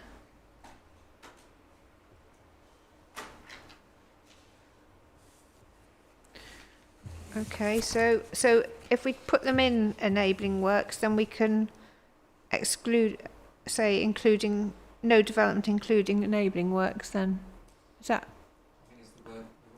In enabling works says any enabling works which involve invasive groundwork shall not commence until details under conditions, and it lists B2, E4, F1, F2, F3, and then B4, B10, E12, H10. Oh, we're on C4. On C. That's not one of the ones you mentioned. No, it's not mentioned. But then many of them are the ecology works. Which what condition are you looking at? Or was this one that you? Back to the definition. Just come back to the definition of enabling works at the beginning. I think we need to. We probably Should I need to see revisit, but I just want to get on at the moment. Yes, so yeah. so let's just say including enabling works at the moment, shall we? Yeah. We can include the including site and vegetation. Yeah, associated with development, exactly. All back in. Yeah, I don't think it was ever in, but anyway. Can on the habitat creation, is there any definitions as to what standard we're working to? And I ask because of another development where I think there was some skylark mitigation, so some habitat creation, and when it came to enforcing that, because all of these have got to ultimately be enforceable, KCC Ecology decided to work to a different standard. So I think what we'd like is it spelt out to what standard we're working on that particular habitat. Well, it isn't Kent County Council who would approve that, though. It's No, Swale would be, and actually that would be my other question is, Swale will need, they don't have in-house, I don't believe, and you can correct me if I'm wrong, you don't have this in-house expertise. At the moment you use KCC Ecology, and the community's view is that actually it probably would like its own, maybe Swale would like its own independent ecology expert to opine on these, as it doesn't have the in-house skills, and possibly KCC, given the restructuring, their ecology department may not be around. well, I mean that's not. I mean, yes, that would be great. But that's a cost, I think, for That the is a local cost. authority Yeah. that it will have to bear, and Yeah, that's why we need to know that the costs they put in the Section 106 are sufficient to discharge these quite But complex yeah, applicants ones. don't have to pay for that. There's a fee for discharging conditions, and Swale would already fund KCC EAS as under a service charge agreement. You know, that they pay KCC an ecological advice service for their advice. It's not a statutory service that KCC provide. So that's a decision Swale's made. Many local authorities in Kent use KCC ecological advice service. I'd say the majority. So presumably they could go somewhere else if they wanted Yeah, to. they could. They could go to Essex Place Services or a private company. A bit like Heritage Advice as well. You could do it in house, or you could use an independent service. You got anything to say to that? No, we just consult kind of our advisory body at the relevant time as and when a condition came in, be it that KCC Ecology or anyone else that's employed by the council to give that advice. I mean, because as you say, there's there is a monitoring fee, isn't there? Which we don't have to talk about. So, okay, Miss Bonnie. Righty-ho. So C4, anything else to say under that? You happy with the changes that I've suggested?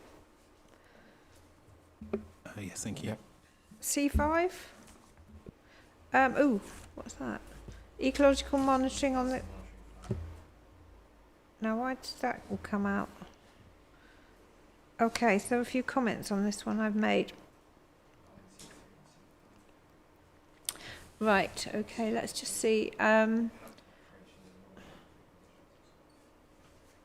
So our first question I asked was, monitoring plan shall be implemented for the whole of construction period of the key phase and for 30 years following the completion of the survey. And I said, what survey and how does it fit in with the ecological surveys in C3? So I don't know what the answer to that is. Well, I wonder, Mum, if actually the wording, rather than saying survey, it's meant to say phase. Oh. Because it would It then might, say the yes. approved ecological monitoring plan shall be implemented for the whole of the construction period. So that's construction, and for the 30 years following the completion of the Key phase. it key should phase be. development or something. Right, okay, that's easily done then. Okay, after this, I think we better have a quick break, hadn't we? Okay. Next comment was, now it was just 1 to 4. What did I say about that? This is unclear as it stands and seems to overlap with C3. So I was wondering whether they should be combined. So what was... Oh yes, so you've got the strategy. So would the monitoring be part of the strategy? Monitoring isn't actually referred to, is it, in the C3 condition at the Maybe moment? It could be, couldn't it? It could well be incorporated into that condition. I think, as you've suggested, actually. Because you could combine... Bit repetitive, I think. I think what the aim of this was really just to kind of separate the monitoring from the actual details of mitigation enhancement. So you had kind of 2 discharges to deal with. They're going to have to say how they monitor. But I didn't really know why they have to do a BNG review if the BNG is referred to in the strategy. I think that's the thing, actually, Mum. It's you know, if they've actually delivered the BNG that was agreed, because you could obviously just leave it down to whoever to actually implement the BNG as discharged through condition C3, but actually it's about the council being in a position to understand actually if the BNG itself was completed to the standard that was required through that condition. So that's where that's come from, I think.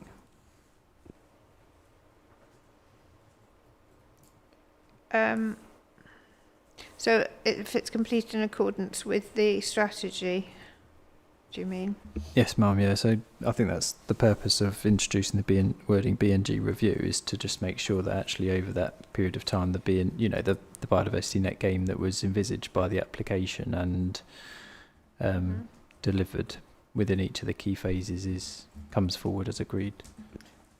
We're happy to have 2 conditions on the basis that we may not want to finalise the monitoring strategy that's going to be submitted and the details of the monitoring until you know what's exactly been approved for C3, rather than having it as a single condition.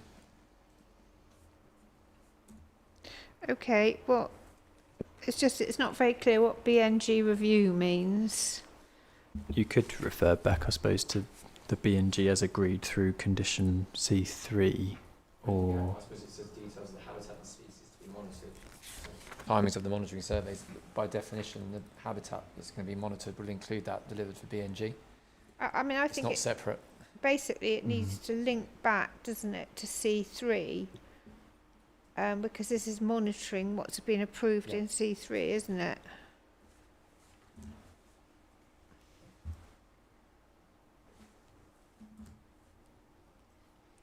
Yeah.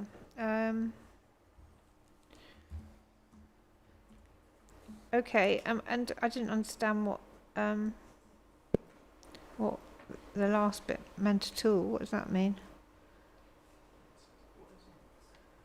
Results of the monitoring must inform updates of the LEMPs, they haven't been referred to in this condition before, and ecological mitigation strategies. Shouldn't that all be required in those particular conditions?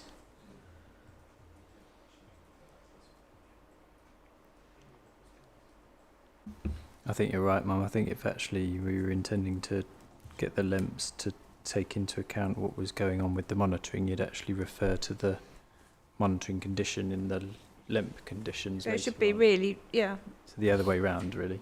We agree. I think we could delete that and then just refer back to conditions C3 and C5 and conditions H10 and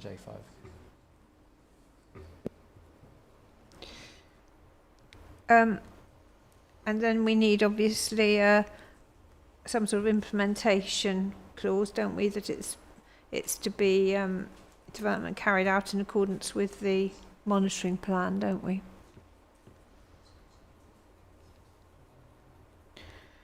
Right, okay. We'll just have a quick break then.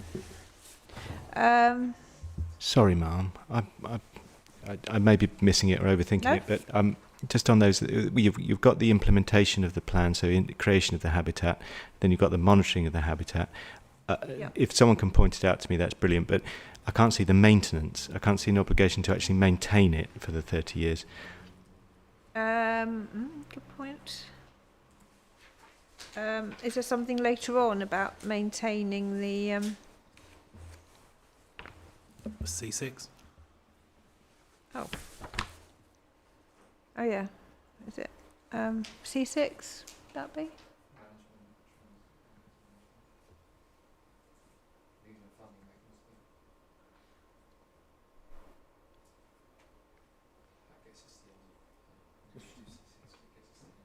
Okay.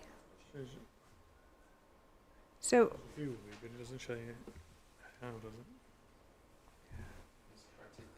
Correct in your comment that it will be provided through the stewardship vehicle in section 106, so it does duplicate it, but at the same time, I think it's a useful document to have as a condition.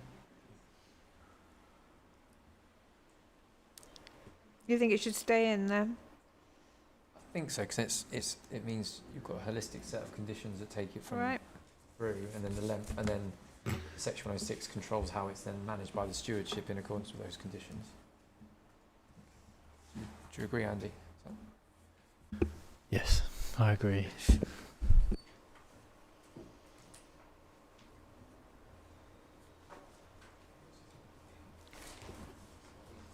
Okay.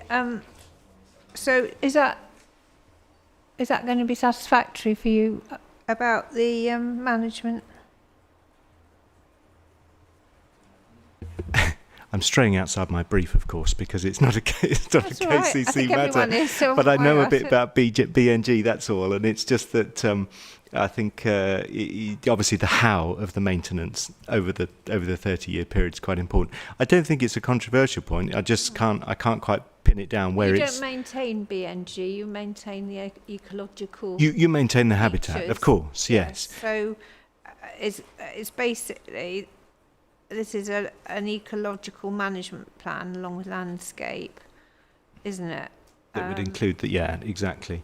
Okay. And then it tells you that the last bit that it's going to be, it doesn't actually say for 30 years, does it?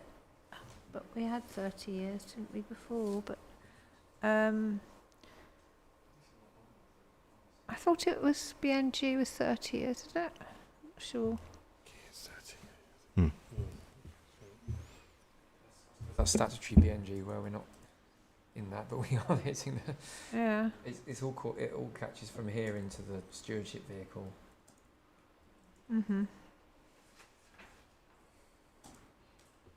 The only thing I said was in 5. Oh, the first point I made was, is this the correct trigger part of the first occupation? The management plan. I'm wondering, is it a bit late? It also, because obviously if the movement corridor and any landscaping associated is a key phase, then it would never be occupied or the building never used. So I just wonder if... Just take out the word of any building. Yeah, well, you could have... Or use. But is Well, you could occupation have- a bit late? You could have prior to the submission of the first RM within a key phase. Prior to what? Prior to the submission of the first reserve matters within a key phase. Because no, landscaping is a reserved matter. So the detail. Well, about true, you wouldn't have the landscaping detail. So I think that's possibly actually why we've ended up with the trigger we have, is that we've obviously through the key phase determination, you'd end up determining where the landscaping is and Right. Okay. proving I the think it's actual an okay detail trigger. of that.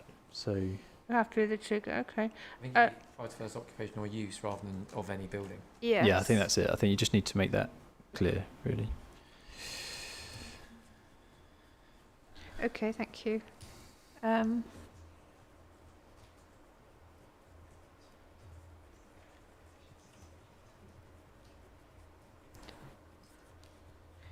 anything else on that one? Oh, number 5, I thought that was, I don't know why I said that, C4, because that's not about management. I think forget that.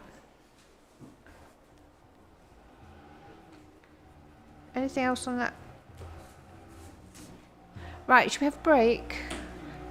If you wouldn't mind just sort of having a quick break, sort of 10 minutes, by all means bring a coffee in or something like that. All right, just till 4:10, thank you.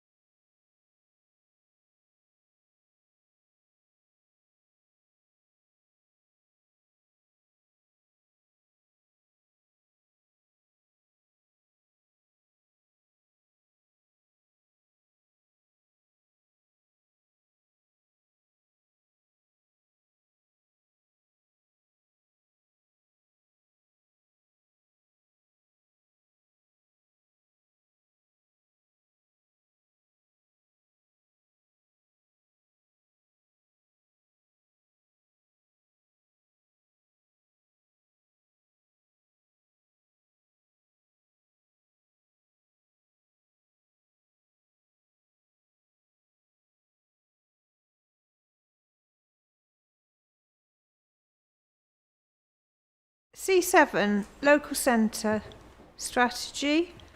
Anything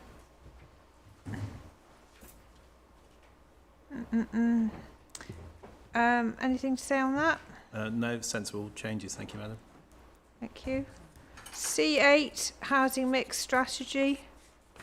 Oh, what's that?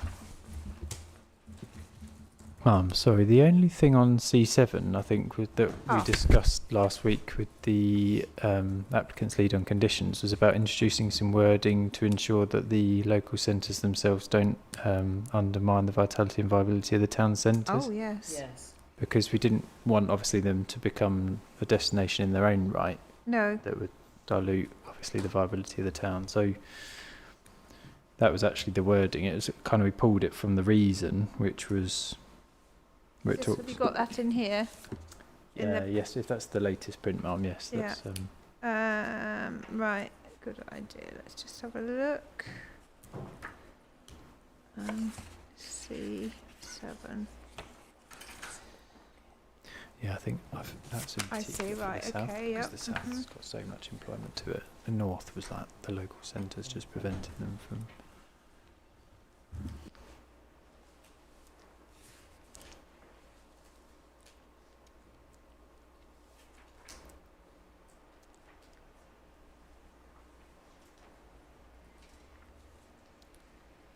Hold on.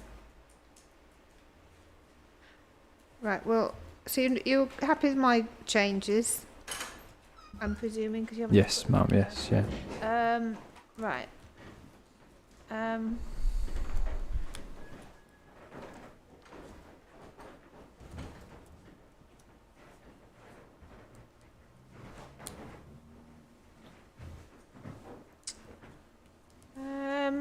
The reserved matters submission shall thereafter... Wouldn't it just be... So which I'm just looking at your... condition Final. C7? You're tying just- it to the reserved matters. All it says, the version I've got in front of me, basically, it talks about the strategy shall include details of likely occupiers and how the town centre type uses will be phased to ensure that they do not undermine the vitality and viability of established town centres. Whether or not actually that's the right wording to use. That's what I've got. Is that not what you've got there? Do not undermine the vitality and viability of established town centres. Such a strategy shall have regard to The spatial principles, yeah, that's spatial, right. spatial principles of the design code and approved in condition by condition B1. But then you're going to say the reserved matters Oh, submission God. shall thereafter be in accordance with the approved details. I think that was in terms of the quantum of... Should it not be? I mean, basically, the development should be, or the, in accordance with the approved strategy, shouldn't it? Yeah, that could work. You happy with that? Yeah. Yes, happy with that.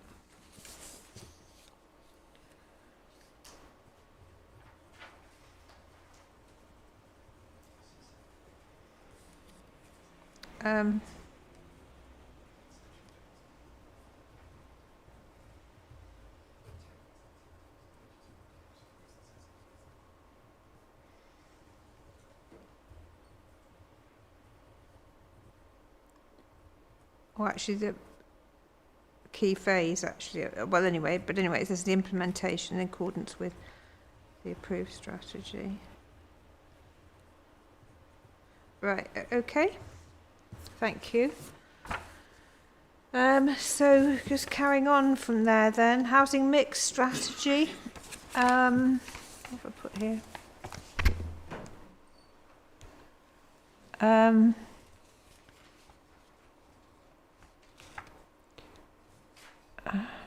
So this seems to mix up the key phase detail. Oh yeah.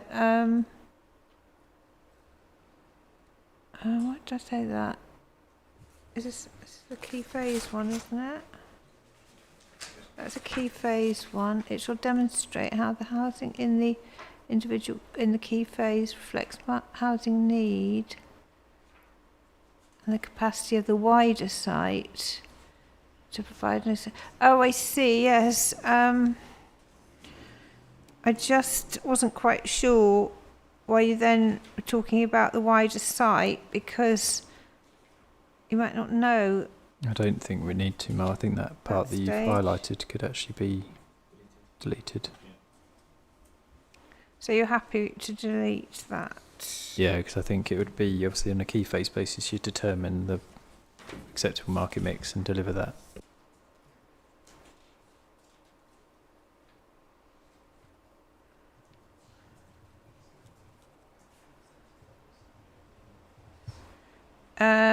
The housing mix, right, so you're happy with the rest of that as I've suggested? Yes, ma'am. Okay. Yep. C9, open space management. This was something I think that was raised.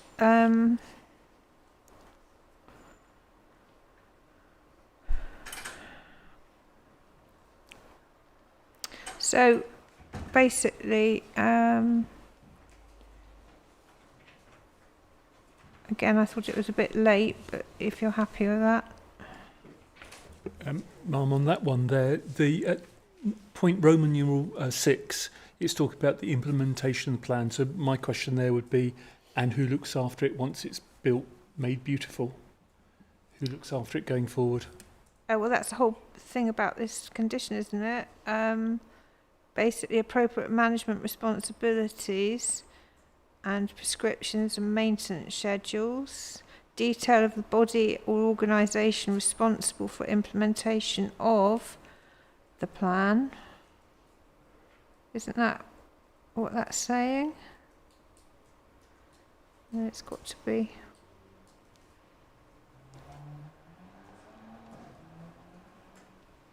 Does that imply ownership?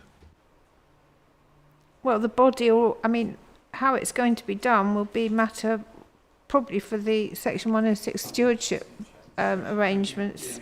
Forgive me, I understand. Yeah. But the actual, yeah. Is that right? Thank you. Thank you. So everyone's happy with that as amended? Yes. This Right. is D1, yeah? We're going to D1. Okay. Right. Now, I'm not very happy with this, as you can see. I've never seen anything like it, to be quite honest. I mean, it's so prescriptive. You know, they're reserved matters, aren't they? And to be quite honest, you can't really set out all the itty-bitty things that they've got to be complying with. If there are things that aren't reserved matters, like, for example, lighting and various other things, then they've got to be separate conditions. Reserved matters are very prescriptive as to what you can have under them. Okay, so And often we would submit a reserve matters and then alongside that condition discharges at the same time. well, yeah, I mean, which would cover this anyway. yeah, I mean, there are a lot of things that reserved matters don't cover, and they have to be. You have to make sure you've got those in conditions. So, layout of street lighting, for example, which is one of yours, I'm sure. You know, all that sort of stuff. That's that will be in a lighting condition, which I think we've got.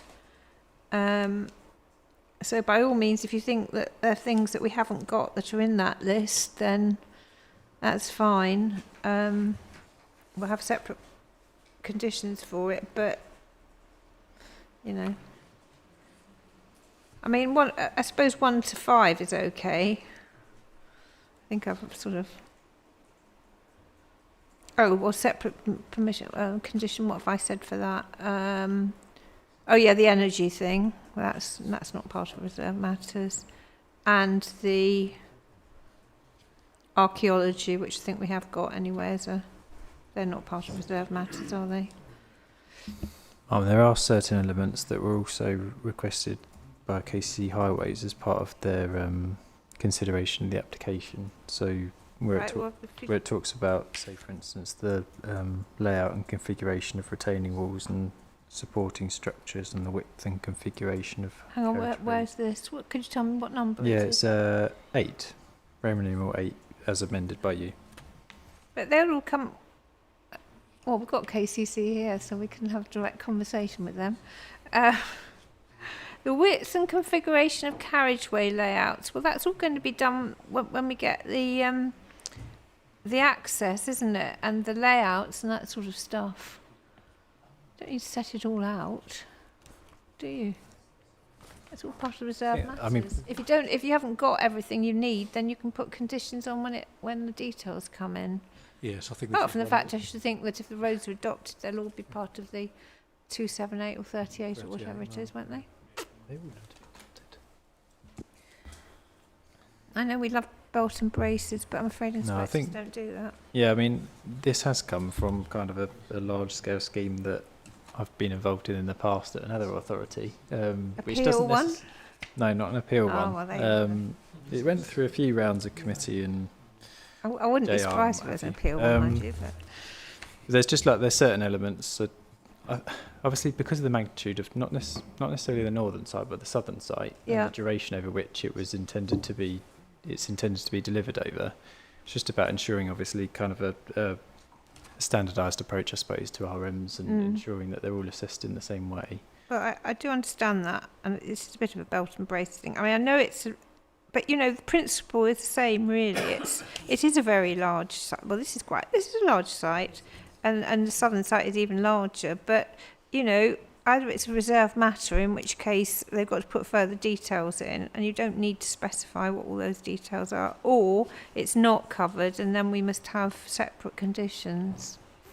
Yeah, I mean, it's say for instance like levels, like ground levels and what have you. Presumably, you'd want. Well, have to a introduce that as condition about ground levels then. Yeah, In fact, I think you should have a condition about I think ground levels. that's probably the answer. that's probably. I So mean, rather obviously, than say the reserve matters should include Well, in the reserve matters condition, just have a separate condition that refers. yeah, I mean, I've Yeah, seen so it if done there's both anything- ways. I think it's just this was a way of yeah. ensuring that detail was submitted, but it could also be You imposed through a can't separate really, because you condition. can't include those details in reserve matters, I'm afraid. So you could put a condition. I expect they We could often put- are, but they shouldn't be. Yeah, no, I mean, we can put a separate Be condition a on requirement for the condition to be submitted before or alongside. a reserve matter. So ground levels, I agree. Yes, that's a good one. We should have. Is there not anything about ground levels? No. Right, we need a condition on ground levels then. Acoustics. That's separate. We've got one, I think.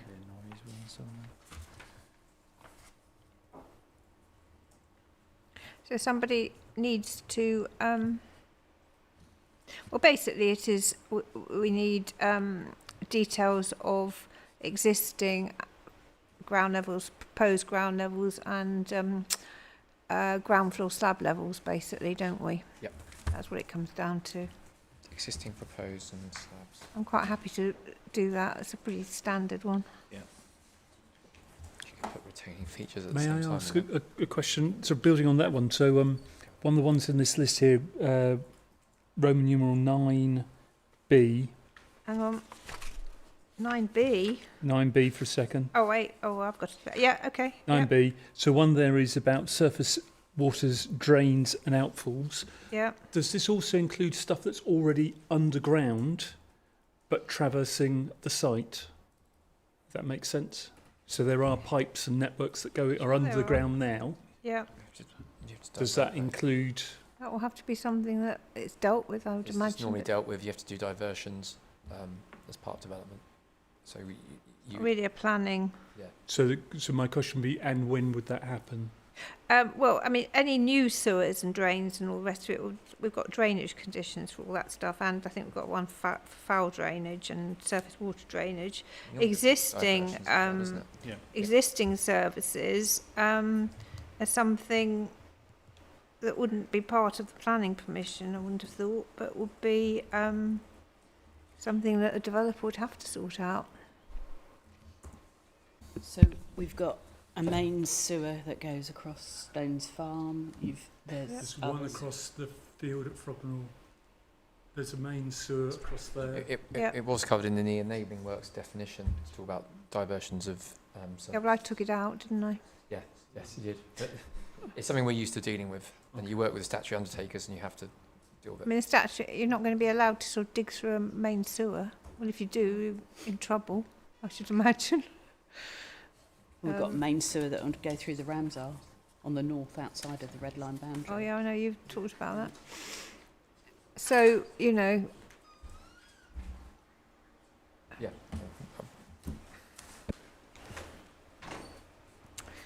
okay, everybody. So, you all right with that? Probably not very happy, but if you think there's anything in there that we're missing, we haven't got any other condition on that's not a reserve matter, then by all means raise it. Don't have to do it now, but I think you'll find that most of it is something that will be covered in reserve matters, or if we've already got stuff on. Yeah, I think the key one was really the levels, to be Yep. honest, as just having scanned through those. There are other matters, say for instance your parking requirements, Parking. but that would again be covered by a separate I condition. think we've got a thing on parking, haven't we? There is. I think you also made a suggestion on that. I think I So did. that could just refer to the swale standards as part of that condition. H. perhaps. Yeah. I was thinking that though, but ultimately, if someone submits a reserve matter that wasn't in accordance, that's a policy test. If what?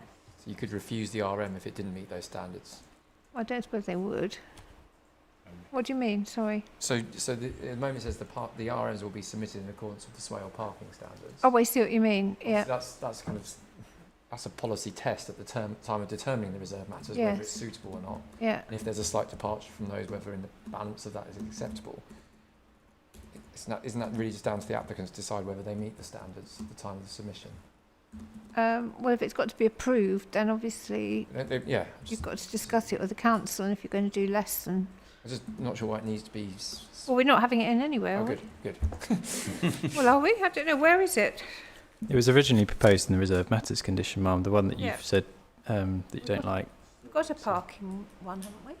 There's a parking condition. It was just actually whether or not the question that kind of Mr. Gearing had was actually, do you need to impose a condition requiring that it's in accordance with the swale parking standards, when actually as part of the reserve matters determination, you would, as an officer, would have to determine whether or not it accords with it.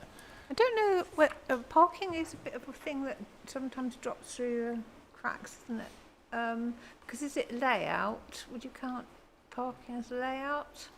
I think so. It's the arrangement, isn't it? If you do, then you just put in your details, and if the council think you haven't got enough, then they I won't. suppose it would just fail to comply with policy DM7. So I There don't. might be a reason. I mean, for example, if you're right on top of a railway station or a tube station or something, you probably wouldn't have any parking. It depends. I was kind of getting at all really. sorts of things, doesn't You it? might not meet the parking standards and still have an acceptable development. Yeah. Does it need to be mandated in a... Otherwise you could just list every policy and every... Yeah, I mean, there's a thing, isn't there, about like affordable market housing, and if you don't secure that outline, then actually, notwithstanding the policy you've got around affordable market housing, there's been case law that says actually you can't control the mix at the RM stage. So obviously it's a different principle. Got that in the section 106, though, haven't we? Yeah, I was using that just as an example, but yeah, I mean, obviously if it's in our gift obviously to determine the RM against the relevant policies, and one of those policies is parking, then you don't necessarily need to replicate it through a condition. You have to sort of slug that out with county council when it comes to the time, I think, probably. Parking standards, or is it Swales? Is it Kent Well, that's the thing. Council? Kent have got their own, and then Swales are Got their different own. as well. Gosh, there you Yeah. are. That's So- a minefield too. 2 years. I would suggest we move Should on be the right quickly. standards. D2, energy and sustainable construction strategy. I haven't said anything about that. Does anybody want to say anything? You tell me if it's one of the ones that you've added to, won't you? Because No comments from us, madam. nothing. everybody happy with that? What's D1? Oh, was that? Oh, that was the, yeah. D2. Okay. D3. Oh, D3 is the BREEAM. What have are people happy with what I've put there, or any questions on that?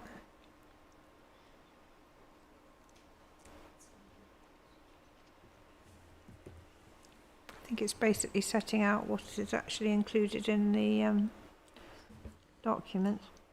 Okay, that's fine. I suppose it's That's Got no It says at issue the with top. those changes, Mum. It says non-residential at the top, so as long as that's covered. You happy, Mr. Gearing? Or have you got a I question? think so. I'm just, Yes, we are. Sorry, yes, I was just tracking through us, but yes, you're fine because it keeps still. It's very clear. It's about non-residential buildings. That was the only thing. But yeah, it's Yeah. just wondering where the below 1,000 requiring good rating came from. Okay, that's good. Just one question. Yeah. It may be the wrong question, but Well, BREEAM doesn't apply to residential buildings anyway. No, it doesn't, it's, there it's wasn't it's the very good target on over 1,000 square meters. Completely understand, but you may end up with some very small buildings, and BREEAM is very, very intensive for small buildings and difficult. And it's just wondered what has driven the. And it might be the application, so I sound a bit silly, but below 1,000 square meters hitting a good rating, where that's come from? Is that That's come from your document, fine? I think, isn't it? I think it's from your I think it's in the local plan policy as well. I'll just double check. But I think anyway that is what it splits it up, doesn't it, into two BREEAM. Everybody happy? Right, here we are. We've got a lighting one now. D4.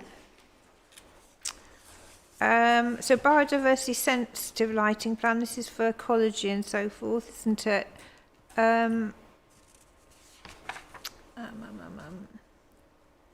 So, does everybody want to ask anything about that, or are you happy? No, changes look sensible. Thank you. Yes. When you talk about maintaining things, it does have to be. You do have to put to what standard it's to be maintained, and so that's why I put the manufacturer's instructions. Okay. On that one, Yeah. this is obviously biodiversity sensitive lighting. I think there's another one, isn't there, as well? Yeah, that's what I was just checking. Where's that one? One of the ones we're concerned at is as well lighting and headlights, etc., on the bridge because they're so close to the residential properties, and why I raised acoustics earlier because of acoustic fencing, etc. Yes. Well, I mean, as far as headlights go, if you're going to have the bridge, I don't really know how you're going to stop. Well, it depends, I suppose, what the sides of the bridge, the construction of it are. Well, it does, yeah, but we don't know that yet, do No. we? I think we have got one about noise, if you want, and that did have a mention of acoustic fencing, I think, in it. Although I did query it, so we'll see. Everybody all right then? Are you okay then, Miss Bonnie? Yeah. Okay. E1.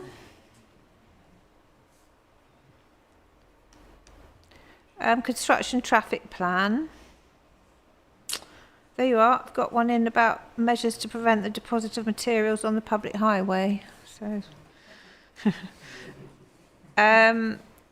I've taken out the parking and turning.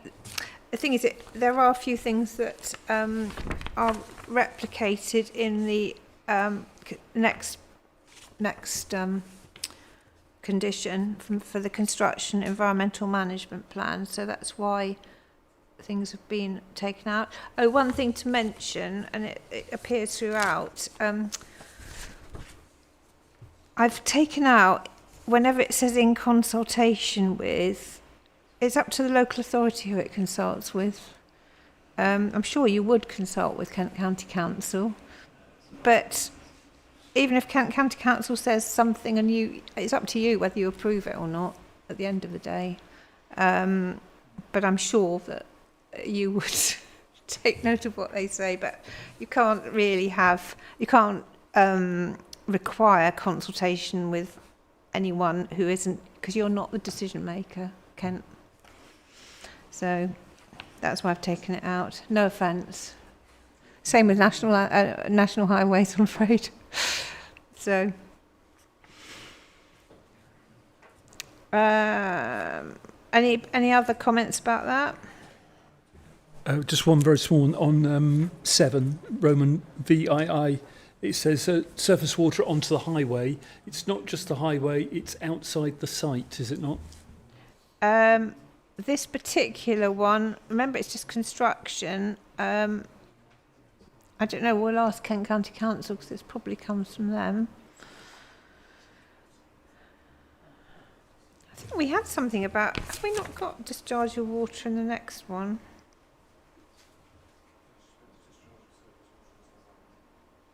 Yes.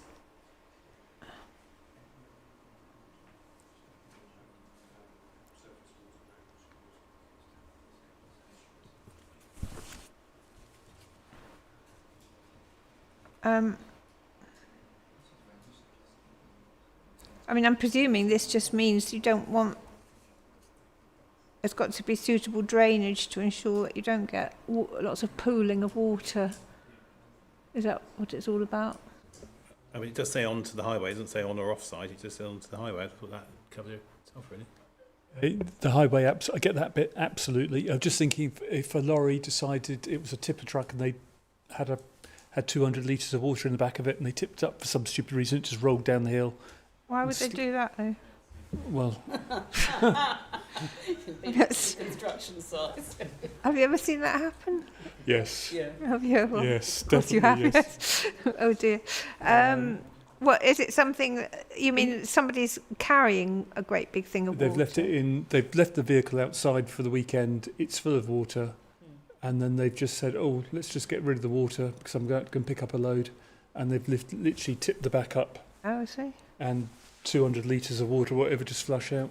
Really? It's low risk, but it's I don't think even if they'd been a planning condition, I don't think it would have. stop them. I don't think they would have been. Oh God, there's a planning condition. Yeah. I think you're going to always get Yeah. people who behave in that sort of way. To be quite honest, Yeah. I must admit Point that's a new taken. one for me. One of the sort of thorny issues is, Yes. especially around construction management, is around the damage done to the rural lanes. So, Well, just hang fire because we've okay. got something on that. right, fine, that's cool. Yes, I'll I hang think fire.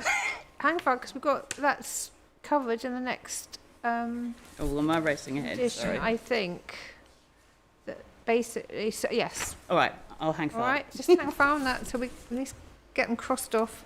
Otherwise, we're never going to get anywhere. So E1 is all right. Yes, is everyone happy with that? Mum, could you just check why you may have sensed why you took out number 2, Roman numeral? Because it's covered in next Very condition. good, thank you. So let's go to E2 then. And I must admit that I've rather redone this to something a bit more conventional perhaps and added things in and stuff.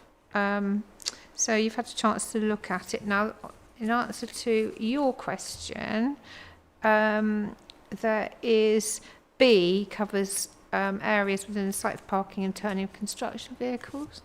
And in answer to Ms Bonney, turn over P, surveys of the condition of surrounding public roads, both before the start of construction and after its completion, and a commitment to fund any repairs to rectify damage found to have been caused by construction traffic associated with the site.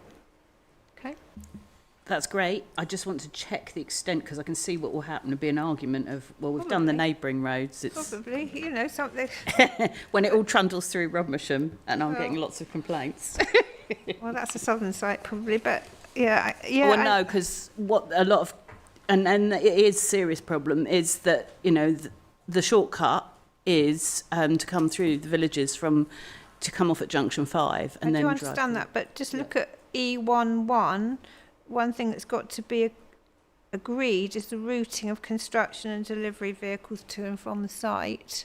Now, I'm afraid that is notoriously difficult is. to police, and if you have constructors' subcontractors' vehicles, you know, without, well, it's almost impossible. But you know, they have to do their best, and I don't know, Mr. Gearing, whether you've got anything to say about that, but about vehicles sort of going, you know, not following the routes they're supposed to.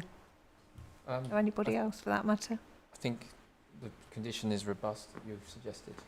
Mhm. And But in your experience, I mean, no, what I mean, I think do you have your own? Well, you're not going to be building it, though, no, are you? we'd have different companies who would sign up to the. But how would you? All right, let's just ask. How do you think you could enforce? Or how would you think it would be enforced, the routing of construction vehicles? I mean, So when we would, I suppose, a similar examples, we worked on the strategy with the construction company who were doing it. mm-hmm. So then they fully alive to the strategy, rather than giving them a completed strategy and then saying you've got to do it. So what with the contractors? That's generally, if you're working with the contractor on the strategy, they're more like, from my experience, they're more like to sign up to it. Mm-hmm. Yeah. I mean, it's very difficult, I know, but all you can do is do your best, I think. I've just had a very similar experience on this, going through one of the special protection areas, actually, lorries going through that way, and it was actually part of the contract of the contractors to actually, when they were sort of put on the job, they had to adhere to the requirements of the conditions. So, because again, that was very important, because they didn't go through the special protection area. In that case, they've been fined. Well, that's all very commendable, and I think if that can happen, I think it has to contractually happen that way, and that's the way they would have to sign up to it. So. Especially if Epping Forest has got the SAC exactly. area, hasn't it? Yeah. Because I think, I mean, in my experience of dealing with housing cases, is one of the major thing that local residents, well, one of the things that local residents are really concerned about is, I mean, when I did Wisley, I mean, that's got a huge amount of rural lanes all around it, and, it was very much an issue for people. Yeah. And so I can understand. Yeah. And, you can put conditions on, there will be breaches, I'm sure, but, I'm sure Kent County Council will do their best, will you? You do your best? You know what I'm talking about, do you? Sorry. No, they weren't listening. What I'm talking about is contractors' vehicles that don't follow the rules and, go along the lanes and make an awful mess and nuisance of themselves. Yeah, my observation, which I obviously hadn't had, I was just trying to take instructions on, was signage, because signage isn't mentioned specifically there. Oh, yes. And you often obviously see signs along the route saying construction vehicles this way. And so I just, the question I had for my officers was, is that implicit in it, or should we have that separately listed? But Well, why not? Yeah, I mean, I'm happy to. Can we add it in? Hold on. It will probably be best in the construction traffic management plan, wouldn't it? Oh, here we've got it in here. 5, temporary traffic management and signage. Oh, there it is. Yeah, there we are. And I think it's sorry, Mum. It's possibly the maintenance thereof throughout construction as well. What, maintaining the signage? Yes, indeed. Why does it get taken down? Well, it has happened. Okay. How can we word that then?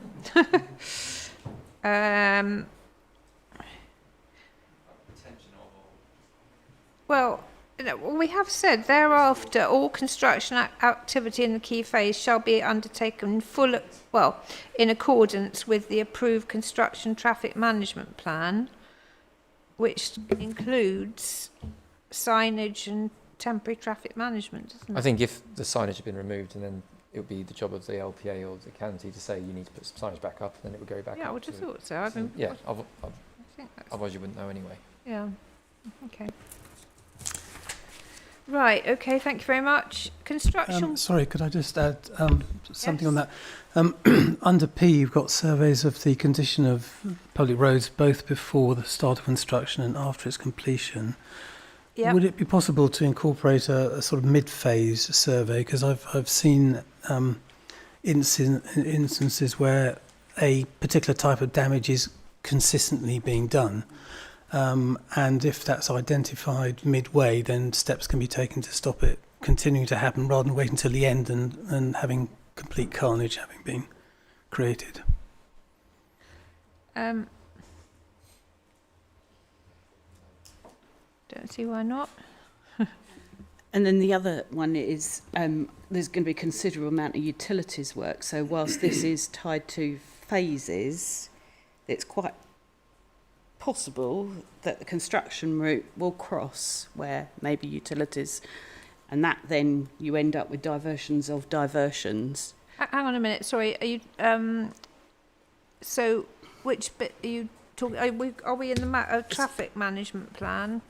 I think it's the sort of the general principle of construction traffic. Yeah. And then obviously we've got it tied to key phases.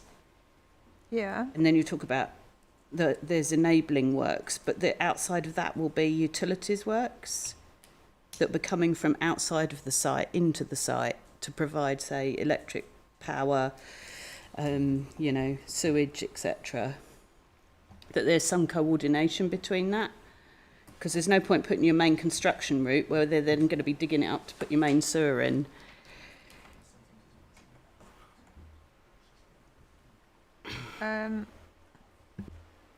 Right. Well, presumably, I mean,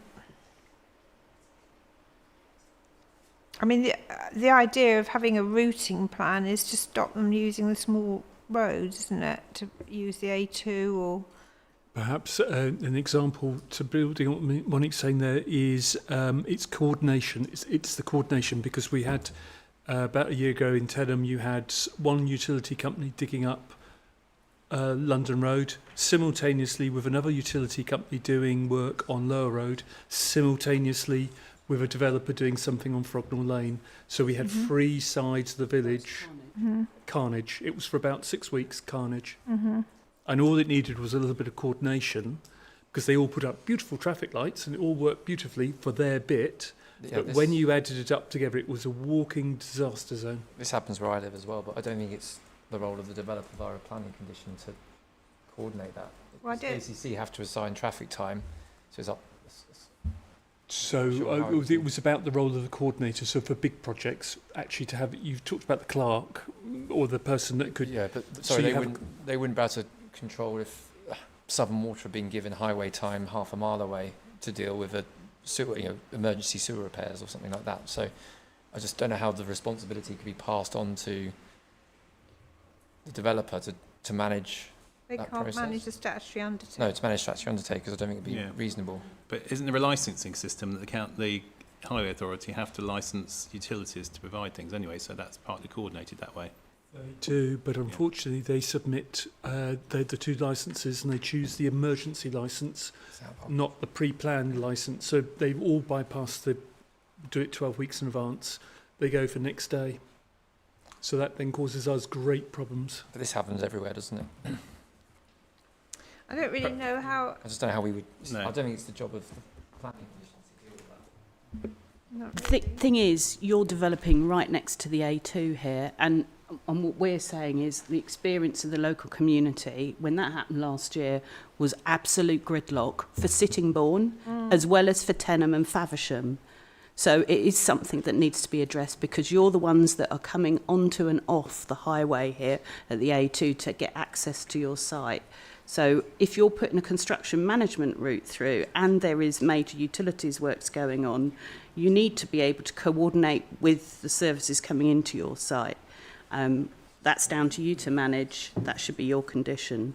I understand, but if they're being done under a day's notice, how would you do that?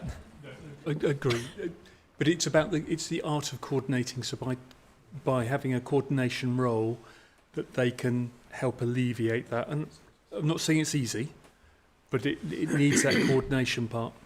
I mean, when you say that you only have 1 day's notice, what is that? If there's an emergency, presumably, but if it's routine works, I would have... So the way, I may be speaking out of turn, but the observation is majority of work is planned, normally 8-10 weeks in advance. but there is an increasing amount of work that is left to the last minute, and you're getting applications for the emergency licences for work that's been sitting there for several months. And that's been our colleagues, and we've informed KCC highway team, so they're aware, and we've also got them to inform the contractors. But it's a behaviour. But the consequences for the community is gridlock. So it becomes really, really hard. But I mean, the thing is, if the developer is developing the site in accordance with all these conditions, and then one of the utility companies comes in and gets some sort of emergency license, it's not their fault. No, absolutely. And how can absolutely they? I don't see how they could possibly be expected to intervene. I can understand exactly what you're saying. I mean, it's probably awful, I should think, but I can't really see how the developer can. They're just going along. They've planned everything and given notice and done all the right things. If the utility company comes along and does it all under these emergency procedures, I can't see how they can be held responsible for that, really. Can they? I mean, that's not very reasonable, is it, really? No, but I think it's where they're bringing their own services into their site. So that's what we're asking is the Well, that wouldn't be an emergency then, would it? I mean, I'm presuming what you're talking about, is that the Frognall Lane site when they were doing that? No, it wasn't. It was the day, I think it was either replacing the water or the gas main on one level, replacing the sewer on Lower Road, a developer on one of the other bits. It was a combination. Where was the developer, though, along there, then? I'm so sorry. Where was the developer? There was one on Lower Road as well, so you had construction work for utilities on Lower Road. You had the developer doing the Sigmund houses on Lower Road. Mm-hmm. You in fact had some work at the same time on Station Road. Mm-hmm. So all three sides at any one time were congested. Yeah, I could imagine it must have been really bad. And then people, but it was over an extended period of time. Yeah. I just, sometimes these things happen and they're absolutely dreadful, but I don't know whether it's reasonable to, penalise the developer who's just getting on and doing what they plan to do and adhering to their conditions, if it's utility companies that are just stepping in and then deciding they're going to come and do it last minute. I can't see how you can. If you're allowing it to, you might just say, well, don't develop then. I mean, that's the only thing you could do, I think. And get over this message of coordination. Yeah, well, I'm sure. And just act proactively coordinating with the highway authority and other neighbouring utility companies. And I'm sure if everything's planned, they could do that. But it's just, you're talking about these ones that aren't really. They're just sort of correct. And it seems to be the utility companies that are to blame for that rather than anybody else. So. Mark, on a slightly separate note, just where in part L it talks about a dust management plan, the overarch. Sorry, where are we now? Which condition? Oh, sorry, we're still in E2, the Kemp. Oh, right, yes. It was just just a point to note that in the overarching site-wide Kemp, there was a reference to dust emissions monitoring. Dust plan. So part L talks about the dust management plan, but it was just about perhaps adding reference to monitoring, just so that, if there was any kind of dust emissions occurring as a result of the development, that actually they would be monitored and then acted upon. Yes. I just wondered if that could be introduced into that, just to. So where would you put? I would have it, so you've got a dust management plan having regards to the control of dust, etc., and including measure, as well as details of a dust emissions. A dust management plan to include monitoring arrangements, possibly? Yeah, something like that. That would be perfect. It's just to ensure that the monitoring's there.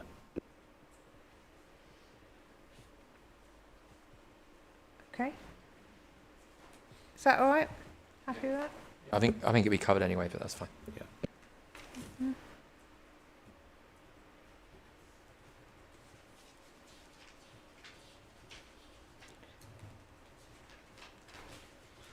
Right, okay, everybody. Now, you wanted me to deal with something out of there were two things, weren't there, that you're not going to be here tomorrow? One of you. Who was it? Oh, Yes, it was me. Oh, sorry, I thought I was looking at the wrong person. Sorry, it's you. Yes. So you're not going to be here tomorrow, and you want us to deal with two conditions. Could you tell me, or three, which ones it was, please? First one is the minerals and waste condition, which is E14 on the southern. Oh, so they're all the southern side. No, only this one's on the southern one. Shall we just deal with it? All right, all right. E14. E14 on the southern.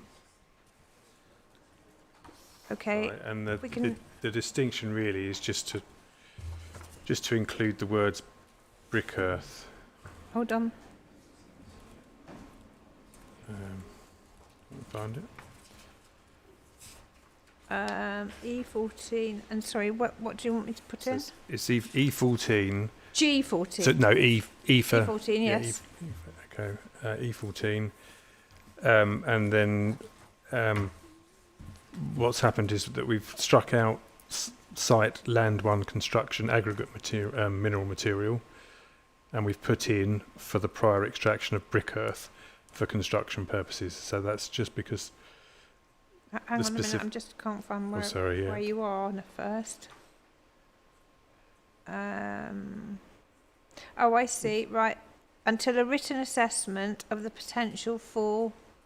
So there is an assessment for the prior extraction of brick earth for construction purposes has been submitted to and approved in writing. The prior... Sorry, say it again. Extraction of brick earth for construction purposes.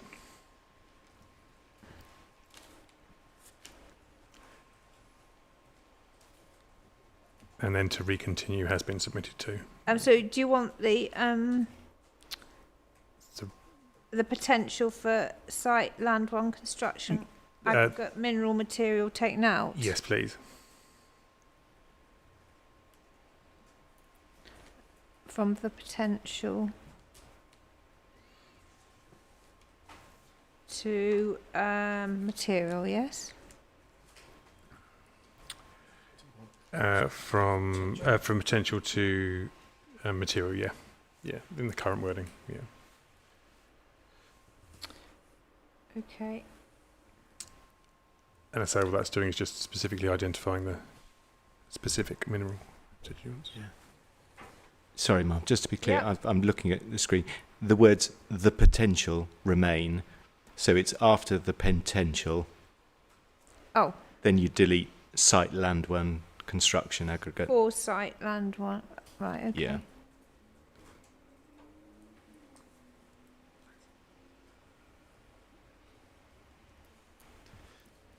Okay, sorry. Righto. Any concern about that? No. Okay. Thank you. Thank you. Next one. And then the next one's public rights of way Is this the northern conditions. This it's H2 in the north and it's H3 in the south. Are they the same? They are the same. Right, let's just look at that then. H2 and H3.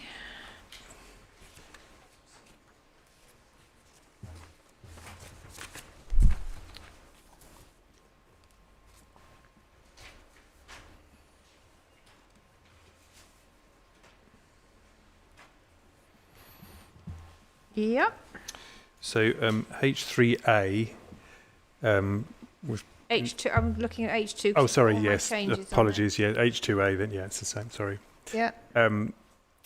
H2A. We've added in after the word development within any key phase. You may have done the same, Mum. Oh, I see. Okay.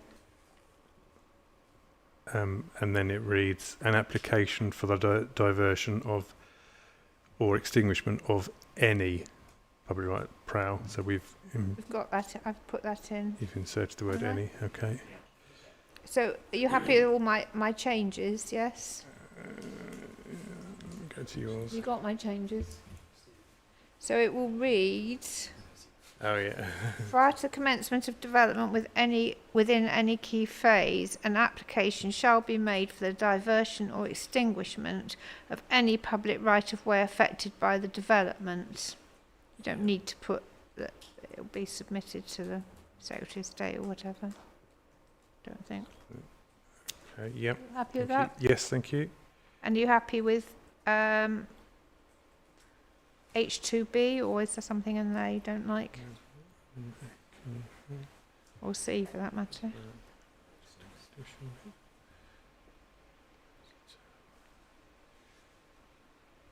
Yep, that makes sense.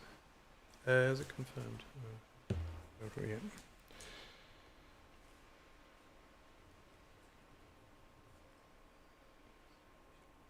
Yep. Right, yes, and then H2C, there was a bit of an issue in terms of the timing, so we'd put H2C as prior to commencement of development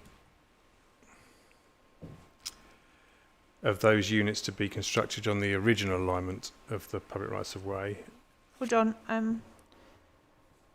So you want prior to the commencement of development.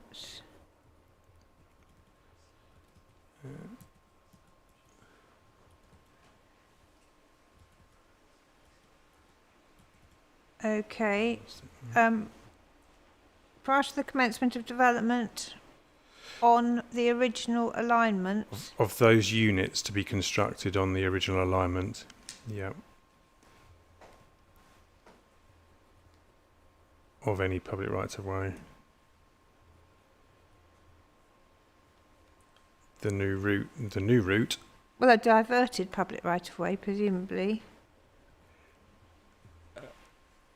Because if they're the original alignment of a diverted public right of way. Yes. Otherwise, it wouldn't be. Yes. Well, it's being diverted now, isn't it? I think that's the. Is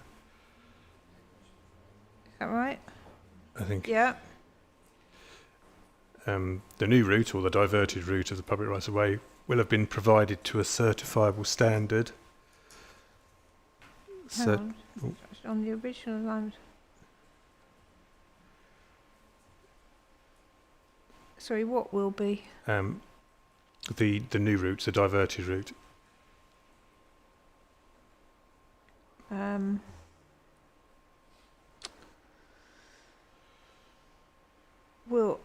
Will have been. Again, I can send them to you. All right. Will have been provided to the certifiable standard.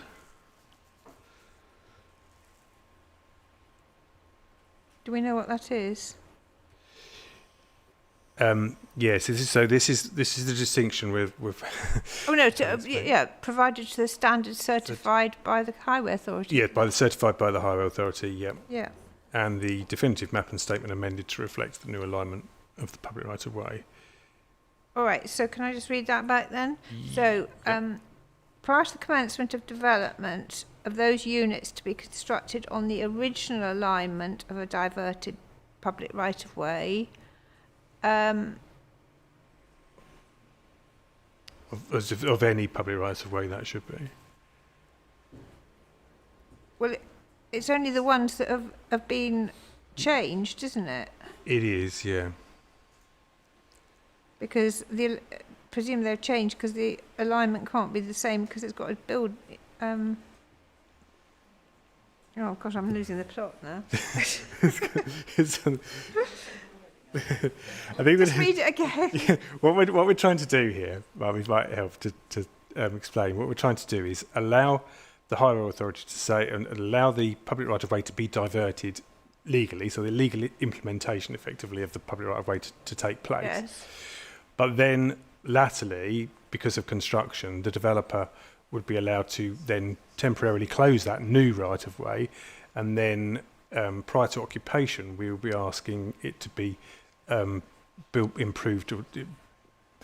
to the standard for which we want it finishing. So it's as its finished state. So it allows the developer to sort of put something in place, Yeah. and then but not actually build it to its fully surfaced standard, because what then tends to happen is they then want to close it and construct all over it, and it tears it all up, and then we have to. So just again. read it through to me again then. So H3C, Yeah. and then there would be an H2C. H2C would be prior to the commencement of development of those units to be constructed on the original alignment of any prow.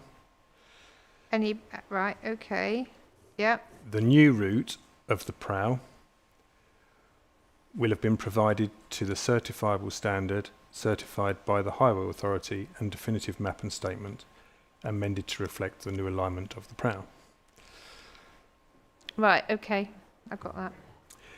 And then there would be a new H2D, Right. Yep.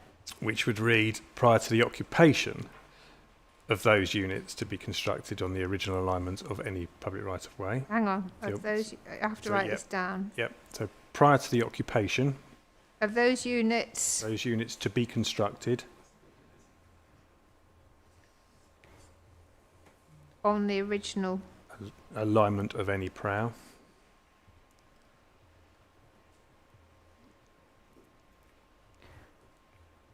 Yep. The new route of the prow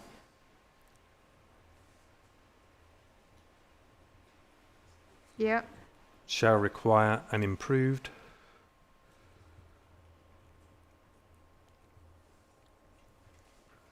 Yep. standard of surface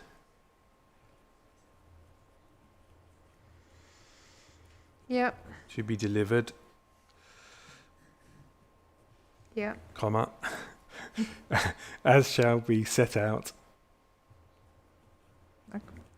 Yep. in the public rights of way Yep. management scheme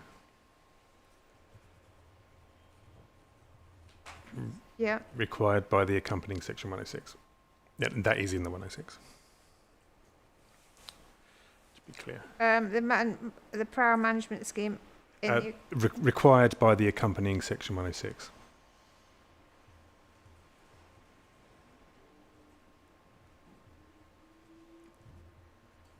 okay. Now, is that it? That's it. Have you got any comments on that particularly? No. I was going to say yes, but no. Council happy with it? Everybody else happy with it? Right. Is there something else? That's it, is it? I feel I've used up my time. No. No, Was there it's anything all else that you need to? No, Oh, no. I thought you wanted to talk about the refuse site, civic amenity tip site, didn't you? Or didn't you? No, No. that's not you. No. Okay, fine. Thank you very much. Right. Okay. And that's presumably also applies to H3 for the south, It would, yeah. Yeah. and exactly the same. Exactly the same, yeah. Right. Okay. Thank you. Mum, could I just ask them a question before they scarper? Yeah, well, they're not going yet. Oh, okay. Anyway, carry on. So in terms of, it is related to construction management, because obviously over the summer we've been experiencing the delights of the delays caused by Jackson's works around Grovehurst. If you're reading the conditions that are here, because obviously the A2 is fairly fundamental to the free flow of traffic between Sittingbourne and Faversham, are you satisfied with the conditions that you've seen? They're enough there to protect us, because we don't really want to go through that hell again.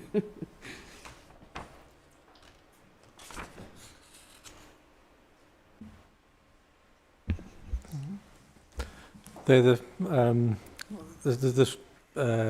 conditions, the wordings as what we would expect.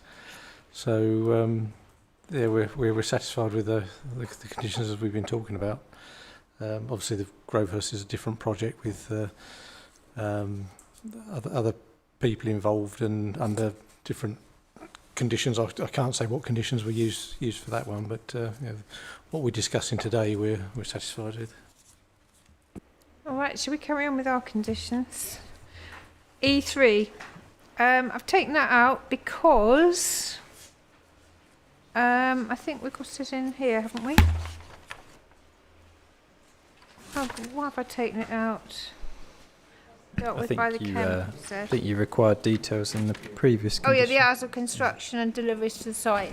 I think it's best not to be too prescriptive. I mean, that's obviously what, I mean, we can be if you think, I don't know, actually we can be. Yeah, I mean, we can. I mean, that's the standard hours that the environmental health team here Okay. typically request. So Is that for deliveries as well as construction hours? that just says no construction work. The condition is originally worded. No, but I'm going to put this in the Kemp, so I'm going to have this under A of E2. Is that all right or not? Yes? Deliveries, yes.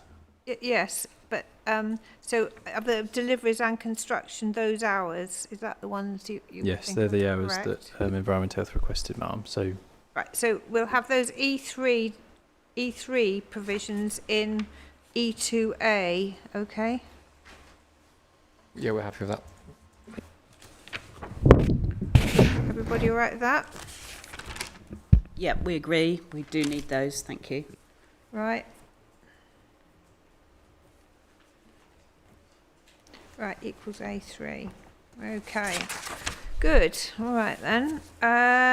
Contamination assessment. Now,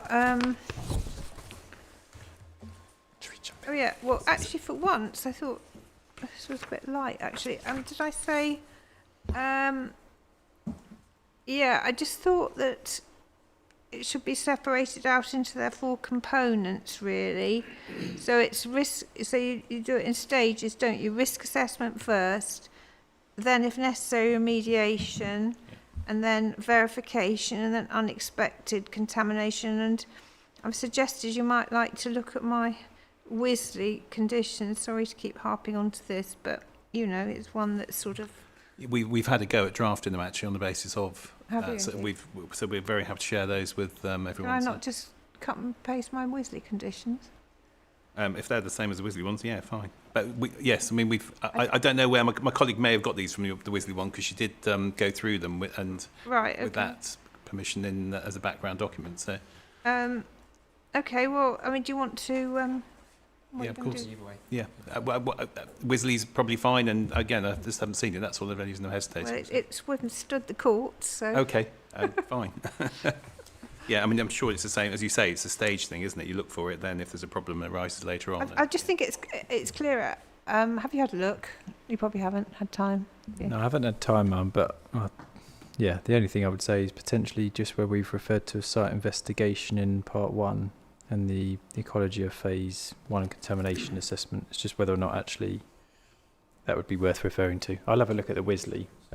Sorry? Is it referred to? I'm sure it is. Oh, I see what you mean. You cross-reference that across. Yeah, that's the only thing. I will have a look at the Wisley decision Yeah. later on, ma'am. Do you want the reference?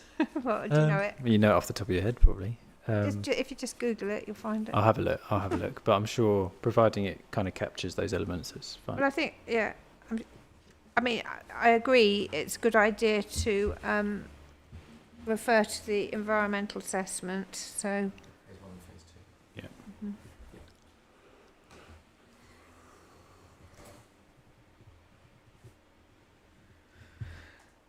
Right, okay, thank you. So that's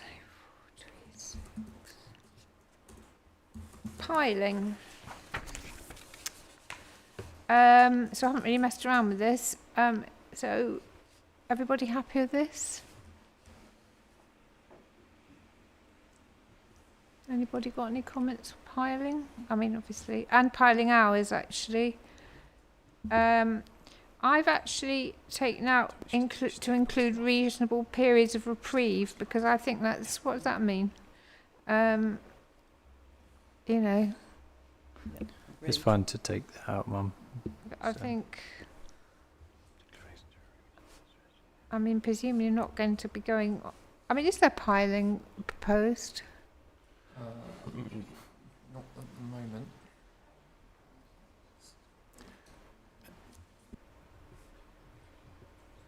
It was largely a preventative measure, mum, in terms of if we're talking. Sorry, I'm talking about E7 now. But it's about basically, because it's on a source protection zone, I think 1, 2 and 3, the southern site and the northern site, is on a 2 and 3. It was just something requested by the EA. Sorry, what has? So E7, Yeah. the piling condition, was requested by the Environment Agency because... Yeah, I'm not suggesting not having it. I find you're just asking... I was just asking whether piling is proposed at the Not moment. something I'm aware of at the moment. No. It would come down to the ground investigations. Yeah. So, sorry, just going back to your Wisley conditions, my colleague has taken your ones almost verbatim, so they're absolutely fine. Jolly good. I'm very gratified. Right, okay, so yeah, ground conditions, I agree. So, so just that I've taken out is include reasonable periods of reprieve, because I'm afraid that is such a vague term. I mean, who decides what that is, really? So, Mum, I assume you will need piling because you're going to need it for the bridge, aren't you? Crossing the railway line I don't know. is the most obvious one. I suppose so. I don't know. And the bridge over the attenuation pond and the stream. I don't know, really. Put the Because, footings in for it. I mean, you might know more than me, but I don't really know.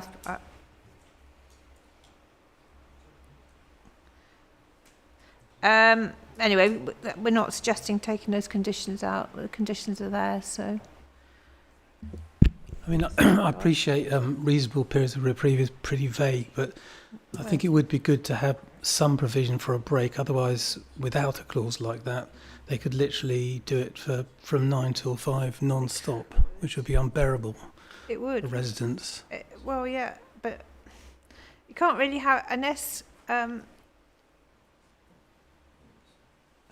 you specify, you know, when you... I mean, the trouble is with having, you know, is it better to just get it over with? So, you know, have the time and then, you know, if you stop and start, then it's going to go on for longer, that's what I'm saying. But if someone can think up, you know, maybe, I don't know, have morning and afternoon or something. I don't really know, because I wonder whether once the machinery's going, it's better to just keep it going. I just don't know, really. I don't know enough about it. Unless one, I mean, that would be 8 hours, unless one said something like for a maximum of 4 hours a day, 5 hours a day, something like It's that. going to double the time, that's all. If you're Yeah, happy with that. but at least it gives people some reprieve. What do you There's think? different types of piling, and generally you're going to want to get it done as quickly as possible. But it is quite noisy, isn't it? Bringing a piling rig into the site. No, I realise that, but It is noisy, yeah. It's but it's that question, like you said, is it better to have it over and done with? I don't know. It's not. I've not seen a condition before that suggests you have to have some kind of, you know, repeat periods. Is it 10 minutes every hour or a break at lunch? I don't know. I mean, you know, restricting the hours is key. I mean, really, if you think it's too long, then it ought to be a lesser time, I think, rather than. And I'm not sure 4 hours. That's quite short, I suspect. I think it's reasonable. Yeah. I mean, is there any soundproofing or sound absorption that could be incorporated? I doubt that you could. I mean, it is what it is, isn't it? Or do we say from 10 till 4 rather than 9 till say 5? 10 to 4. I don't suppose that'd be 10's very late for piling. I mean, most construction sites start work at 8. and finish earlier, so it's all 9 till 3? I mean, by all means, if you think that there's, you know, slightly shorter time, then I think that's unreasonable. Well, I mean, condition B4 is... Oh, it's off. Yeah, there's a detailed strategy for the control of noise and vibration during piling activities. E4. B4. Oh, so sorry. the overarching Kemp condition for the site talks about a detailed strategy for the control of noise and vibration during piling activities. So presumably you'd almost have like a twofold approach. So they'd be looking at how you control noise and vibration and then actually restricting the hours through the... Oh, I see. A detailed strategy to control of noise and vibration during. Would it not be best then to just remove the hours condition and deal with it under that? Yeah. No, you want some hours. We've got a piling condition under the seven zone, only if it's permitted. And if it is permitted, then we deal with it under the Kemp, rather than having a separate hours. I don't mind. Well, it's conditions that you agree with the council, so. I think as long as there's reference to controlling the piling to those hours, I think it's perfectly fine as the standalone condition, or it could be incorporated as But the standalone condition that control the hours, and then within the Kemp condition, you've got measures to help safeguard the noise and vibration. I mean, to be quite honest, I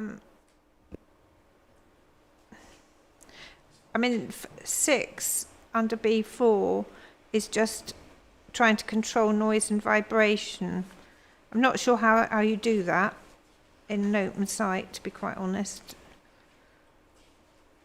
I just don't know. I mean, it is what it is, isn't it? I mean, you know, we all know what piling's like. So how you actually do control it, I mean, I wouldn't know. I don't know whether we could find out.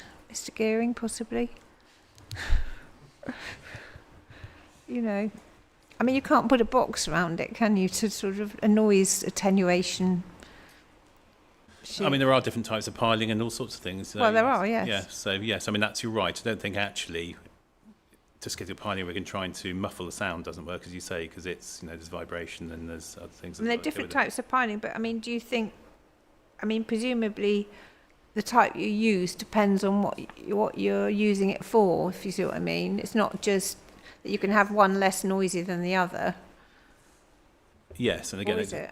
Well, I think it's a case of, and again, it's all about timing, and it depends on the ground conditions and all sorts of things as well. So I think it has to be. I mean, you can put up. We're just looking, and you can put up some form of acoustic ways of muffling things, but yeah. I've seen it done in enclosed areas in central London where you effectively you have the piling, and even within about a 30-metre square you put a padding. Yeah. Effectively large mattresses or some acoustic padding round, and it just reduces it down by 20 or 30 dB, and it goes from annoying to acceptable. It has to go right round, though. Absolutely. The measures. Okay, I think the measures in the Kemp should allow some controls. Yeah. A detailed strategy for the control of noise and vibration. Well, that your, you know, box around would do it. So I would suggest then that we then keep the hours, and that would, you know, cut out the reasonable periods of reprieve, because if that's effective as it can be, I think that's probably reasonable enough. Okay.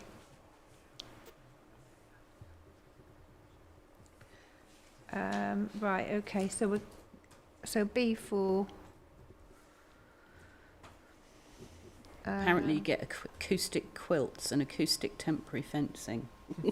Okay. It's like a sort of big eider down around it or something. Yeah, it's a funny visual.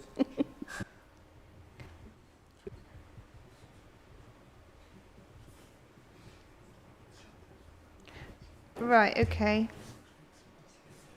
So, hang on a minute, let me just make a note of this.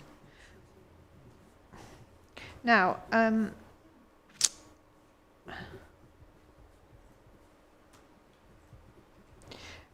I'm noticing what the time is, and I'm a bit worried we haven't got as far as I'd like to yet. Because although there isn't a huge, I mean, there are important things to discuss in the south site that are going to take a while. Would anyone mind if we go on a bit longer? No? Okay, I mean, would you be happy if we just carry on? Yeah. What about what about you? Are you happy? Are you happy? Just you know, if you want to go, by all means do. But I'm going to be here. And I'm going to carry. I'd like to carry on just until about 10 to 6, another half hour or so. All right, and then we will call a halt. But should we just try and get a bit further on? Otherwise, we're going to be here very late tomorrow. Right, construction waste management plan. So, what about that? Anything? So does this include borrower pits and things like that? All roads to access them? Because I'm just thinking, you know, you could end up with a huge Yeah. pile of spoil right next to, you know, somewhere it shouldn't be, that causes a problem for the neighbours. All roads and borough pits, yeah. I don't know, does it? You could just refer to earthworks, would probably be better. Where does it say earthworks? I think it's a better term, because you can have all different types of earthworks, and that would cover. Yeah, but I'm just wondering in here, where does it talk about earthworks? Which one? I think it was just if we need to add that in. A submitted detail shall include. It's not really a waste. This is a waste management plan, isn't it? Just construction waste. Construction waste, but I suppose is it? It's waste in one area and being moved to another, isn't It's it? an earthwork strategy. Yeah. So, There is an earthwork strategy, isn't there? And that will be more applicable to the southern more side. to the south. exactly, yes, yes. It's how you move. With the northern site, I'm sure there will be some. But I mean, the whole idea is to try and use as much on-site, isn't it, as possible. We've seen that about the government Tax. wanting to put a greater amount of tax on. Yeah, and That's right. what did they estimate it? Each house is it was going. £50,000 per house? Yes, no, more than that, I think. It Anyway. encourages you to have a neutral earthwork So it strategy. does doesn't it? encourage them to, encourage it well. Yeah. Anyway, so what are we going to do then about this? Do you think borrow pits and things are not included waste then in this? No, they're not a construction waste management plan requirement. I think you've added the comment, might the enabling works generate construction waste, so I think it should include enabling works, Yes. just as a catch-all. What you can do enabling works. I think you said, might not the enabling works generate construction waste? So, So rather than say save for enabling works. it's just a pure pre-commencement condition. Oh, I see. Yes. Yes. So, Yes. yes. Right. Yes. Sorry. There is quite considerable earthworks in the north, so CD 3.2.26 page, PDF page 39, 3.2.26 page 39. This is where they're redirecting the flow path. We've said we're not going to do that now. Yeah. This is a waste management plan condition.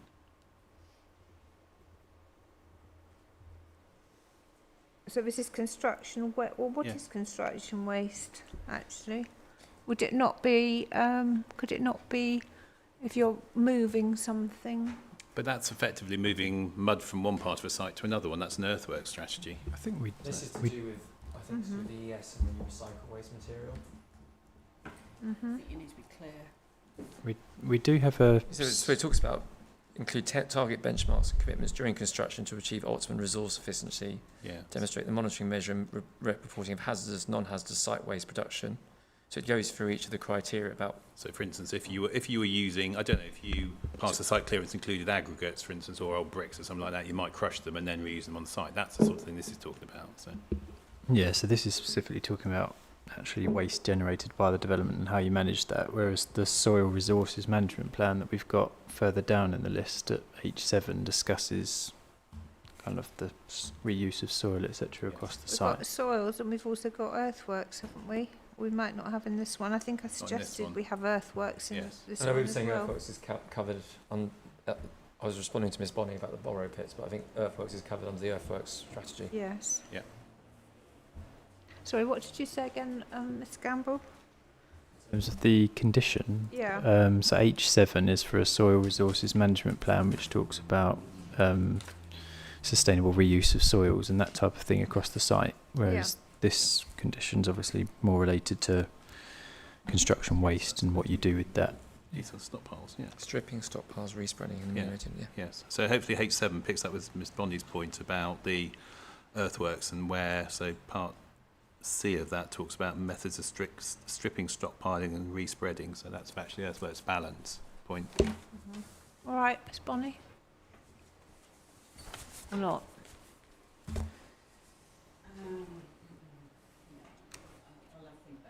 All right.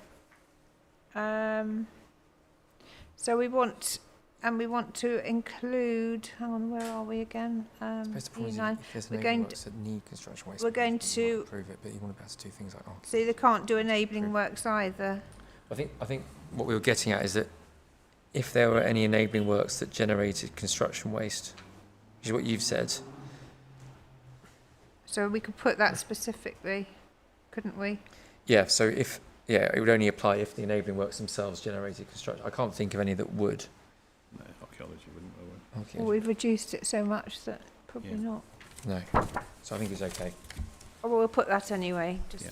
Archaeology wouldn't because you just backfill. So Yeah. Tree removal and retention, E10.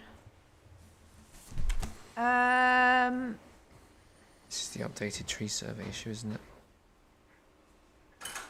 Sorry. My question was, a tree survey has already been undertaken. Why is it necessary for another one? I think it's just making sure there's a up-to-date one, because again, that was done for the application, but just as a starting point, it's probably worth doing it again, because obviously trees conditions can change. So Right, I see. Okay. Yeah, just looking, I think the original was done maybe 2021, so it could I be. think there was not. Was there an updated one though?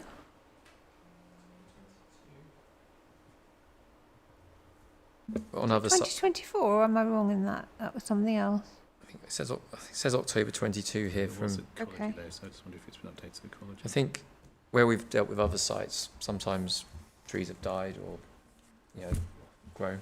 So, having an updated survey, if it's an updated survey, it's not an overly complicated process. Okay. Just a typo there. I think parcel it should be on the third line down. Development Oh parcel. yes. Well, except we're thinking about development parcels. That's the first time development parcel comes in. Should that not be key phase? Yeah, we could update the key phase.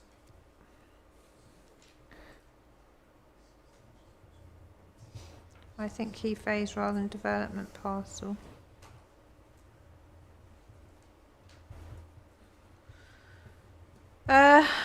Tree and hedgerow protection. And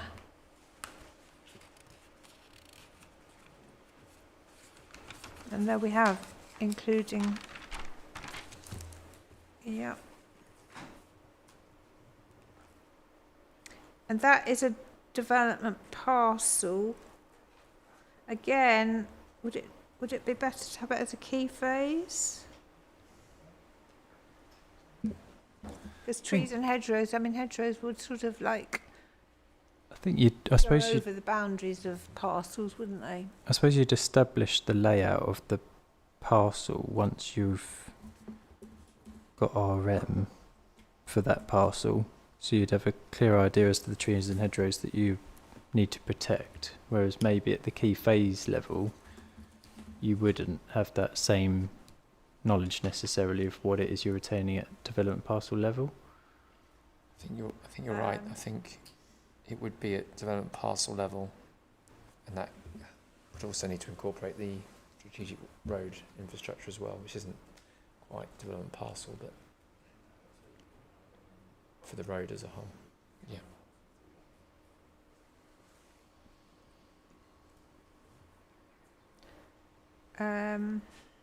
Yeah. So you think development parcel's okay? Yeah. As long as it all ties up, I suppose. If you drill down so it's at that very detailed bit, do you not lose sight on an overarching basis? Well, We've already had the survey carried out at the key phase level, so we know where all the assets are, and then at each development phase, the protection measures go in.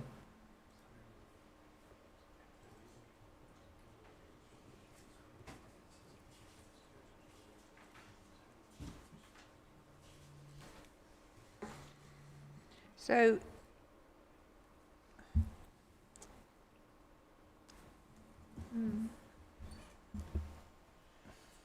You've got, I'm just thinking back to some of the ecology conditions that we had, and actually whether they would basically set the framework for, because say for instance in C3, Part 3 talks about plans showing the habitat creation, retention and enhancement areas. So in theory, would that provide you with a layer? I suppose it wouldn't necessarily from an amenity perspective, it would be more from a... That's the ecological, isn't it? Yeah, so it would be, yeah, I suppose that's right. So you'd end up knowing which areas you're intending to preserve through for an ecological reason, but not necessarily for amenity.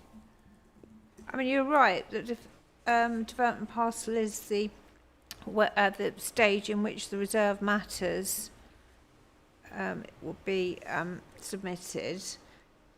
So I suppose it would be at that stage you would know the layout and everything, wouldn't you?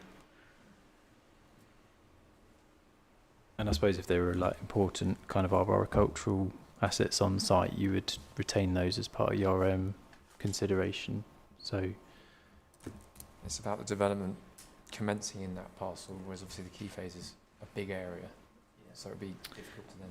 Yeah, I'm still not sure about this anyway. These development parcels, but yeah, okay, fair enough. All right. As you describe it as... Let's go on then. Is that everybody happy with that then? So E11, this is just a protection plan, isn't it? So that's true. Oh, sorry. No, that was E11. Sorry. Yes, I just put in a thing at the end that I think is important. So details of any foundations, hard surfacing services and drainage works within the root protection zones of any retained trees and hedgerows, and the measures taken to protect those zones. I think that's quite important, isn't it? To make sure that you're not putting your services with, you know, through the tree roots. Yeah, we're happy with that addition. Yeah.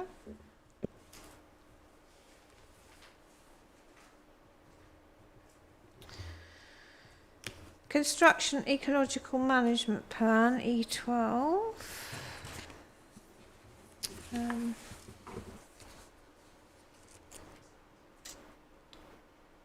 Anybody got any comments? No, happy with the changes, and you've got rid of the tier 2, which is fine on the basis of discussion earlier. So yes, K phase makes sense. Well, hang on a minute. Though. We want Sorry, I'm trying to, that's perhaps your wishful thinking. Sorry. We're happy with the one above. Yes, yes. So you're happy with the 11, but now we're talking about more surveys being done on development parcel, and we've had them. It's what we were talking about earlier, isn't it? Including any updated ecological surveys. I think that's... You think that's all right? Yeah. Okay. Everybody happy with that? Are you happy with, what have I taken out there? Will contain construction safeguards to provide, to protect. Oh yeah, I thought habitats, if it's ecology, wouldn't it be better if it was just habitats that you're trying to protect, not necessarily, you know. I mean, it's not a landscape condition, is it? It's ecology condition.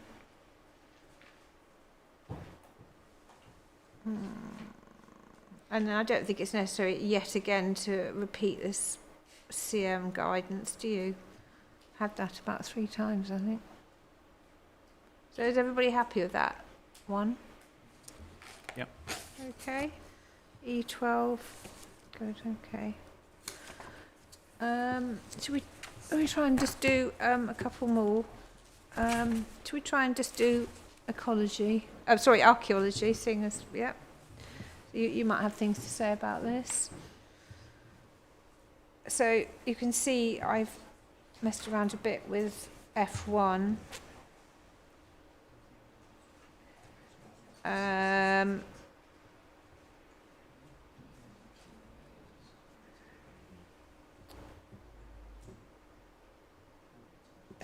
So This is for the programme of archaeological works, basically, and probably, I'm just wondering, so we've said about groundworks and vegetation clearance. Should we say should we include enabling works or not?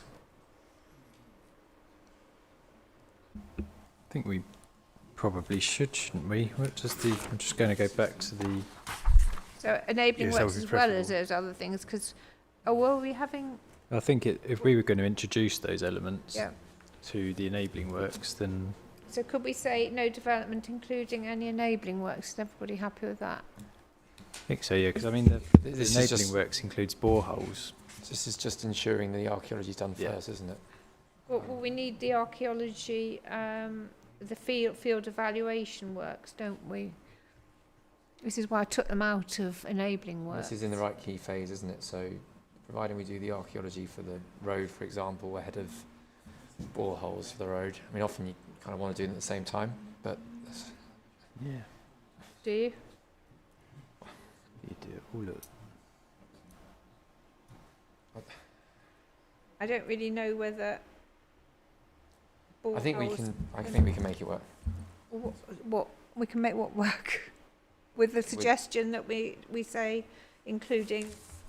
Including Any the groundworks, enabling works. because the groundworks are the enabling, is the same as the enabling works essentially. So Well, I'm not sure. I think if we had the words enabling works, it's going to be fine. Yeah, we're happy with that. Okay. It just means we That would program. be It just alright. means we'll program the archaeological works first. Well, they should be really. Yeah. I think normally you would do that. Are you Yeah. happy? We're happy with that. I mean, just on that, just for avoidance of doubt, the prior to development, prior to enabling works, bit of the condition is the programme and timetable for the archaeological field work, and then the archaeological field evaluation works are carried out in accordance with the approved programme and timetable. So there is scope within the condition for some sort of latitude as to enable things to happen at the same time, provided they're done on a sort of programmed order, in a programmed order. So I just thought, just if that helps, just to clarify that point. So which condition is that? That's a site-wide one, isn't it? The programme and timetable is site-wide. isn't it? No, in the condition that we're looking at, F1. No, not the condition we're looking at. The one before. B2. Is it B2? B2. So that's the one that's cross-referenced to in the condition F1. So is that sets out the programme and the timetable, doesn't it? B2. Is that what you're talking about? No, I was simply saying that on the reading of condition F1 that see. we're looking at, Yeah. what it says is no development, including enabling works, shall commence in any key phase until a programme and timetable for the archaeological field evaluation works has been submitted to and approved. So the only bit that needs to be done Anyway. before commencement is to have the programme approved, and then Yes. the field evaluation work should be carried out in accordance with the programme. It was simply a point of observation, but I think it's helpful in that the programme can have some sort of latitude as to how the field evaluation actually then comes forward, so that there's so it could be done on a sort of phased basis as other things happen across the site, if that makes sense. Mm-hmm. This isn't replicating the site-wide archaeological condition, is it? B2.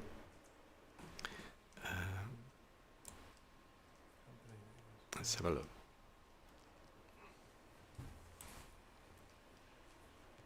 Is it? What's B2 want?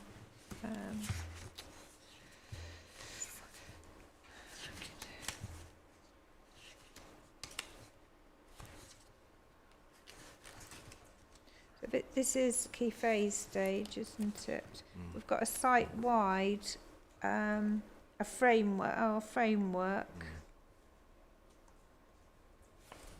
I see. Okay. Okay. Well, okay.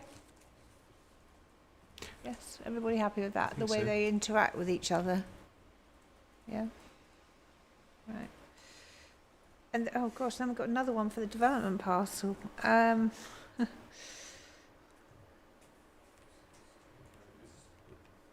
This covers the evaluation, doesn't it? So I this is see. the latter stage. So this is the next stage Yeah. down. Prior to the submission of any reserve matters application associated with any development. So it shouldn't be key phase, it should be development parcel, shouldn't it?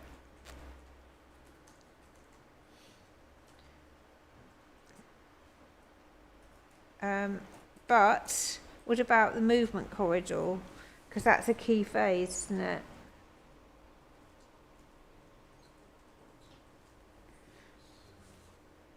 Because the way this is, I've worded this.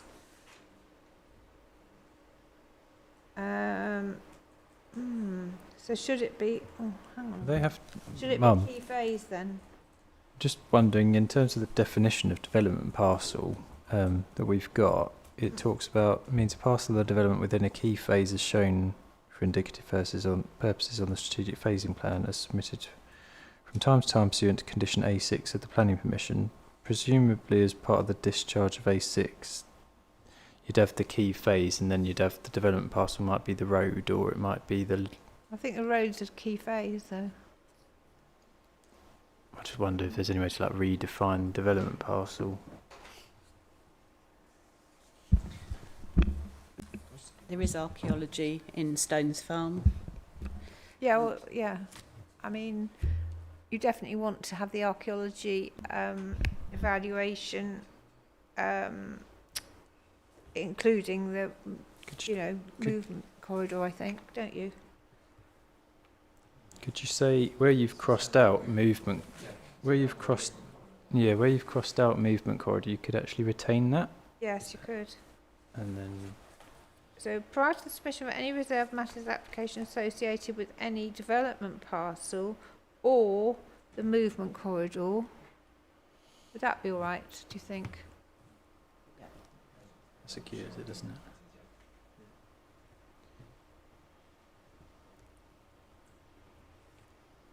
Right. The archaeological evaluation as approved under condition F1 shall have been completed. Is that Is that all right? Yeah, they have to evaluate it. No, I've got lots of blue lines here. What's this saying? It's very unclear. Oh yes, it's very unclear what's being asked for and whether it relates. Oh, I see. To a key phase of a development parcel. Also, whether C has to be undertaken before any development proceeds.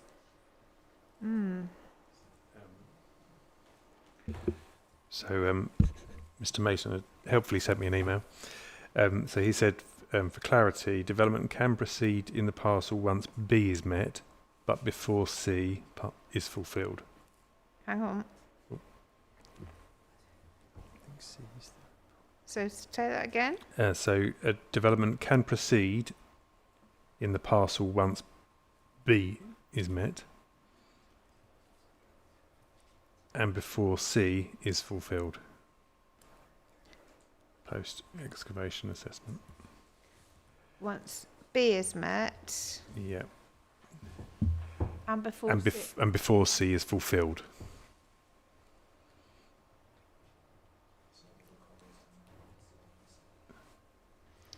I think I might have to go away and think about it. So I think you do the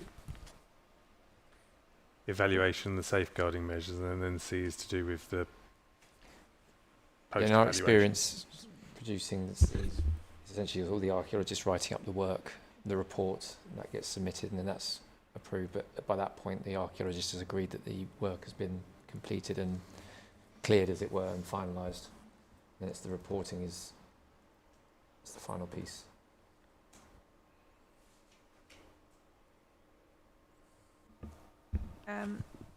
Right, I see. Of course, you can't do archaeological assessments or digs until you've CPO'd and got control of the land. Right, well, let's not add that complication.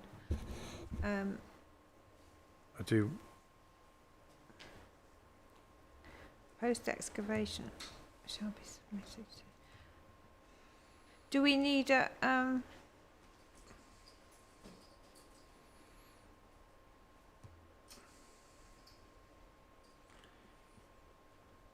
well, hang on a minute.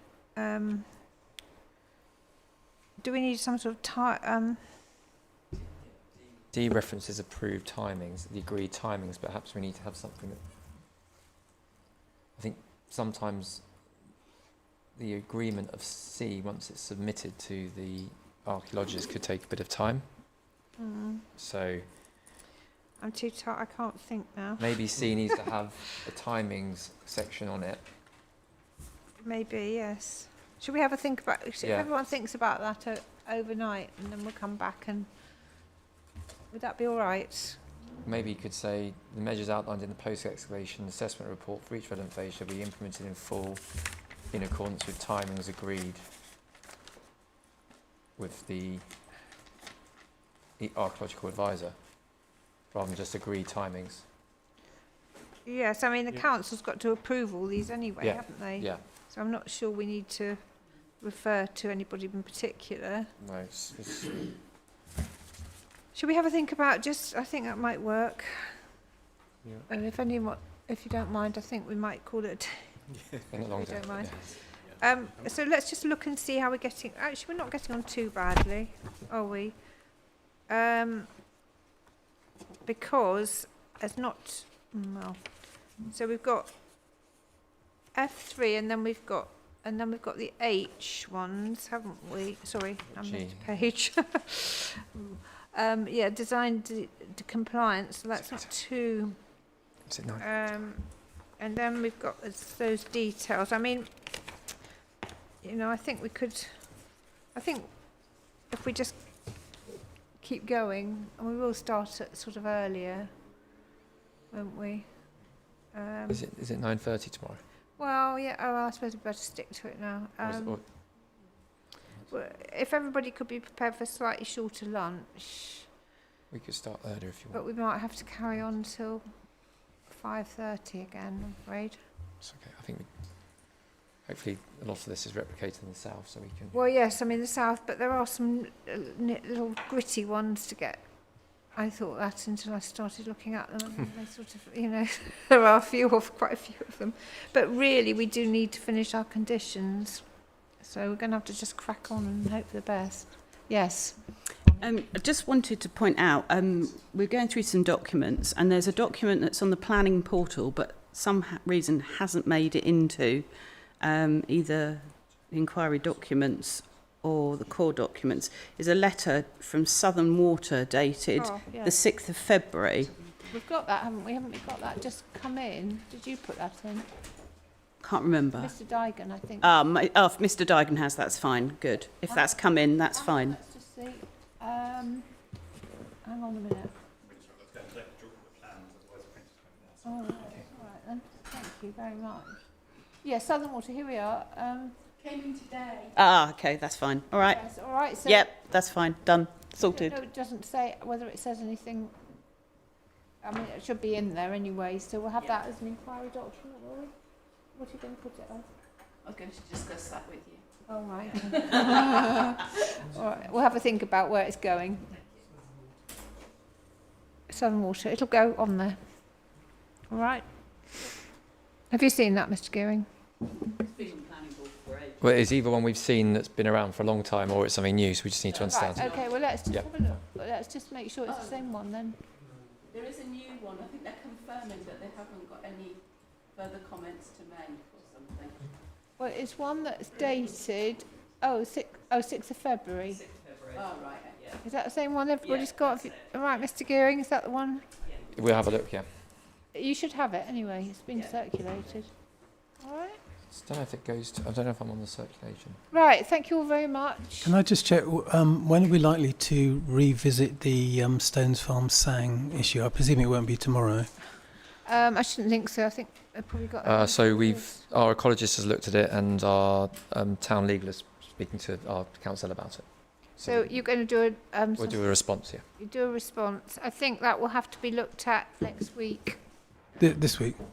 Next week. Next week. Yes. But presumably not first thing on Monday, because you said the NHS we need to deal with. Well, I first, mean, I so- say first thing on Monday. I mean, basically they're only available on Mondays. Yeah. So we could always do it first. So it might be first thing Monday. Yeah. Yeah, okay. Is that all right? Yeah, thank you. Yeah. All right. Yeah, we will definitely have to sort of deal with it.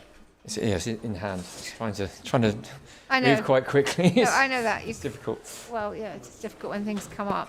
Right, thank you all very much for staying so late. So we will adjourn till 9:30 tomorrow. Thank you so much.